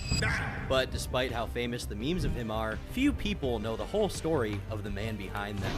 Known online as low tier God. He claims his real name is DeLuian Sparrow, although his real name is more than likely Dale. And he's probably the funniest fighting game player of all time. Where the fuck's he's at in this? Born in South Central Los Angeles on the 19th of November, 1984, or 1990 if he's to be believed, Dale had a difficult childhood, with his father abandoning the family. While he doesn't hold... Damn, bro. Bro, man. How you gonna be abandoned as a child and now you got a 10-year-old daughter and... Yeah, you know what? I'm not gonna let you guys know who I know from, but Dale has never seen his daughter a day in his life, and it is for a fact. He has never seen her. He doesn't want to see his daughter. 42-year-old man brought life into this earth. Hold up, chat. Before we continue this, let me show you guys what Dale said about his baby mama. So this is his baby mama, and this is Dale, right? And she read out what all he said about his baby mama and his daughter. Context. Low-tier God, aka low-tier father, has allegedly been in a child support battle for the last 3 years over his 10-year-old daughter, a daughter he has reportedly never met and refuses to meet. On top of that, he's allegedly been trying to avoid paying child support altogether. Now, his baby mother is exposing everything, including what he really thinks about his own daughter, the disgusting things he's allegedly said about her, and how he wants absolutely nothing to do with her life. They really cared about her anthropoid, would do any, and I mean every fucking thing in their power to make sure that there's some sort of fake bullshit ass relationship with the quote unquote anthropoid, part anthropoid provider. Anthropoid? Oh, that sounds really appealing. Alexa, what does anthropoid mean? Anthropoid means resembling humans, especially referring to tailless apes like gorillas and chimpanzees. What? Wait, chat, what is he trying to say? Fake relationship. I would do anything and everything to make that relationship exist. But remember, these are his words. You can't force him to do anything he doesn't want to do. Oh shit, the chicken legs. Oh fuck. So also this text doesn't have a time on it, but he says, most girls without a dad grow up as sluts anyways, so you better find a guy who's willing to step in full time. This is what happens when you have a kid with someone who distinctly tells you, I'm not ready for a kid. I can't do shit with a daughter. Can't teach it shit. Can't put it in sports. It can't carry on my last name. I can't be rough with it. The fuck do I need with a girl? This is what he has to say about life that he brought into this earth. And I did not know that he was abandoned as a child. I mean, that explains a lot. Like, I would say this the opposite, man. You know, my brother, his dad wasn't in his life like that, but my brother, like, you know, he's very involved in his family's life, you know? I would think if that happened to you, if you're at least a decent human being, you would want to step up. And I'm sure there's people watching the YouTube video, or there's people watching the stream right now. Let me look. Be honest, y'all. Have any of your guys' dads abandoned y'all? Have any of you guys in the chat grew up without a father? If you grew up without a father and you have kids now, or if you grew up without a father and you want kids in the future, aren't you gonna step up? Aren't you going to be better? Isn't that the point of bringing kids into the world? Is so that your kids pass you? Literally nothing when you die. There is nothing that you bring to the earth with, or there's nothing that you can bring to the grave with you. The only thing that you own after you die is your kids. Your wife can get remarried, your house can get sold, your cars can get sold, your wealth can get redistributed, all of that. So nothing on this earth will be yours except for your children. Your children will always be yours forever and ever and ever. And the fact that he's saying this, oh man, it's disgusting. Having a girl is pointless. They grow up, get fucked, and erase your legacy. Had it been a boy, I would have been excited, but hell no. So you tell this kid that's oh my God. It's not even that he didn't want to be a dad. He doesn't want to be a girl dad. Bro, I see a lot of men be like ecstatic about having girls. Imagine raising up a beautiful, strong woman that when she goes out finding a partner, she wants to find somebody like her dad because he was the first man to ever treat her like how a man should treat a woman. This is absolutely disgusting, bro. And I will let you guys know I'm in contact with her. I'm helping her get a lawyer. They're in court right now for some things. I'm not going to disclose what they're in court for, but I am helping her find some of the best attorneys in their area. Dale. Listen, man. You might hype mog me. You might look mog me. You might age mog me. You might muscle mog me. You might pred mog me. But one thing you don't mog me in, two things you don't mog me in is my resources and that bank account. You don't mog me in those categories, Dale. And also, the third one is heart. I got more heart than you, Dale. Dale Wilson. I have way more heart than you. And I know what you guys are in court for. So I want you to know that we're going to make sure that she finds the best attorney. supposedly is mine when she gets older, everything that I just said. So when I say that he's been like this, he's always been a piece of shit. You know what people should do that hop on the internet looking for sympathy? Out crying, praying to God everybody's on their side about shit. Is he talking about his baby mama? GoFundMe. Instead of bitching, moaning, and crying and trying to clout chase, just start up a GoFundMe. So your baby mama's clout chasing by reading what you said about your own daughter? Dale! It should be that simple. If there's anybody that wants to sit back, make a whole sympathy video jacking off, crying, saying XYZ, make a fucking GoFundMe. Let niggas turn your sympathy into a bag. Why do the sympathy shit with no GoFundMe? Exactly, the Cinnabon shit got over 100K. If I'm gonna drop a sympathy video crying and trying to make the world feel sorry for me and I'm a worthless nobody, I'm looking for clout, I'm looking for notoriety, I'm looking for people to be on my side, I'm bashing somebody else. Just do a fucking, just come up with a GoFundMe, my nigga. Like, the fuck? Wow, bro. Imagine doing that with no GoFundMe. I really did not know he was a piece of shit like this. I did like an interview with him like 3 years ago. All I ever saw was people hated on him for like the raging and stuff. But wow, I did not know all of this, man. Wow. Why drop videos talking about somebody, you know, trying to belittle not even belittle, but trying to sit over here and make it like a person is the worst person you've ever fucking known and all this type of lame shit, looking for sympathy, when you could just put a GoFundMe link. Just do the GoFundMe. Like, what are people trying to do? What are you trying to accomplish here? You know what? That's not a bad idea, man. Maybe we should start a GoFundMe. Chat, the way you gotta get to people like this is hate doesn't get to people like this. You know what I mean? Hate doesn't get to people like this. The only thing people like this think about is moolah. So let's say we were to raise enough money to where she could get one of the best lawyers to help her case. And allegedly, in the documents, I think it said that the child support was 900. Chat, how many subs does Low Tier God have? Hundreds of X users. So 2,500 subs. Chat, that's $12,000, man. That's just off of sub. That's not counting the VODs, money from YouTube. The point that I'm getting at, chat, is hypothetically, what if that child support went up? Because she got one of the best lawyers. Hypothetically speaking, just a thought. Just do the GoFundMe. You got the sympathy shit, you want to make it for... Lost 4,000 subs in the last 3 weeks. Full-blown video. Talking about this, talking about that. Do the GoFundMe too. Be smart about it.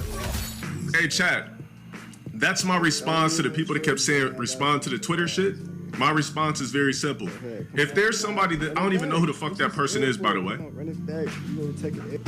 But if there's somebody that can sit there on their ass, drop a whole video talking about XYZ and making up all this random shit, bitch, just fucking do a GoFundMe. Like, if sympathy is what somebody's looking for, do a GoFundMe, bitch. Like, turn the sympathy into fucking money. Don't just sit there on your motherfucking ass and not do nothing. Turn the sympathy into money.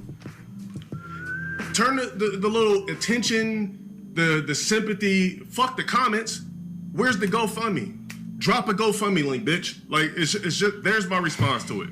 It's just that I don't know who the fuck that hoe is. Nothing about the bitch, nothing. But people kept asking me about it. He does know shit. That is 1,000% his baby mama. 1,000,000,000% his baby.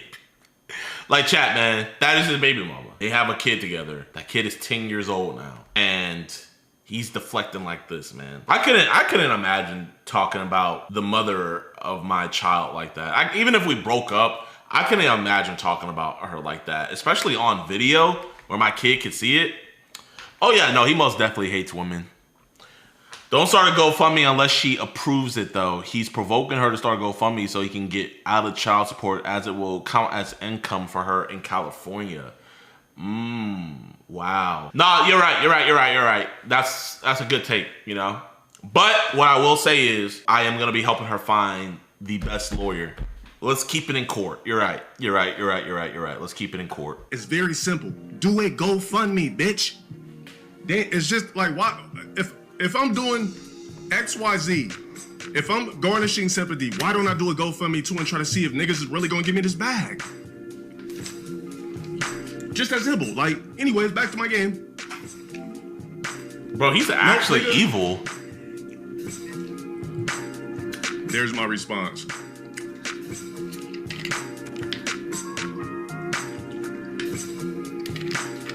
Just do a GoFundMe link.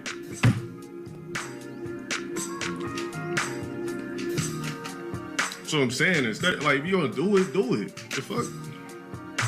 The racist Cinnabon employee? Yeah. Her GoFundMe is up to 100,000. So you see how people that actually have some sort of brains and smarts about them think, damn, you know what? I'm gonna turn my quote unquote hardship, my sympathy, my calling out, I'm faking sad, I'm making up random shit. I'm gonna turn it into a GoFundMe, just like the black guy did that.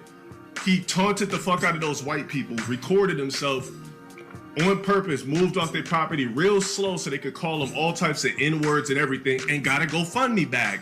The white lady, they got fired from Cinnabon, talked all type of shit to pirates while they recorded her, ran up a GoFundMe back to 100K. Well, listen, I don't understand why the bitch don't, whoever the fuck that bitch is, follow suit. Do the same shit. Start a GoFundMe link, bitch. People are so fucking dumb. Start a GoFundMe link. That's crazy. All I'ma say is, Dale, your ass is cooked, motherfucker. Go ahead, stream tonight and. Are you the low-tier god? Yes, that's exactly the real low-tier Who else god. would I be? Well, I seem to remember some stuff you've been saying about me on the internet. I don't remember. It's okay, don't worry. I'll refresh your memory. Are you the low-tier god?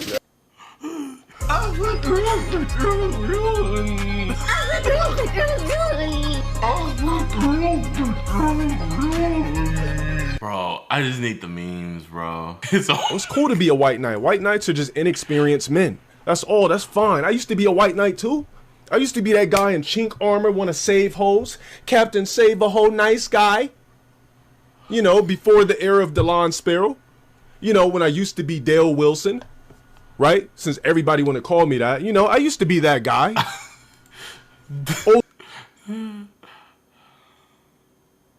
Bro, please just send me. Yo, I'm gay. I'm gay. I'm coming out the closet. I'm doing this. I'm doing that. I'm gay. I think you're sexy as f. I'm gay. It's just that simple. Yeah, I'm gay. I'm gay. No, I'm gay. It's just that simple. I'm gay. It's just that simple. I'm gay. Yes, I'm gay. Chat. What is it, Dexter? You don't know how to prompt the right cat? Go take care of your daughter, Dale.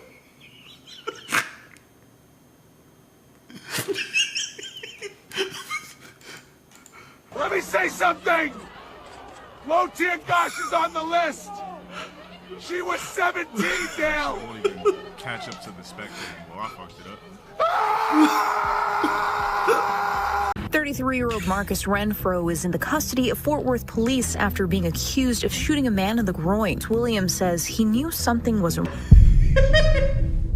They're like, yo, man, just do. Can you get a shot of you? Like, just pretend like the plug just called you up real quick, and you know you're answering your phone. He's like, all right, man, I got you. Yo, what's good, YouTube, man? Welcome back to another video, and today I saw this story and like I couldn't believe it, so like I saved it for stream. So there's this man who apparently claimed that another dude was being a PDF file to his niece, and so he shot him in his nether regions. He shot him in the cucumber. He shot the pickle off. I have no ideas what it is about this case or anything like that, so let's watch. Let's see if it's justified. Be sure to hit that like button, subscribe and share, and also be sure to tune in to our streams Monday through Friday, 12 to 5. Let's watch it. A local family is defending a man sitting in the Tarrant County Jail tonight after he allegedly shot another person last night in Fort Worth. Man, Tarrant County, y'all. Tarrant County is a really good county, actually. Like, I think I have like 5 convictions there. Like, I mess with Tarrant County. So, Tarrant, yo, I know some of the prosecutors out there. Can y'all do me a favor, man? Hey, I got you guys 5 convictions. If this guy was really doing stuff to his little nieces, can you let him out? They say he was not acting out of violence, but out of protection, after they claim the man approached underage girls in their neighborhood and tried to solicit them for sex. 33-year-old Marcus Renfro is being held without bond as investigators work to piece together exactly what happened. Fox 4's Vanya Castillo joins us live and picks up the story from there. Vanya? Hi, Casey. Yeah, we're hearing from the family of that man who explained why he allegedly shot someone in the groin and why they don't think he deserves to be in jail. Our kids are safer now. 33-year-old Marcus Renfro is in the custody of Fort Worth police after being accused of shooting a man in the groin. His family claims he was protecting his underage nieces from a man allegedly soliciting them for sex. I see some commotion going on with my little cousins and stuff. Dontavius Williams says he knew something wasn't right. Nah, they're like, yo, man, just do. Can you get a shot of you? Like, just pretend like the plug just called you up real quick, and you know you're answering your phone. He's like, all right, man, I got you. Like, bro, man. Nah, man. Fox, you wrong for this, bro. You wrong. You set this man up. With my little cousins and stuff. Dontavius Williams says he knew something wasn't This right. feels like a Boondocks episode. Telling me that the dude said, "Oh, come back and smoke some meth with me." What? I want to share some drugs. The family saying this wasn't the first time. Fort Worth police say officers had been called to the 3700 block of Century Palace on Friday morning after receiving calls of a man possibly under the influence and soliciting children for sex. But we already been heard that certain dude been messing with other little kids around here. That's when they say Renfro stepped in. They exchanged some words. When Marcus was walking away, he just ran up on him like he was trying to approach him like to hurt him in some way. Police have not confirmed this version of the events. As officers arrived, they heard a gunshot. And then he said something to Marcus, and then he turned around and Marcus shot him. Police say they found the man who matched the suspect's description with a gunshot wound in the groin. Police say the man was taken to the hospital and expected to survive. At this time, it's not clear if he'll face charges. Renfro was taken into custody. Online records show he had a warrant from another town. Oh, okay. So he's not arrested on that, but he got arrested because he had a warrant. Yo, man, I'm not gonna lie. The story's adding up.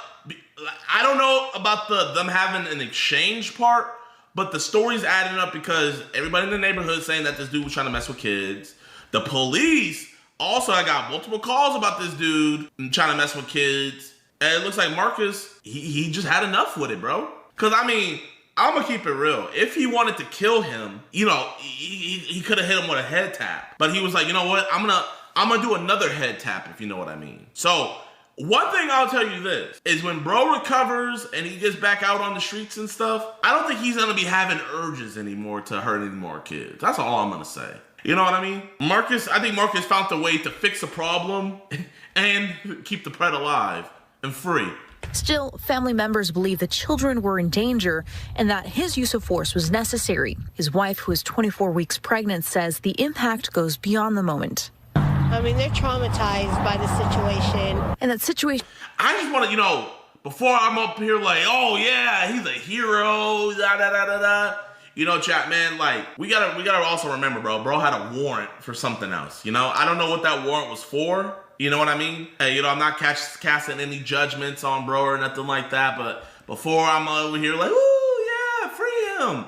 Like, chat, let's say, okay, he shot dude's PP off, woo-woo, right? And they took him in on a different warrant. Now, let's find out that warrant's like, you know, he's out here slinging dope or something like that. You know, I'm not gonna, like, just because he did one good thing, it's not free him. Things like these don't just end. I mean, because you're putting a child in danger and you're also putting them through trauma that is going to affect them for the rest of their lives.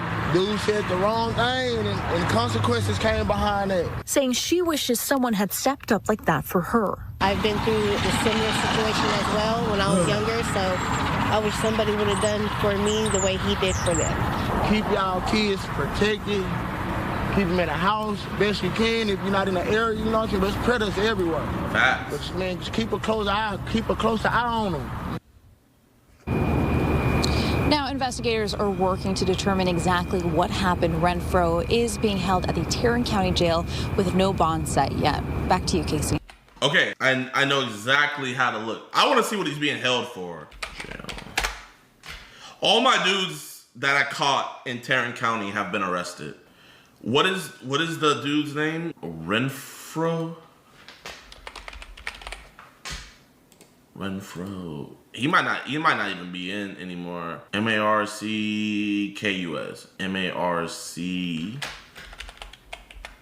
Marckus. What is shit? All right, chat. Chat, man. I don't know, chat. Violation, protective order, assault / stalking, assault causing bodily I don't know what is. I don't even know if this is aggravated assault with a deadly weapon. So this might be the one that he shot the dude with, maybe? Not all of these charges are from the dude getting his PP shot off, you know? So here, this is all I'm gonna say, man. Marcus, you did a good thing, but I don't think you're a good guy. You did a good thing, Marcus, but I don't think you're a good guy, man. You know what? Marcus, you can stay in there, man.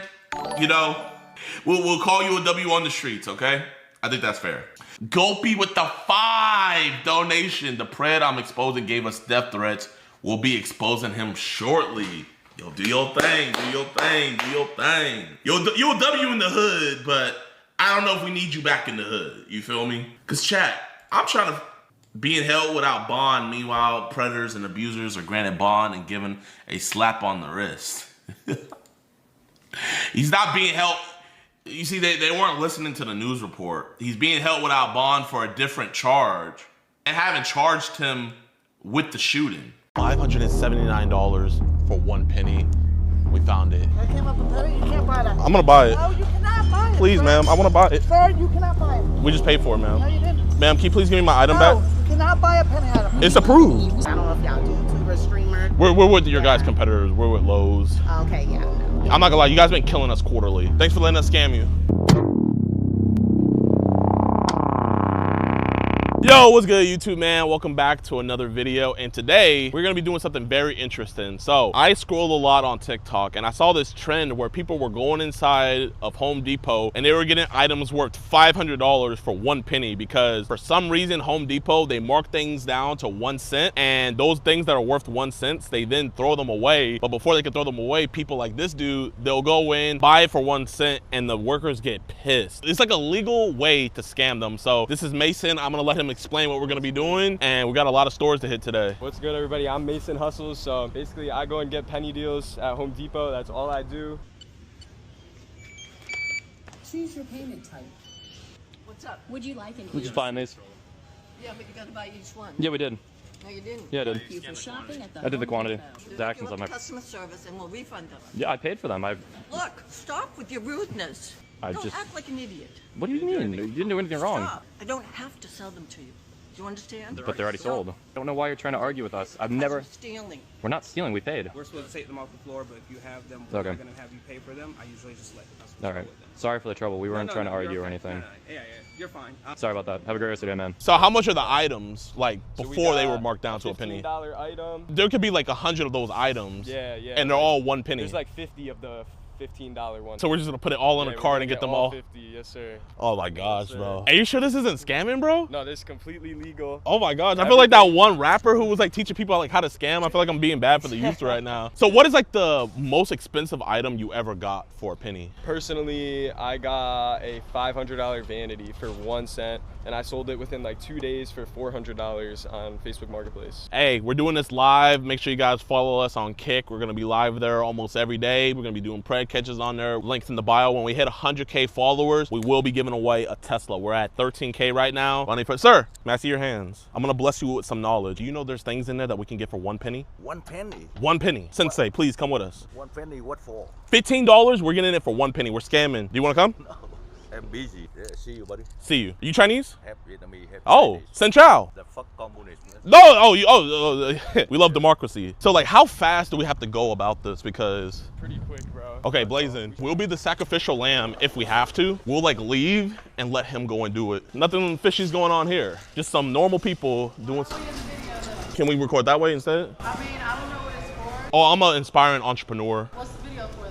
It's just trying to teach underprivileged kids in inner cities how to just, make it in life. Okay, so it ain't gonna be nothing crazy. Nothing crazy at all. Your channel or nothing. No. My OnlyFans channel setup is at home. Okay, I promise. Okay, that was close. Feel my heart. Oh. Like, I'm actually nervous. So the mission is to try to make $1,000 worth of profit on today's stream. That's easy? It's out 24, Bay 18. Good thing Bay isn't 17. Okay, I think it's right here. It looks empty. No. Fudge. How many of these? Wait. I think it's all these, bro. No way. Scan. I think it's all these. Bro, no way. So this is it. Stick, that is it, yeah. Let's go. Let's get all of them. Chat, we're not scamming. This is completely legal. Sir, do you want to legally scam with us? Huh? Do you want to legally scam with us? I've done that once before, man. You've done that before? Yeah. Bro, come do it again, man. You're like the elder scammer. Scammer? Yeah, we're scamming. Have you been scamming since 08? Oh, yeah. I think I did it last year with a cat. Right here. You scammed here? Yeah. Teach me your ways. So what is this? We're scamming in 4K now. You want to help us out? We could like split the profit. All right. More for me. Trying to get them all. But we gotta get as many as we can. So how much would these normally go for? Each glass block, I believe, is $5. So how many is in each? 8 in each. So 8 times 9? 72. Oh no, he used to work here. I think it's just the wrong barcode. Gotta scan it on here. Oh, we can't film? We're leaving. Is it cool we just like check out and then leave? Absolutely. I don't want to cause, like, listen, man. I know how these IRL streamers are, man. I'm not Jack Doherty. I appreciate it. I promise. 72 cents, bro. Oh man, is that like a glitch or something? No, it's a penny item. Sometimes they fall down to a penny. Is today my lucky day? Let's see. Hey, don't stop. Seriously, dude. Okay, here, we'll just pay for it real quick. Let's go on and head out. I don't want to be rude to him. That wasn't all of them. He only got 72 because there's 10 boxes. You think Home Depot's gonna be mad about 10 cents? No, go ahead and go. Appreciate you guys. We're leaving now, Mike. Appreciate you. Thanks for letting us scam you. We just scammed the hell out of Home Depot. Buy my course if you want to learn how to scam. Okay. Bro, you're such an asshole for keep on filming him. Now Kick Champ is gonna clip me. JiDion chimped out inside of a Home Depot. How much is the item originally? $7.83 each. So look at that, chat. Not one box, but one glass is $7.83. And we bought how many? Well, we got over 72. I think we got 80. So 80 times 7. So we bought $560 worth of stuff for 70 cents. We're already halfway to 1,000. Sir, we just scammed Home Depot. Don't scam me stuff, okay? I heard that shit before, okay? No, we legally, no, don't take a picture of mine. No, bro. Bro, don't. He's recording, isn't he? Hey, bro, don't snitch, man. Come on, don't be a narc. Oh my gosh. Why is he angry? JiDion built like a lunch lady. Okay. How much do you think you've made in profit doing this? Just from penny deals alone, at least like 20K. Wow. In a span of what? How long? Like 6 months. What's good, man? Man, I fell off, bro. I'm about to go scam. Scam? Yeah. What you gonna go scam? Home Depot. Yeah, I'll see you in the bar working. You scamming? Oh, crap. My bad. We're here for the penny items. Oh, shit. Go ahead, bro. I know you taking all the good stuff for yourself on your day off. Hell no. All right, here, dap me up if you're doing it on the low. Hell no. You're not gonna dap me up, bro? You're not gonna show me love? Okay, so you just dap me up, so that means you're doing it on the low. Okay, now I'm just Okay, so what's the item we're getting here? Roller shades. Roller For a shade. window, yeah. Bro, my heart's pounding. We gotta find blinds that end in 449. Like 449, 449, 446. Oh, it's up there, it's up there.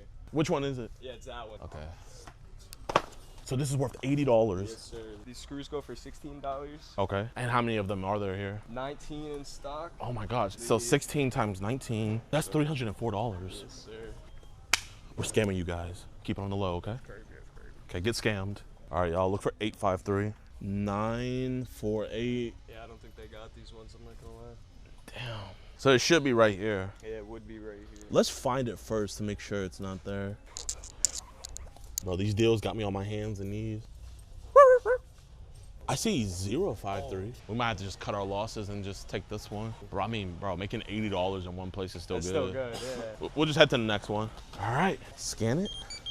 Invalid scan. What's up, Leo? Can I get some assistance? You better go catch somebody or what? Oh yeah, I'm about to go catch these deals. I think it's this barcode. No, I think it's gonna be You got it inside, yeah. Oh yeah, it's because there's 4 of them in here. There's 4 in here? I didn't know that. You want just one? No, I want all 4. It's on clearance. Oh, it's a penny. Nice. It's a penny? Yeah, good for you, man. That can't be right. Wait, are you sure that's right? Yeah, you got a good sale, man. All right, we'll just clip farm one of your other employees. Unfortunately, I'm the one that teaches them to not crash out. Yo, are you mad? Wait, hold up, bro. We're about to get this for 4 cents. No, I don't give a fuck about that. Bro, are you like faking your clips? No, bro. What's 8 times 4? 360? $360 right here, y'all. This is the method. Basketball team, brother. Oh man, you guys are scamming too. No, I'm not scamming. Bro. Nice. What position you play for your basketball team? No, I'm a point guard. You're a point guard? Yeah. Okay, show me your huddle footage right now. Man, I'm not logged in right now, big brother. Well, let me see your huddle. Nah, you ain't logged in either. I mean, bro, you guys don't got no film for me to see. Like, what if you guys are trash? Just like air dribble. Oh, no. I'll tell. You guys got Cash App? I know I'm getting scammed. You're not getting scammed. Well, I'll donate the 200 so you boys could go home. So let's see how much money we're at so far. We're at $910 profit right now, chat. Have you ever met a Home Depot this chill? No. They always get mad at me back in Connecticut, bro. So how much is the item that we're going to get? How much is it regularly worth? There's a few. So there's a tub and shower faucet that's $140. Sliding shower door, $560 down to a penny. Oh my gosh! So is that all in one store? Yeah. Oh my, bro, we just hit the jackpot. They're gonna get pissed at this one. Bro, I'm telling you, we gotta ask them to price check it. Because I'm afraid that they're gonna price check it and then not sell it to us. They can't take it from you. Like, it's in their policy that once you make it to self-checkout with a penny item, like, they're supposed to just let it. Do you have like that screenshot it and ready? Yeah, Okay. So we were doing it wrong, doing it at checkout. Okay. All right, chat. We're gonna have them price check it. I get vibes. This one, they're not gonna be friendly. So this one faucet we're looking for is $100. 610. Let me see what it looks like. So it's like silver. Ooh. No way. 631. Yes, sir. This is it right here. 631. There's more? Wait, how much is each one? Each one of these is 140. 140? $300. Chat, do the math real quick. 140 times 3. Oh my gosh. 320. $140. We're getting it for 1 penny. Let's go get that shower. That's the one we're looking for. $566. If we find it, we can get it for 1 penny. This is it? So it says not available in store. That normally means that it's a penny, but we should probably ask an employee for this one because that would be like, holy fuck. Go get an employee. Yeah. How confident are you that it's this one? I'm like 90% positive. Excuse me. Hello? Can we get some help? This one also says not available. There's 2? Can we get a price check on these real quick? We're gonna buy these. Oh crap. 600. What about this one? This black one? This one right here. 719. What about this one? 600. Mm-hmm.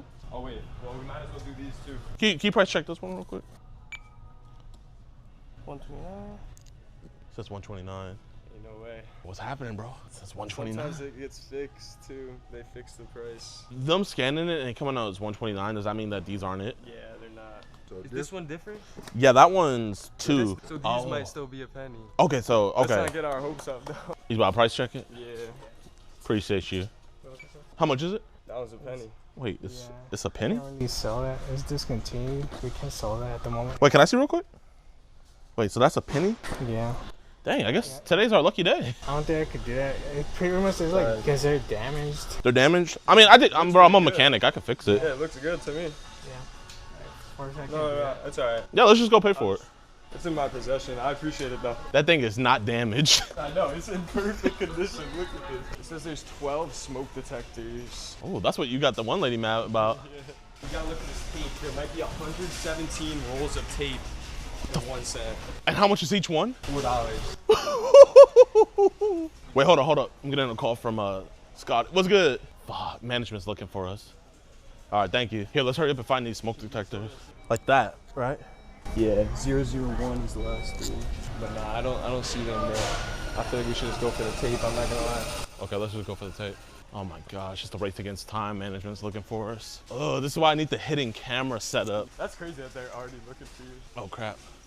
There's our manager. 086. It's just like a single of HDX tape. Hello. Hello, how y'all doing? Good. We're just trying to get some supplies for a project. Oh. And you guys got the best deals. Nobody got it like, oh. We would go to Lowe's, but we don't want to cheat on you guys. I see y'all recording. Yes, ma'am, but we're keeping it on us. We're not gonna hear making no mess or anything like that, I promise. And not on none of my associates? No, ma'am. Okay. The only people that came up to us were your associates that knew who we were, and they just said, hey. Okay. Could you do me a favor? Yeah, what's up? Can you look up a SKU for me? Yeah, I got you. They have it?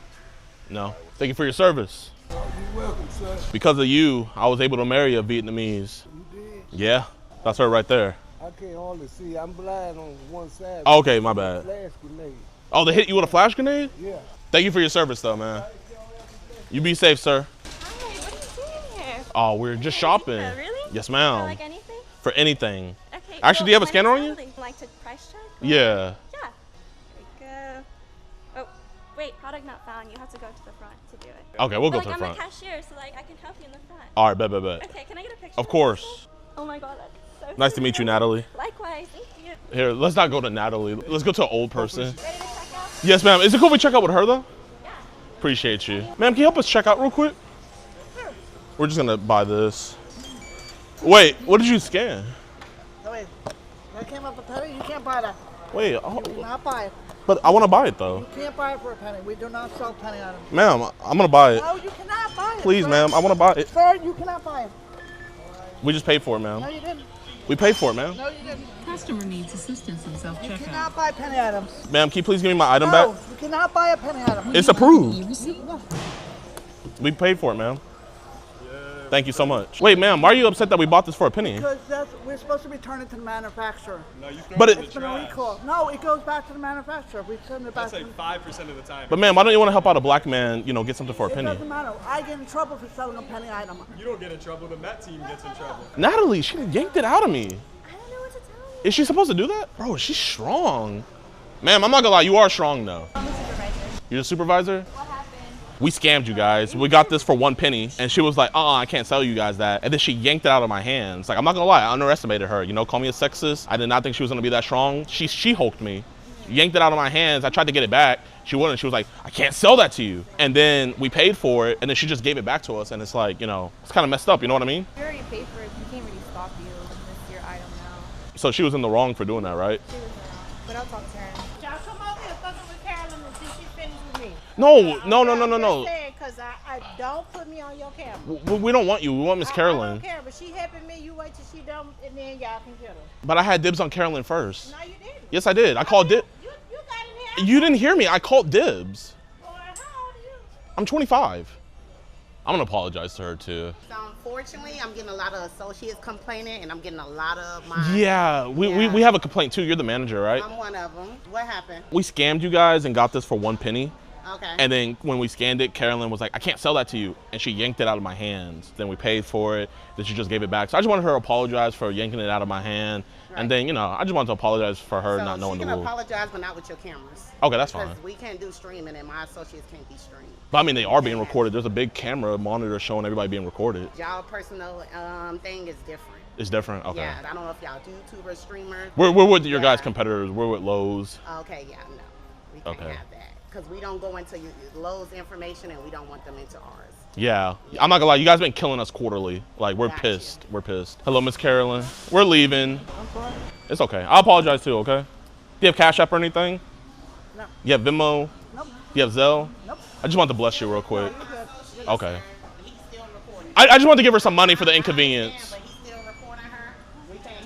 Okay, yes ma'am. Chat, should I do something for Miss Carolyn? Here, you know what? I'm gonna go give her a $100 Chick-fil-A gift card. No, she doesn't deserve it. She was rude. I get it, man, but bro, she's a boomer. She doesn't understand. Let's turn an L situation into a W. It's still a profit, because this was worth $140, and we got it for 1 penny. Hello, can I just get a $100 gift card? Of course. I'm apologizing to Home Depot, I scammed them. Oh no. I got a $140 faucet for 1 penny. I've seen that on social media is coming around. I don't know if it was true. It's true. It's all legal, right? It's all legal. I legally scammed them.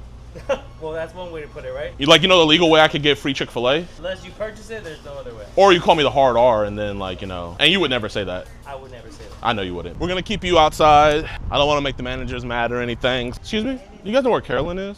I got her a $100 Chick-fil-A gift card. I don't know where she went. If I give this to you guys, can I trust y'all? Yeah. To give it to her? Yeah. You promise you're not gonna scam me like I scammed y'all? Of course not. I think she went on her break. I mean, I would go on my break too if I got scammed like that. 910 in total today plus 140 officially crossed the 1,000 mark. We're at $1,050, everybody. So once it's in our cart, they have to sell it to us, right? Yeah, once you take it off. No, yeah, once it's off the shelf. Yeah. Once it's off the shelf, that's what she Okay, said. okay. Then this one might have the sliding door that we were looking for, the $500 sliding door. Yeah, and there's 2 in stock. Laz, Home Depot. We gotta make this one count. We gotta make this one count. End it off with a bang. I wanna get a sliding door. So what items are we getting from here? Definitely straight for that shower door. There was like another 50 rolls of tape that we could go for as well. Bet. Let's go for the shower door first. Yo, can you scan something for us? We're looking for shower doors. Should be on like 27 or 28. 27, 28. Here, when you're done with them, can you meet us there? Yeah. Bet. I feel it. They have to be here. And what's the name of the? It's a Clara one again. Remember that like black one we were looking for? Is this Clara? Yeah, Clara. 293 right there. No way. On God. No way. On God, that's it. Oh, yes! Yes! Let's go, bro. Oh! Ooh, W's in the chat. And how much does it cost usually? Normally $579. $579 for 1 penny. We found it. Yeah, this shit is heavy. I'm trying to bring this down. Y'all need to get up there. I can't use I thought customers could use yellow. That's bad. You think you can help us and we'll help you? No, you can't get that down with the yellow level. Do you know how to use the forklift? I'll use some of We have to get somebody to grab it? Fuck, yo. So we gotta just get lucky and like pray that they don't scan it. Can you take a picture of the barcode? I could go pay for it. Yeah. Yeah. Let's see. Let's go on and just pay for it right now. 293. Hold up. Let me see if there's any more. Shit, no, that's a no. There's two? There's two. Bro, there's two. There's two. Ring it out for two. There's two? There's two. Alright, I'm about to ring it up. Bet. Bro, they're each $5.50 each. So that's $1,000 in profit. I don't have the barcode of the item. All right, perfect. They're getting it down for us right now.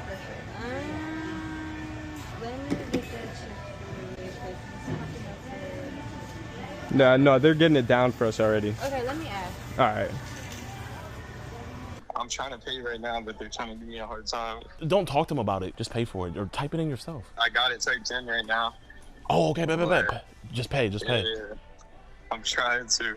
Oh my gosh. Why are they being like this? What are they telling you? What? Is that okay? I was supposed to pay? Alright, I'm sorry. Thank you. Did you buy it? Yeah. Did you pay? Yeah. Let's go. I'm coming back right now. Are you still over there? Yeah, we're still over here. Were they mad? So she had it like on the employee screen. I just hit like accept and fucking ran it through anyways. And she was like, oh, you weren't supposed to like pay off my screen. And I was like, oh, wow, I already did, so. Hello. We paid for 2 shower doors. Okay. They didn't pull them down for you? No, we haven't been able to pull them down yet. Oh, they were penny items. We have them? Yes, sir. 293. Okay. My man. What's good, officer?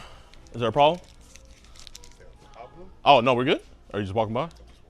Oh, okay. I thought you were here because we scammed you guys. Wait, officer, I gotta tell you what I just did. All right, hold on. Give me a second. Oh, give you a second? Oh, okay. Dang, I just wanted to get a thumbnail. This is the exact item they're getting down for us, $580. 580 times 2, what does that come out to? 1,160. In one store too, so we made 2 bands today. Let's go, bro. Let's go, bro. Oh my gosh, it's like the victory shot. Everybody's asking for your TikTok. Tell them what your TikTok is. Yo, at Mason Hustles on TikTok, you guys, on all platforms. How you gonna fit that in the whip? I have no idea. Worst case, I could just order an Uber. Yo, this is fire, bro. All this for 2 cents, you guys. This is insane. $1,100 worth of stuff, 2 cents. Excuse me, ma'am. Is it cool if we buy this $1,000 worth of stuff for 2 pennies? I don't think so. Who give it to you? Well, I mean, you guys marked it down for 1 penny. I don't know. It just depends. If you grab it from the overhead. Yeah, we got it from the overhead. That's why no. But no, an employee got it down for us. We can call the manager. We can call the manager. That's literally what y'all be doing. Y'all just be clip farming. Yeah. So really, you could walk out the store a lot of times without ever talking to an employee. Yeah, but you most just, of the time. You just stop them. Yeah, I always ask them the price check and shit, even though I already know. She said it's okay. Oh, I appreciate you. How does that personally make you feel that we got this for 1 penny? Would you want to buy these? I'll sell it for 400. Yeah. Congrats. What are you gonna do? You're gonna resell it? I think I'm gonna resell it, yeah. Like it was supposed to be like you guys get mad, like, hey, you can't buy that for a penny, and then I buy it. You know why? But you're too chill. Maybe I didn't get mad because that was not my department. Oh, okay. What's your department? Hardware. We're gonna go to hardware. All right, nah, we're just messing with you. Thank you so much for being so cool about it. You wanna buy a shower door for $400? Oh, no, thank you, sir. It's worth $570. No, I'm good. You good? My man, you wanna buy a shower door for $400? No, I'm good, thank you. I might just hire a double X Uber. Ma'am, do you want to buy a shower door for $400? It's worth $500. Well, when you do, you know who to hit up. DeMarcus Cousins III. I'm Teresa. Teresa. I'm a professional scammer. Guess how much I paid for these? 1 penny. I got the receipt. Look, are there any more in the store? Nope. What you say? I'm here for her. You here for her? See, this is what I bought. And it costs a lot more than a penny. Man, if you would have had me, I would have got you those for a penny. You wouldn't have got no for a penny. We would have figured it out. We're just teaching people how to scam you guys. It's not a scam. We don't do the thing we're supposed to do. But it's a scam for YouTube, you know, like, good title. It's a hustle, man. Do your thing, man. I'm not mad at you. So you don't feel scammed? No. I feel like we didn't do our job. Better luck next time. Have a great day, bro. Yeah, that's not fitting. Imagine Caroline seeing this. Oh man, she would have lost her shit. What's good, my man? I was gonna ask if you could drop it off at my crib. I have someone there, and if you can help out, like just bringing it to the front door or to the garage, I'll tip you extra if that's cool. So we wouldn't be in the car. I don't know if I can get that in there. You don't think so? Maybe if we put the seats on? I'm gonna try. I'll try for you though. Bet, appreciate you. This doesn't seem too XL, but you know, we Nah, it's XL, but it's for people. Guess how much we bought those shower doors for? Oh, 10 cents. 1 cent. Oh, so you can piss somebody off in there. Actually, they were pretty chill. Oh, yeah? Yeah. Seeing little videos like that. He's that little video. That's the guy right there. If we took all that stuff out and put these down there, you think it will fit? Yeah. Let's go and start putting them in here. We gotta put as much as we can in there to fit those shower doors. W's in the chat, man. All right, chat, we're gonna go through the haul. We're gonna figure out how much we made. $579 times 2, $1,158 just off the 2 sliding doors right here. So $1,920, and then what? All of that together, I don't even think we spent $2. No, I don't even think we spent $1. Wow, $1,920 by spending less than $1. Home Depot just got scammed. Someone in chat said millionaire, by the way. So all we need to do now is just sell this stuff. Pokimane, Iman, you're the most beautiful woman I've ever met. Will you marry me? Since I have given her my entire Social Security, as well as my income pay for my job, she's agreed to give me $25 million. Man, I'm not gonna lie, that's a gamble I'm willing to take. And he always talks about witchcraft and that these 2 girls named Brianna and Bianca are coming after him. So this morning, they decided to put shit in my pants.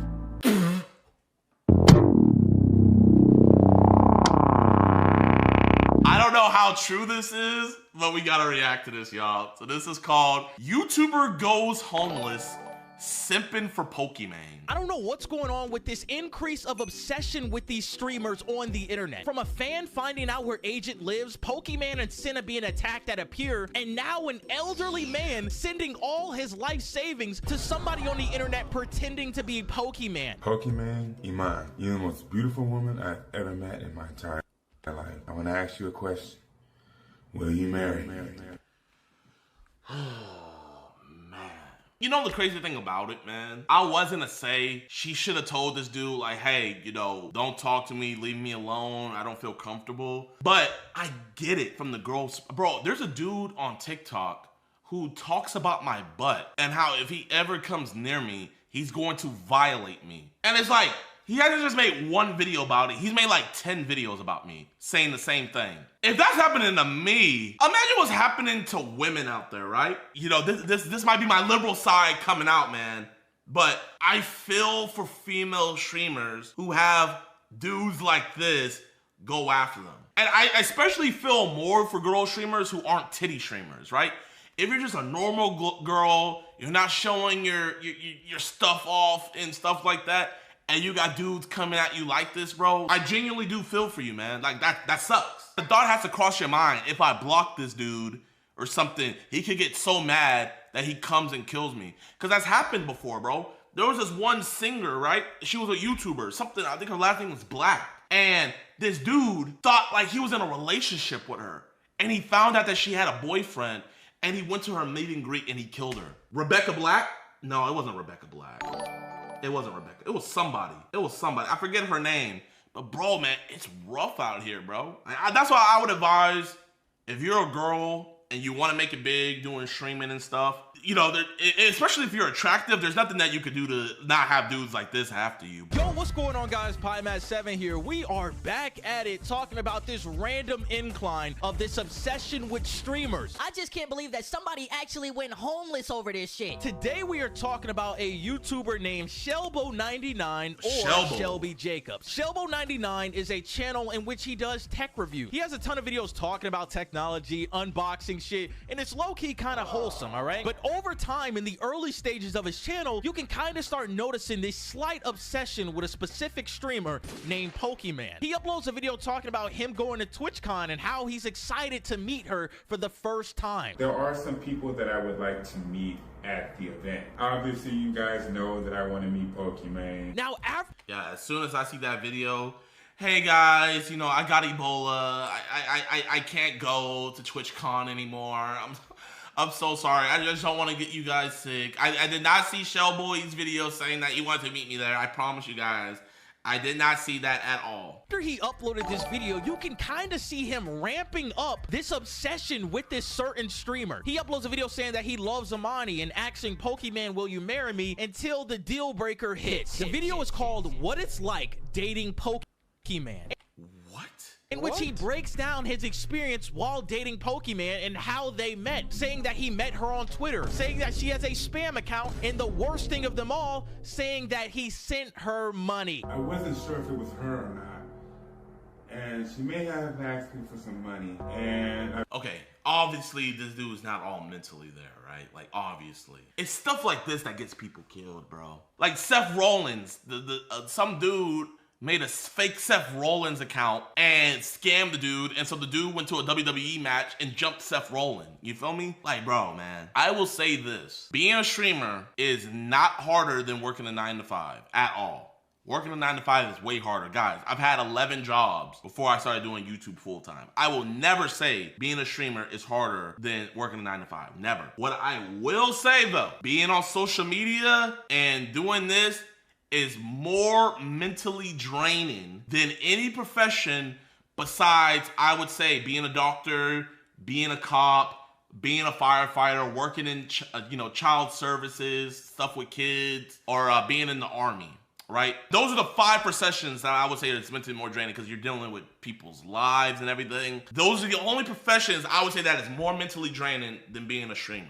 I blocked her ass. I blocked her on Twitter because I had no clue who it was. It was her alt account. No. Listen, man, this is fucking insane, man. I'm not even gonna lie. When I first saw this video, and a lot of people saw this video, everybody thought he was acting. But when you look at the track record of his channel, he is legitimately thinking in his mind that this person on Twitter is actually Pokimane. But on top of it, it gets worse. He says that he sent this so-called Pokimane person and they sent them back. What the fuck? We just celebrated our 1-month anniversary, and we kind of celebrated it by getting naked. We only showed each other that though. Now you may have noticed that I've shared some photos with you guys, but I shared it to let you guys know that I'm with her and she is my girlfriend. Jesus Christ. Now guys, this situation only gets worse from here. A month after he uploaded this video saying that he was sending money to Pokimane and that they're married and dating, he goes homeless. He drops a video saying that he's homeless in California and can't find anywhere to live. And I want you guys to know, ever since I moved out here to California, I've been homeless myself. Now mind you guys, he was originally in Houston, Texas. Oh, say it ain't so. Houston? Oh, you know what? Hey, chat, man. That's...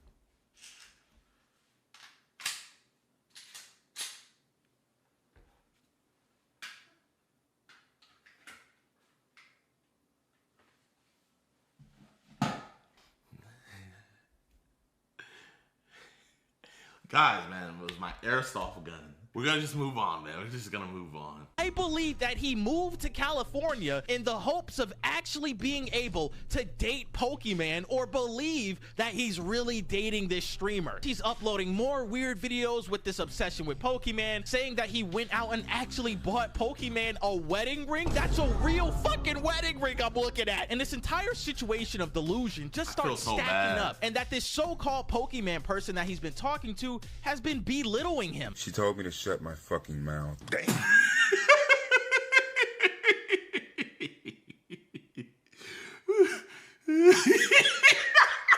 Shut your fucking And the real deal breaker of this delusion in this guy's mind is this video right here called "Pokimane has agreed to pay me a sum of 20." Bro, man, it's not funny, bro.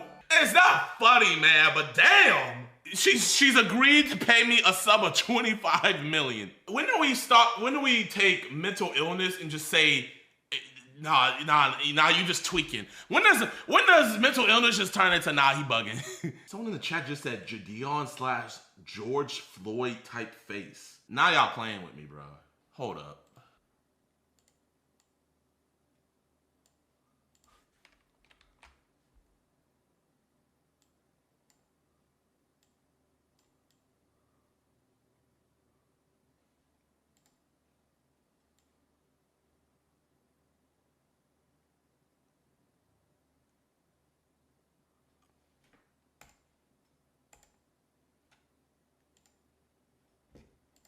$5 million, in which we get a deep dive of how much money this guy has been sending this scammer online. They've agreed to stay together on one condition. Since I have given her my entire Social Security as well as my income pay for my job, she has decided to give me everything that she has from her Twitch account, if I'm not mistaken. She's agreed to give me $25 million. Hold on. You have been sending Pokimane on the internet your Social Security checks and your full paychecks from your job in the midst of her sending you all her Twitch money? $25 million? Yeah, man, I'm not gonna lie. That's a gamble I'm willing to take. Would you gamble all your Social Security and paycheck and your life savings for the gamble to get 25 million? If it hits, shooters gotta shoot. No? Y'all wanna do it? Okay, the thought wouldn't cross your mind. Like, what if? Not even a what if would cross your mind. Someone in the chat said, I'm a gambling man. The midst of her sending you all her Twitch money? $25 million? This nigga is crazy. This elderly man that has some type of mental disability is sending his Social Security checks to some random man online posing as Pokimane, in which he just believes all of this. And they proceed to ask me for a gift card. Like, guys, this is textbook scamming. This guy just asked for all this money in gift cards because it's untraceable. Why would Pokimane, the multi-million-dollar streamer, want money in gift cards in which she's gonna give you $25 million back? It's insane. Now, you guys are probably wondering, who is this scammer pretending to be Pokimane online scamming this elderly man? Who is it? I did a little bit of deep diving and finding out that Shelbo has a Discord that costs $200 to get in. So if you don't want to pay the $200, you can get out. Now, in this Discord, there are multiple members in here that say that they want to help Shelbo with his business. Now, when you go to Shelbo's business operations site, it's a complete mess. 22? No way, this man's 22.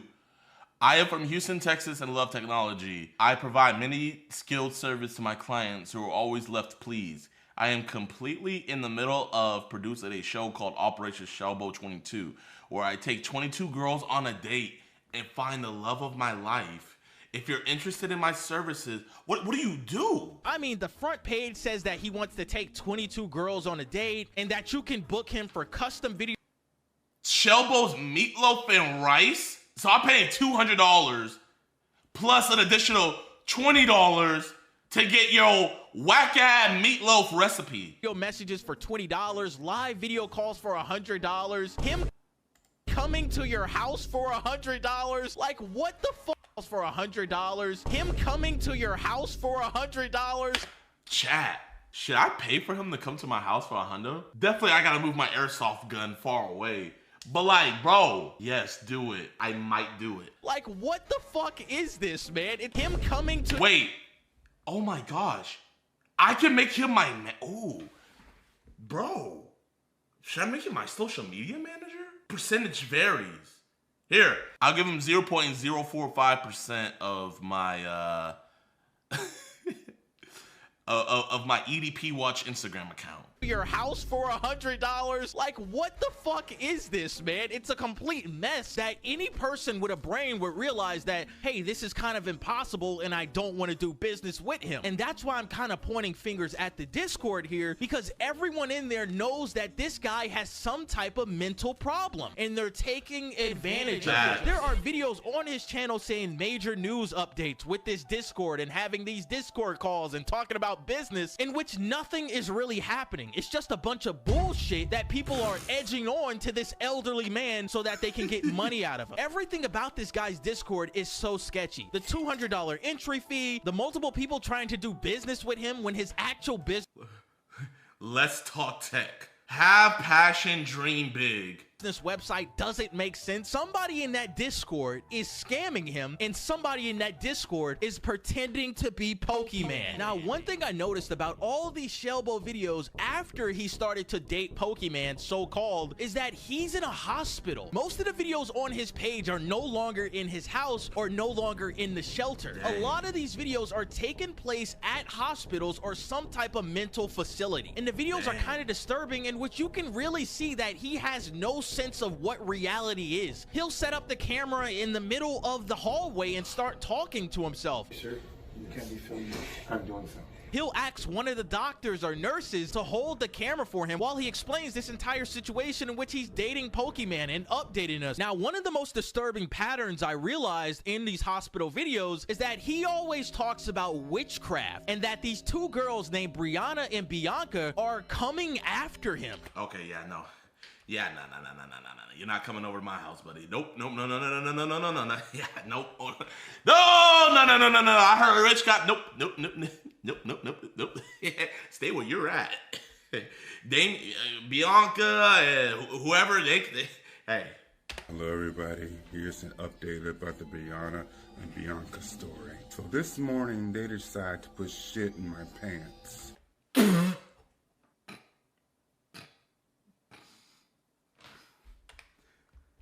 Bianca story. So this morning they decided to put shit in my pants and take over some of the staff. Back in 2018, this girl named Bianca and Brianna followed me to my job. They were literally listening to my conversation, everything that I was doing, and even right now trying to do witchcraft on me. In which he really believes that this is happening in his mind, that two women out there are following him to try to do something harmful to him. But it's really concerning seeing how this page turned from this tech channel and this unboxing to this obsession with this streamer and the decline of his mental health. Shelbo talks about how his family doesn't care about him and how nobody wants to help him in his life, and that the only thing he has going for him is with this relationship with Pokimane that isn't even real.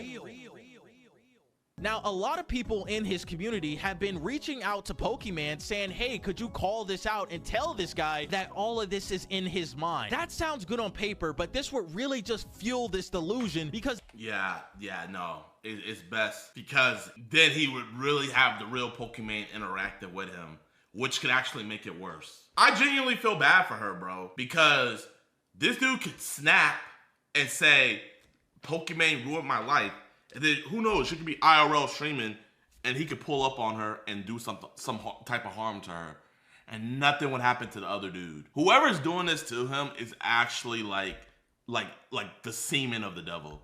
Genuinely, you are a legit demon doing this to this dude. The acknowledgement of Pokimane to this man would only make this situation worse, in which this obsession just grows endlessly. Because now Pokimane actually knows who this person is. Now, a more realistic change that we can do as the viewer is contact Adult Protective Services, because this individual as an adult is harming himself by literally getting rid of his entire savings account and sending it to these people on the internet. This is an adult that cannot protect themselves and that needs some type of help, because as of right now, man, it's not looking good. The most recent video we have from him is him talking about how Elon Musk scammed him in the Discord and how things haven't been going his way with him and Pokimane, but it still looks to be that he is in this delusional state in which he really believes that he dated Pokimane or is dating Pokimane. It's a horrible situation that nobody really wants to see, and I know a lot of guys are cracking jokes on it, but man, it's just really sad. But yeah, lads, I hope you guys enjoyed the video, man. I saw this whole situation blowing up on... This was a great video. Oh man, this was 10 months ago. Is there any update? Does he have his...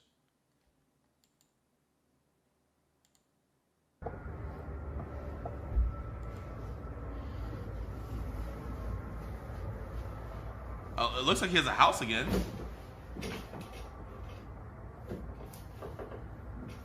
Hello, everyone. Got a bit of news. So, guys, I want to let you know something. I definitely feel that this company could be in a better position than where I have it. I don't think you need a co-owner, but I definitely think you need to revisit your workflow and standards. Oh my gosh, bro. People, hi Shelby, have you registered your company's LLC? Yes, it's registered as a DBA.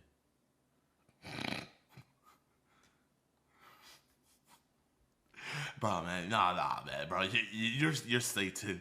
You're actually Satan. I'll have to meet.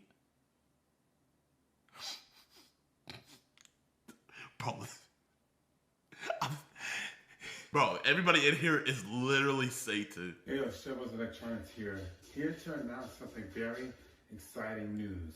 I'll be soon moving into an office space where I can operate my business. So what does this basically mean for you guys and for me? 1, you better come into the office space to be able to do business with me. 2, I'll be able to make my food and kitchen there as well. And 3, it's also going to be my living space as well. Man, I'm going to be praying for him, man. What the He's in Houston. All right, guys, so the adventure starts all over again. So basically back on the streets again due to an issue with my landlord. Chat, man, do you guys think I should try to help since he's in my city? I want to help, but bro, I don't want to waste money and give him money and then like he just F it up. You know what I mean? You guys just say fundraiser, bro. You don't do fundraisers for people like this when they're in this mental mind space. That's literally you just throwing money away. You need to advise him. But, you know, I can only try to get him help if he wants help. Everyone, a bit of a surprise for you. I finally got to talk to my wife of a few months now. And you cheated on Pookie? She's everything that I thought she would be. She's witty, she's funny. She's very intellectual, you can tell, just from the very moment she started speaking. And this is no other than Sabrina Carpenter. Now you all may know her as the artist and singer, but I know her as Babe. That's what I call her. I call her Babe. In fact, I call all my girlfriends Babe. Well, wives, excuse me. All your girlfriends? It's wives and husbands. Wives? But anyway, the second I started talking to her, I knew there was something special about her. I'm so glad that she was able to call me on the phone this morning. That we was able to talk. And guys, I can't express how good it felt to actually talk to her. We may be able to get ready to meet soon, but this is just basically the first step in our relationship. Basically, the next step in our relationship is actually getting to hear each other's voice. Now, I'd like to do that with all of my wives, but not all of them speak through social media. So we'll see how that goes. But anyway, guys. Yeah, nah, I can't give him any money. You know, I'll try my best to help. You see, he's not liking any of the comments telling him, believe me, it's not a scam. Yeah, man. What could I do to, like, help him?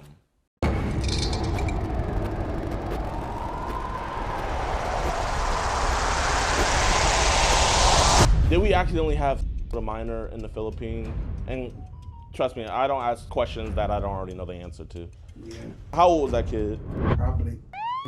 Have you ever been to jail or anything? Several times, but it was for my ex-wife. What she got you locked up for? Domestic. Oh, I talked to him earlier at the gas station. Yeah, that's... He works there. He was at CVS, actually. You do anything with the youth? You try to help out, give them words of wisdom? I did in the past. Tell him it's the big guy from Bodok that was following the kids around. Big guy from Bodok that was following the kids around. James Howard. He was following kids? We got to complain about it. This is why this can't be an arrest warrant.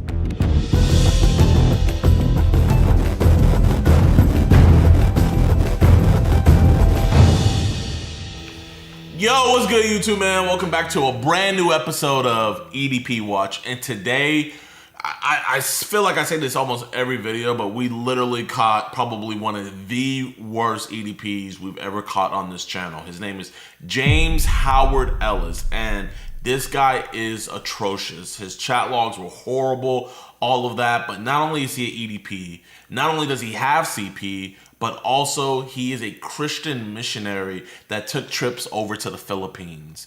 And you guys are gonna see soon in the video that this man has victims over there that are ages that I don't even want to say. This dude is actually horrible. This dude is actually disgusting. When he should have been over there, you know, doing the Lord's work, he was over there doing the work of Satan. But you guys know we did what we do. So, man, I would really appreciate if you guys could drop a like on this video. If this video gets to 120,000 likes, you guys have been smashing it with the like goal lately, we will be giving away this PS5 right here, man. All you gotta do is just hit that like button. 120,000 likes. Also, leave a comment, you know, say your favorite part of the video, and also either put your email address or your social media. We'll be sending it out. Your boy still got a PS5 I got to send out before that you guys hit on, and I got a MacBook to send out, man. You guys have been killing it. We greatly appreciate it. Without any further ado, let's get into the video.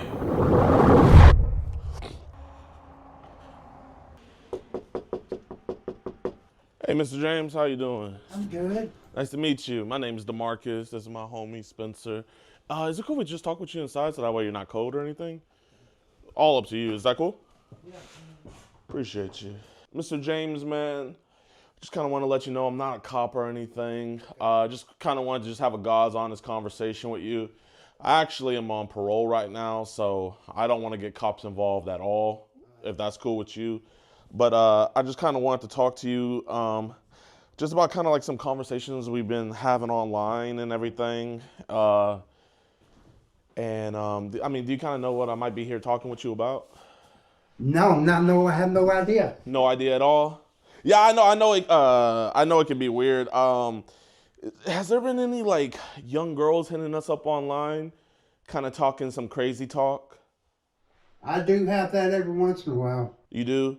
Okay, I guess more specifically this girl, because I don't want to all girls are crazy, you know, but just to kind of like centralize it, her name is I don't know if that's the name or I think she had messaged you on Instagram.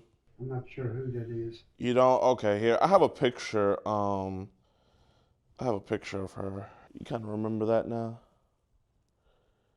Now that's weird because that person just sent that picture to me.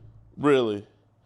Yeah, man. I mean, I'm just kind of here talking to her because her parents and everything, they live kind of just like right down the town over. You know what's weird? Yes, sir.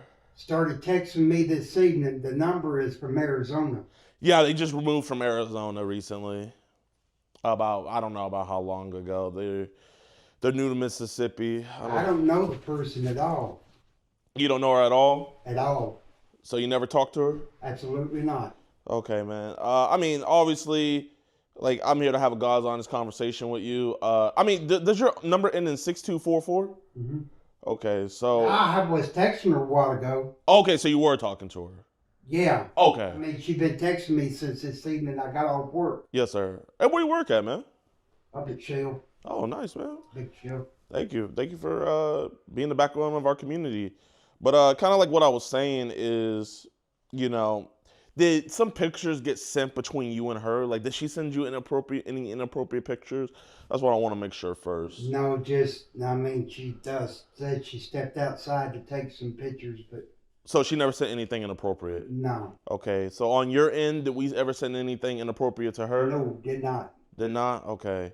So, I mean, obviously... You know, I don't want to look at it again, and I want to spare you from the embarrassment. But there's a picture from your number that you said you were texting her on. That is a picture of your. That's not true. That's not true? No.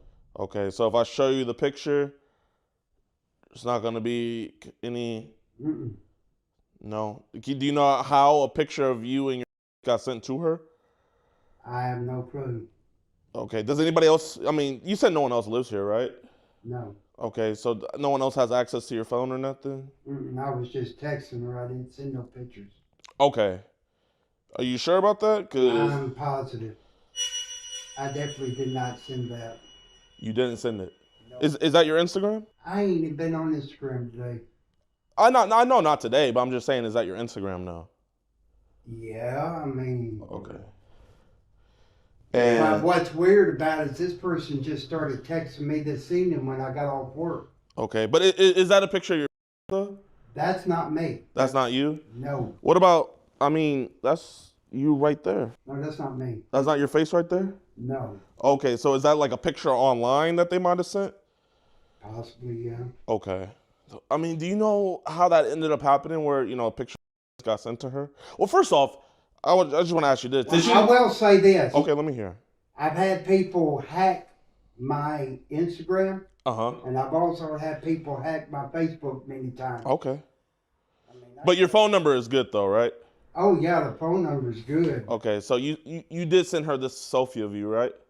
Yeah, I was sitting in the living room. Okay. So But what don't make no sense is that if that's true, Yeah. how is this person getting access to my stuff if they just started texting me today? yeah, I mean, Instagram is crazy. I mean, I think you and I might delete it. You and been talking for a while, but I think the main thing is you sent a video of you with an Asian girl, having an Asian girl, and you said that she was years old. Did you ever take any trips overseas? Once. Where'd you go to? Mexico. You went to Mexico, okay. So that video that you sent Kaylee, was that you in the video or was that somebody else? I'm not for sure. You're not for sure? Because see, I've never sent that person videos unless a person that's on Instagram is. This is text message. This is text message. So this, like you said, I mean, no one can take your number. So that's you. So because listen, man, it's one of those things where if the landlord finds out about this or Shell finds out about this could affect you, you know? And obviously, I don't think it needs to. You seem like a God's on it. You're working hard. You're not one of these freeloaders. I mean, that's the conversation, like, totally for later. But obviously, like, right now, you know, did Kaylee tell you how old she was? No. She never told you how old she was? Okay, so when you first hit her up on Instagram, she told you that she was and on text message, you told her that you and then she asked you, she said, you don't care that I'm and you said, yes, I care. So do you remember her telling you that she was No.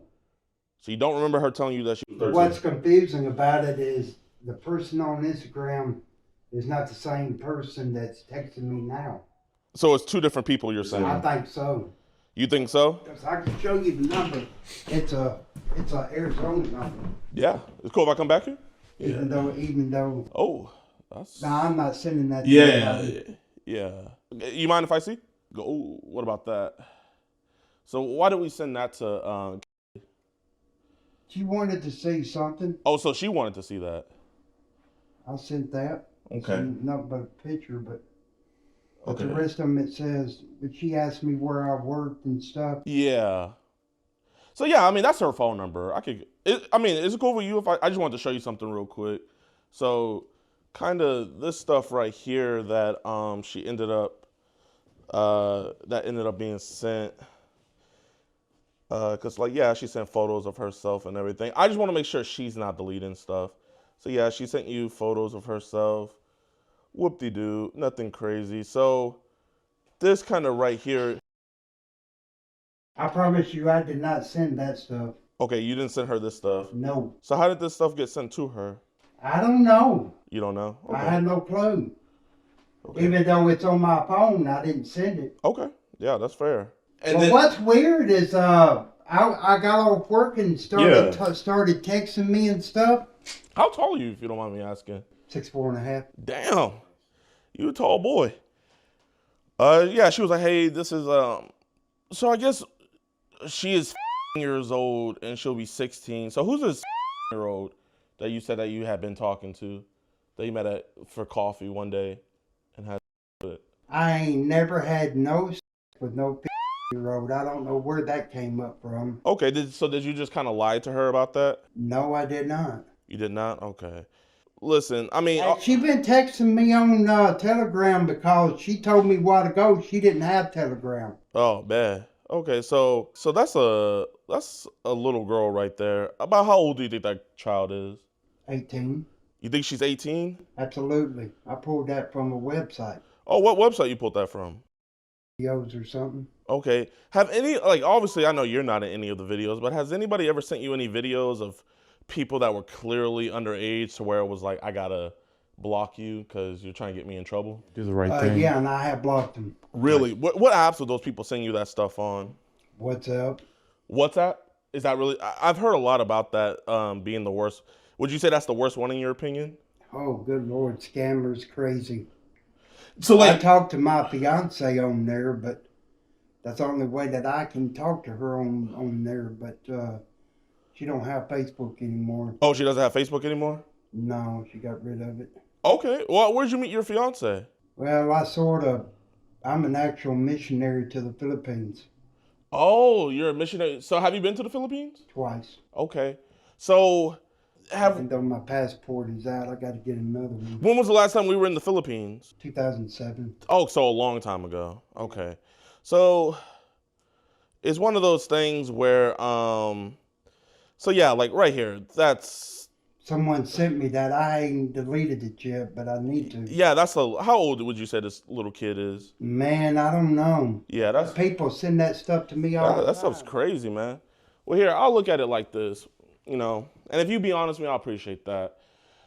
In the Philippines, I know they don't care about age over there. So did we accidentally have a minor in the Philippines? And trust me, I don't ask questions that I don't already know the answer to. Yeah. You did? How old was that kid in the Philippines? Probably. And how old were you? Oh, that ain't me in the video. No, I'm just talking about when you were over there when you had a kid. How old were you? No, I didn't have no kid there. You didn't? No. So why'd you tell that? I don't know why. I mean, she just wants answers about things and stuff, and I just tell her whatever she wants to hear. But oh, so you kind of just thought she might have wanted to hear that? I mean, I don't know. Well, here, I mean, this is totally up to you, but I'm guessing you want to be on the right side of things, right? Right. Obviously, you don't want to be associated with that stuff anymore. This is totally up to you, but I mean, with your consent, your phone will be exactly the same. It would just get rid of those child stuff on your phone, so that way you're not in trouble. Would you want me to help you get rid of that? I can delete it now. But if you delete it, it's still going to be on your phone with the cloud and everything. It got to be professionally done. Would you want to get it professionally done? How do you do that?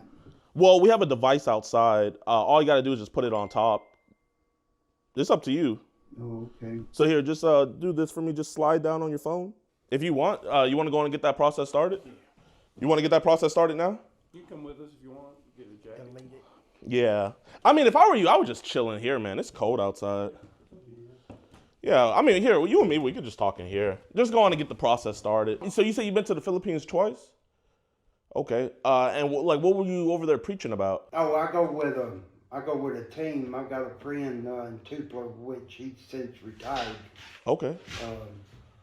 Mission trip. Are you Christian, Muslim? I'm Christian. My man. So, you know, obviously, kind of like, did we save those videos on purpose? Like, did we kind of just get kind of consumed by the devil, got the curiosity, got the best of us? Is that what happened? I guess. I mean, Yes. Obviously, it's bygones be bygones now. We're going to get that stuff removed. But how many times would you say you get to those videos? I don't know. I mean, anybody tempted to do things. Okay. So would you say, like, on a scale from 1 to, I guess, what's the youngest age one of these monsters sent you?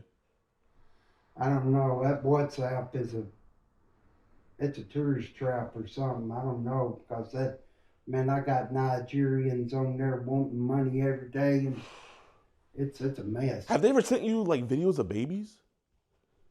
Not that young. Not that young. What age range would you say? Like 5-year-olds? No, probably anywhere from to or something. Something, okay. So, Mr. James, man, I mean, I would really appreciate you just being honest with me. So with that girl in the Philippines, how many times did we have sex with her? Never had sex with someone that young. Okay. So then what was that video that you sent to? That was something that somebody had sent me from over there. Okay, but you lied about sending it. I mean, you lied about that being you in the video. Yeah, just, I don't know. Because I know that when she first started talking to me, I don't know. Is it cool if I sit next to you? I don't know if she talked to me last week but I know I just started getting a text today. Yeah. So were we? Because you were talking about meeting up with her. Like, what was gonna happen whenever we met up with her? She was gonna come over here to the house, and I don't know her, so. I mean, were you guys gonna like have or anything, or just like, I mean, I had mentioned that, but I don't know. I didn't know how old she was. I mean, she asked me about wanting to watch TV or something, and okay. So I'm just trying to make sure, man. I mean, it sounds like you wouldn't have forced anything on her. no, Okay, that's good. absolutely not. So she said, like, "Hey, I want to have." And I didn't believe her anyways because I've had multiple people say they were going to come over here from different places and never showed up. Really? I mean, at least come to find out they were scammers. So those videos, did they make you pay for those videos, like of the little children, or did they just send it to you? Just send it to me. Okay, so you never had to pay for any of those videos. Okay, that's good. So, and what age range did you say was like the I mean, for us to know like how long it'll take to delete all that, how much photography on that device do you think you have?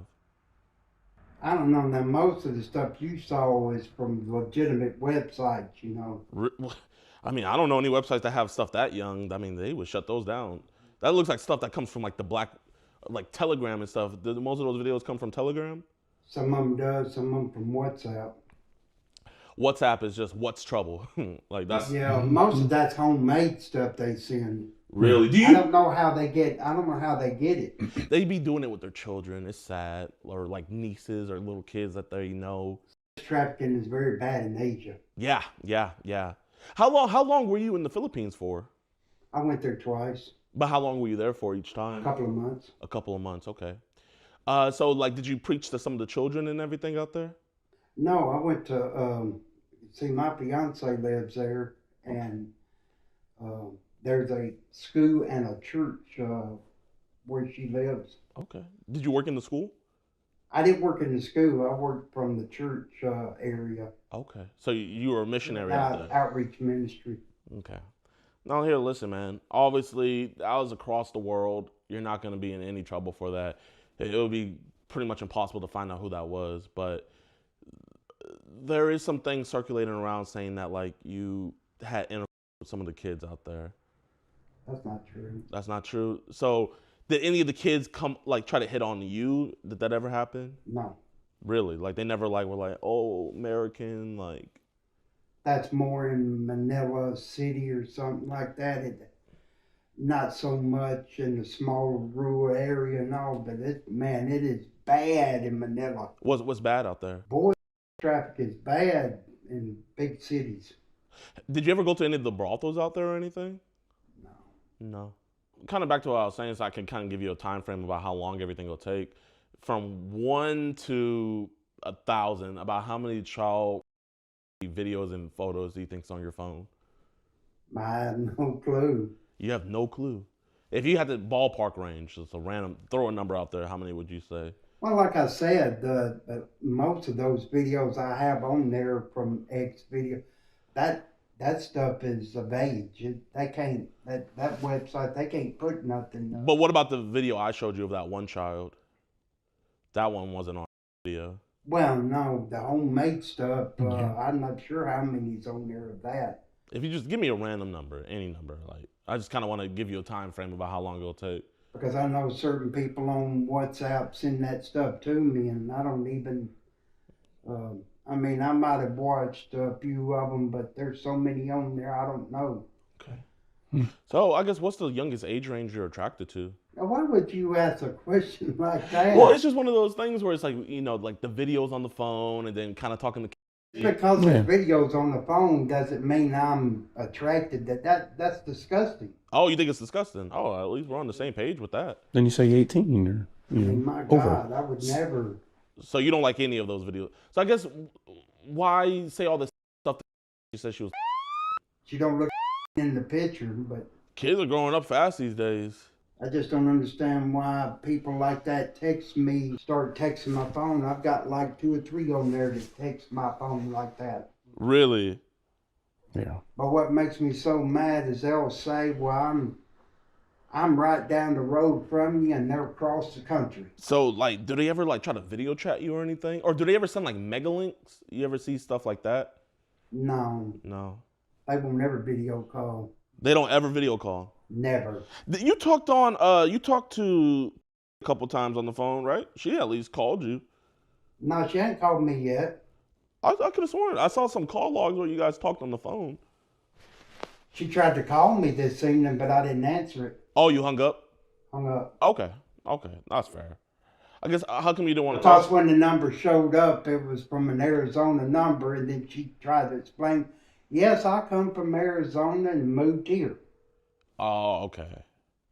So it's kind of like, hey, like, I don't know where you're from. You only answer Mississippi numbers, I'm guessing. Well, I don't know the person, so I didn't answer it. So, I mean, do you have any family around the area or anything? No, my family members have passed away.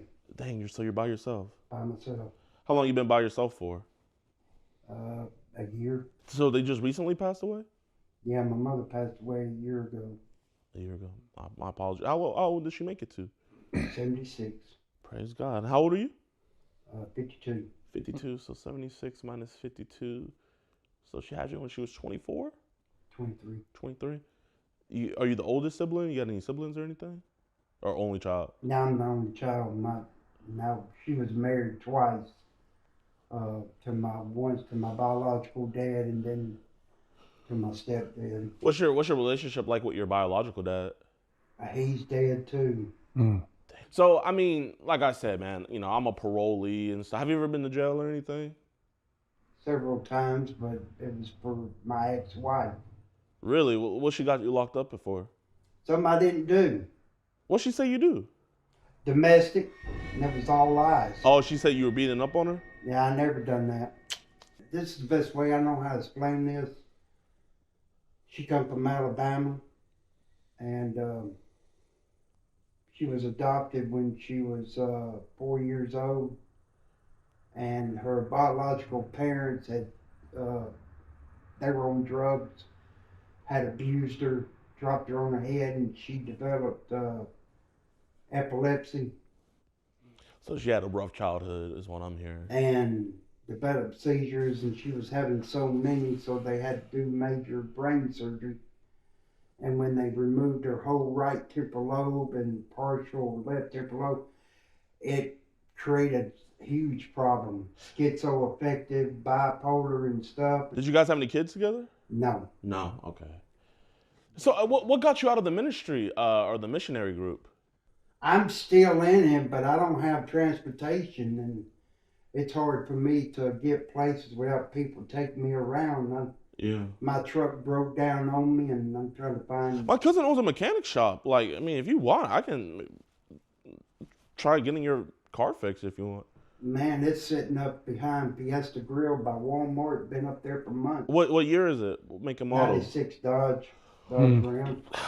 Dodge is usually held up for a long time. I'm sure whatever it is, we can get that looked out at. What's the name of the church you went to? Well, I had several churches I went to. Well, I guess what's the name of the church that you did the missionary group with? It was actually a ministry called Fishers of Men. Fishers of Men. Okay, so is that the name of the church? No, that was the name of the ministry, but the church was Duplo. I can't even remember the name of it now. So you do anything with the youth? You try to help out, give them words of wisdom? I did in the past, years ago. Are you still going to church every Sunday? Yeah. What church you go to now? I've been going over here to West Heights Baptist Church. West Heights Baptist Church. Nice. White, black? It's white. It's a white church. Okay. Hey, white people can serve God too, White, black, yellow, brown, red, pink, purple, blue. That's the thing about our God, man. He's merciful, and he loves the little ones. He's always, that's his biggest thing is to, you look like you know your word. What does the God say? He says in Matthew 11, those who hurt my little ones, it might as well be better for them to have a millstone around their neck than being in the sight of the living God, I mean, the things God has in store for those who hurt his little ones, it tells you that you would even have pity on them. So unless they get right on this earth, it's, it'll be one hell of a thing for them to die not getting right with their living God, because What is it? What does the Bible say? It's a fearful thing to be in the hands of the living God. Man, I'm preaching today. I'm preaching today. But I'm sure you know all about that. Yeah, You ever get to preach or? I do some, but we're not having no way to get around. It's hard. No one from the church offers to give you rides? Not well. If I get to church, they'll take me, wherever I want to go after church. But at least I'm not far from it. It's about a mile from here. When was the last time you've been to church? It's been a couple of weeks. I haven't been there in a while. I guess it's been about 2 weeks. Damn, it's been 2 weeks. I mean, you can't miss out on God that much. You ever thought about moving overseas, like living in the Philippines? Too expensive. 2 weeks. Well, it's not expensive to live there, but it's hard to get there. It takes too much money to get there. So did the church pay for you to go there? Yes, I had mission sponsors. Would you say that was some like the best times of your life? Matter of fact, my fiance in the Philippines has many times asked me if I would come live there with her. Oh, so you have a wife in the Philippines now? We're not quite married yet, but she's trying to get here. Oh, awesome. How old is she? 37. 37? Nice. Did you meet her when you were out doing the mission work, or was that? Yes, I met her there, yeah. Oh, so you met her there. Hey, you said you were there in 2007, right? So, I guess, how old was she when you met her? I'm not for sure. She was 18, I guess. And you guys just been in contact ever since? How come you didn't bring her over? Get her a green card, man. And she's got the passport and visa. She just now gotten serious about wanting to come here, but basically trying to get the money to get the plane ticket. Man, I mean, that's a great investment, bro. The love of your life could be living here. But if I were you, why not live over there? Well, why come I had thought about it. It's just, I don't know how I would. The problem is I'm on disability. And plus I work too, and I don't know how I'd be able to transfer my money over there. That's a big problem. Well, you got to get a new bank account. That's the one thing. You gotta like get a new bank account and everything, and then you got the cupcakes are here, and then what's it called? You do all that, and I mean, you can get her over. I mean, how serious are you about getting her over? I'm serious. It just takes a process. I've got some friends at King's Gate Church. King's Gate? Over in Tupelo. Yeah. That married Philippines. And they've been here several years. So some of your friends married Filipino girls? Mm-hmm. Really? How long they been married to their wives? Ooh, long time. What's a long time? I don't know. It's been a long time since I've been over there. Oh, yeah, I think someone. Hello. Hey, how you doing? What's going on, guys? I tell you what. Whoever's in charge here, one of y'all should step out and let's talk. Yeah, I mean, I could tell you everything right now, though, like while you got your body cam on. Mr. James, you're not gonna send pictures to girls anymore, right? Oh, absolutely not. This is your last time? Yes. And you're not gonna send your address to girls anymore? No. And Mr. James, you do want to get rid of that fee on your phone, right? Oh, yeah, sharp deleting all that, ain't you? Okay. Is it cool if I just show the cop what we're gonna get rid of? Mm-hmm. Okay. So, and this is your phone, correct? Is it cool if I show him what I'm gonna get rid of real quick? So, he said it was okay. On his device, all this on his devices. We have not deleted anything. He, like he said, invited a. You can come inside, Eric. He invited what he thinks is a girl over, and you'll never do that again, right? No. Okay, and you knew she was the whole time, right? No, I did not. Oh, you didn't? Okay. But you're never gonna send her a penis picture again, right? No. And you did send her feed. You're never gonna do that again? No. That was your last time? He also sent feed to the decoy. And this is your phone, correct? Okay, can you just let the officer, I'm gonna just close that so your friend can see. Can you just tell the officer, like, hey, I want to get rid of this. I just don't want to put words in your mouth. Just kind of let him know what's going on. Yeah, I'm getting rid of it. I got off work this evening, and the person started texting me on my phone, which I have several other people that past 2 or 3 days have been texting me. And I had walked up to Price Cutters, and the person started texting me But according to him, I didn't realize this person been talking to me for probably over a week and didn't even know the person was the same person. Because when they tried to call me this evening, the number showed up Arizona. Yeah. And I didn't answer it. I denied the call. But you do remember when she said, you don't mind that I'm you said, yeah, I do care. Remember when you said that to her? She never told me that. She never told you that? She never told me she was. Okay. That's fine. Just bring the phone with me. Let's step outside. Okay, yeah. Let's talk. Is it cool if the officer gets the phone so we can get that off? Appreciate you. What do I have to do and turn over the investigation? They'll get an arrest warrant for him. Yeah. Even with the feed that he saw? Yeah. It's just how it has to work. Yes, because of the circumstances we got here, I'll call him and talk to him, but that's what he's going to be. Okay. I can take his phone. It's just crazy. Like, you see the and you can't arrest on scene? You can. They're gonna talk to their investigator, but they don't have an ICAC division, so it's just gonna be put to an investigator. I'll have to Mirandize him before I even speak to him. See, that's the difference between me and you. Okay. So I'm finna.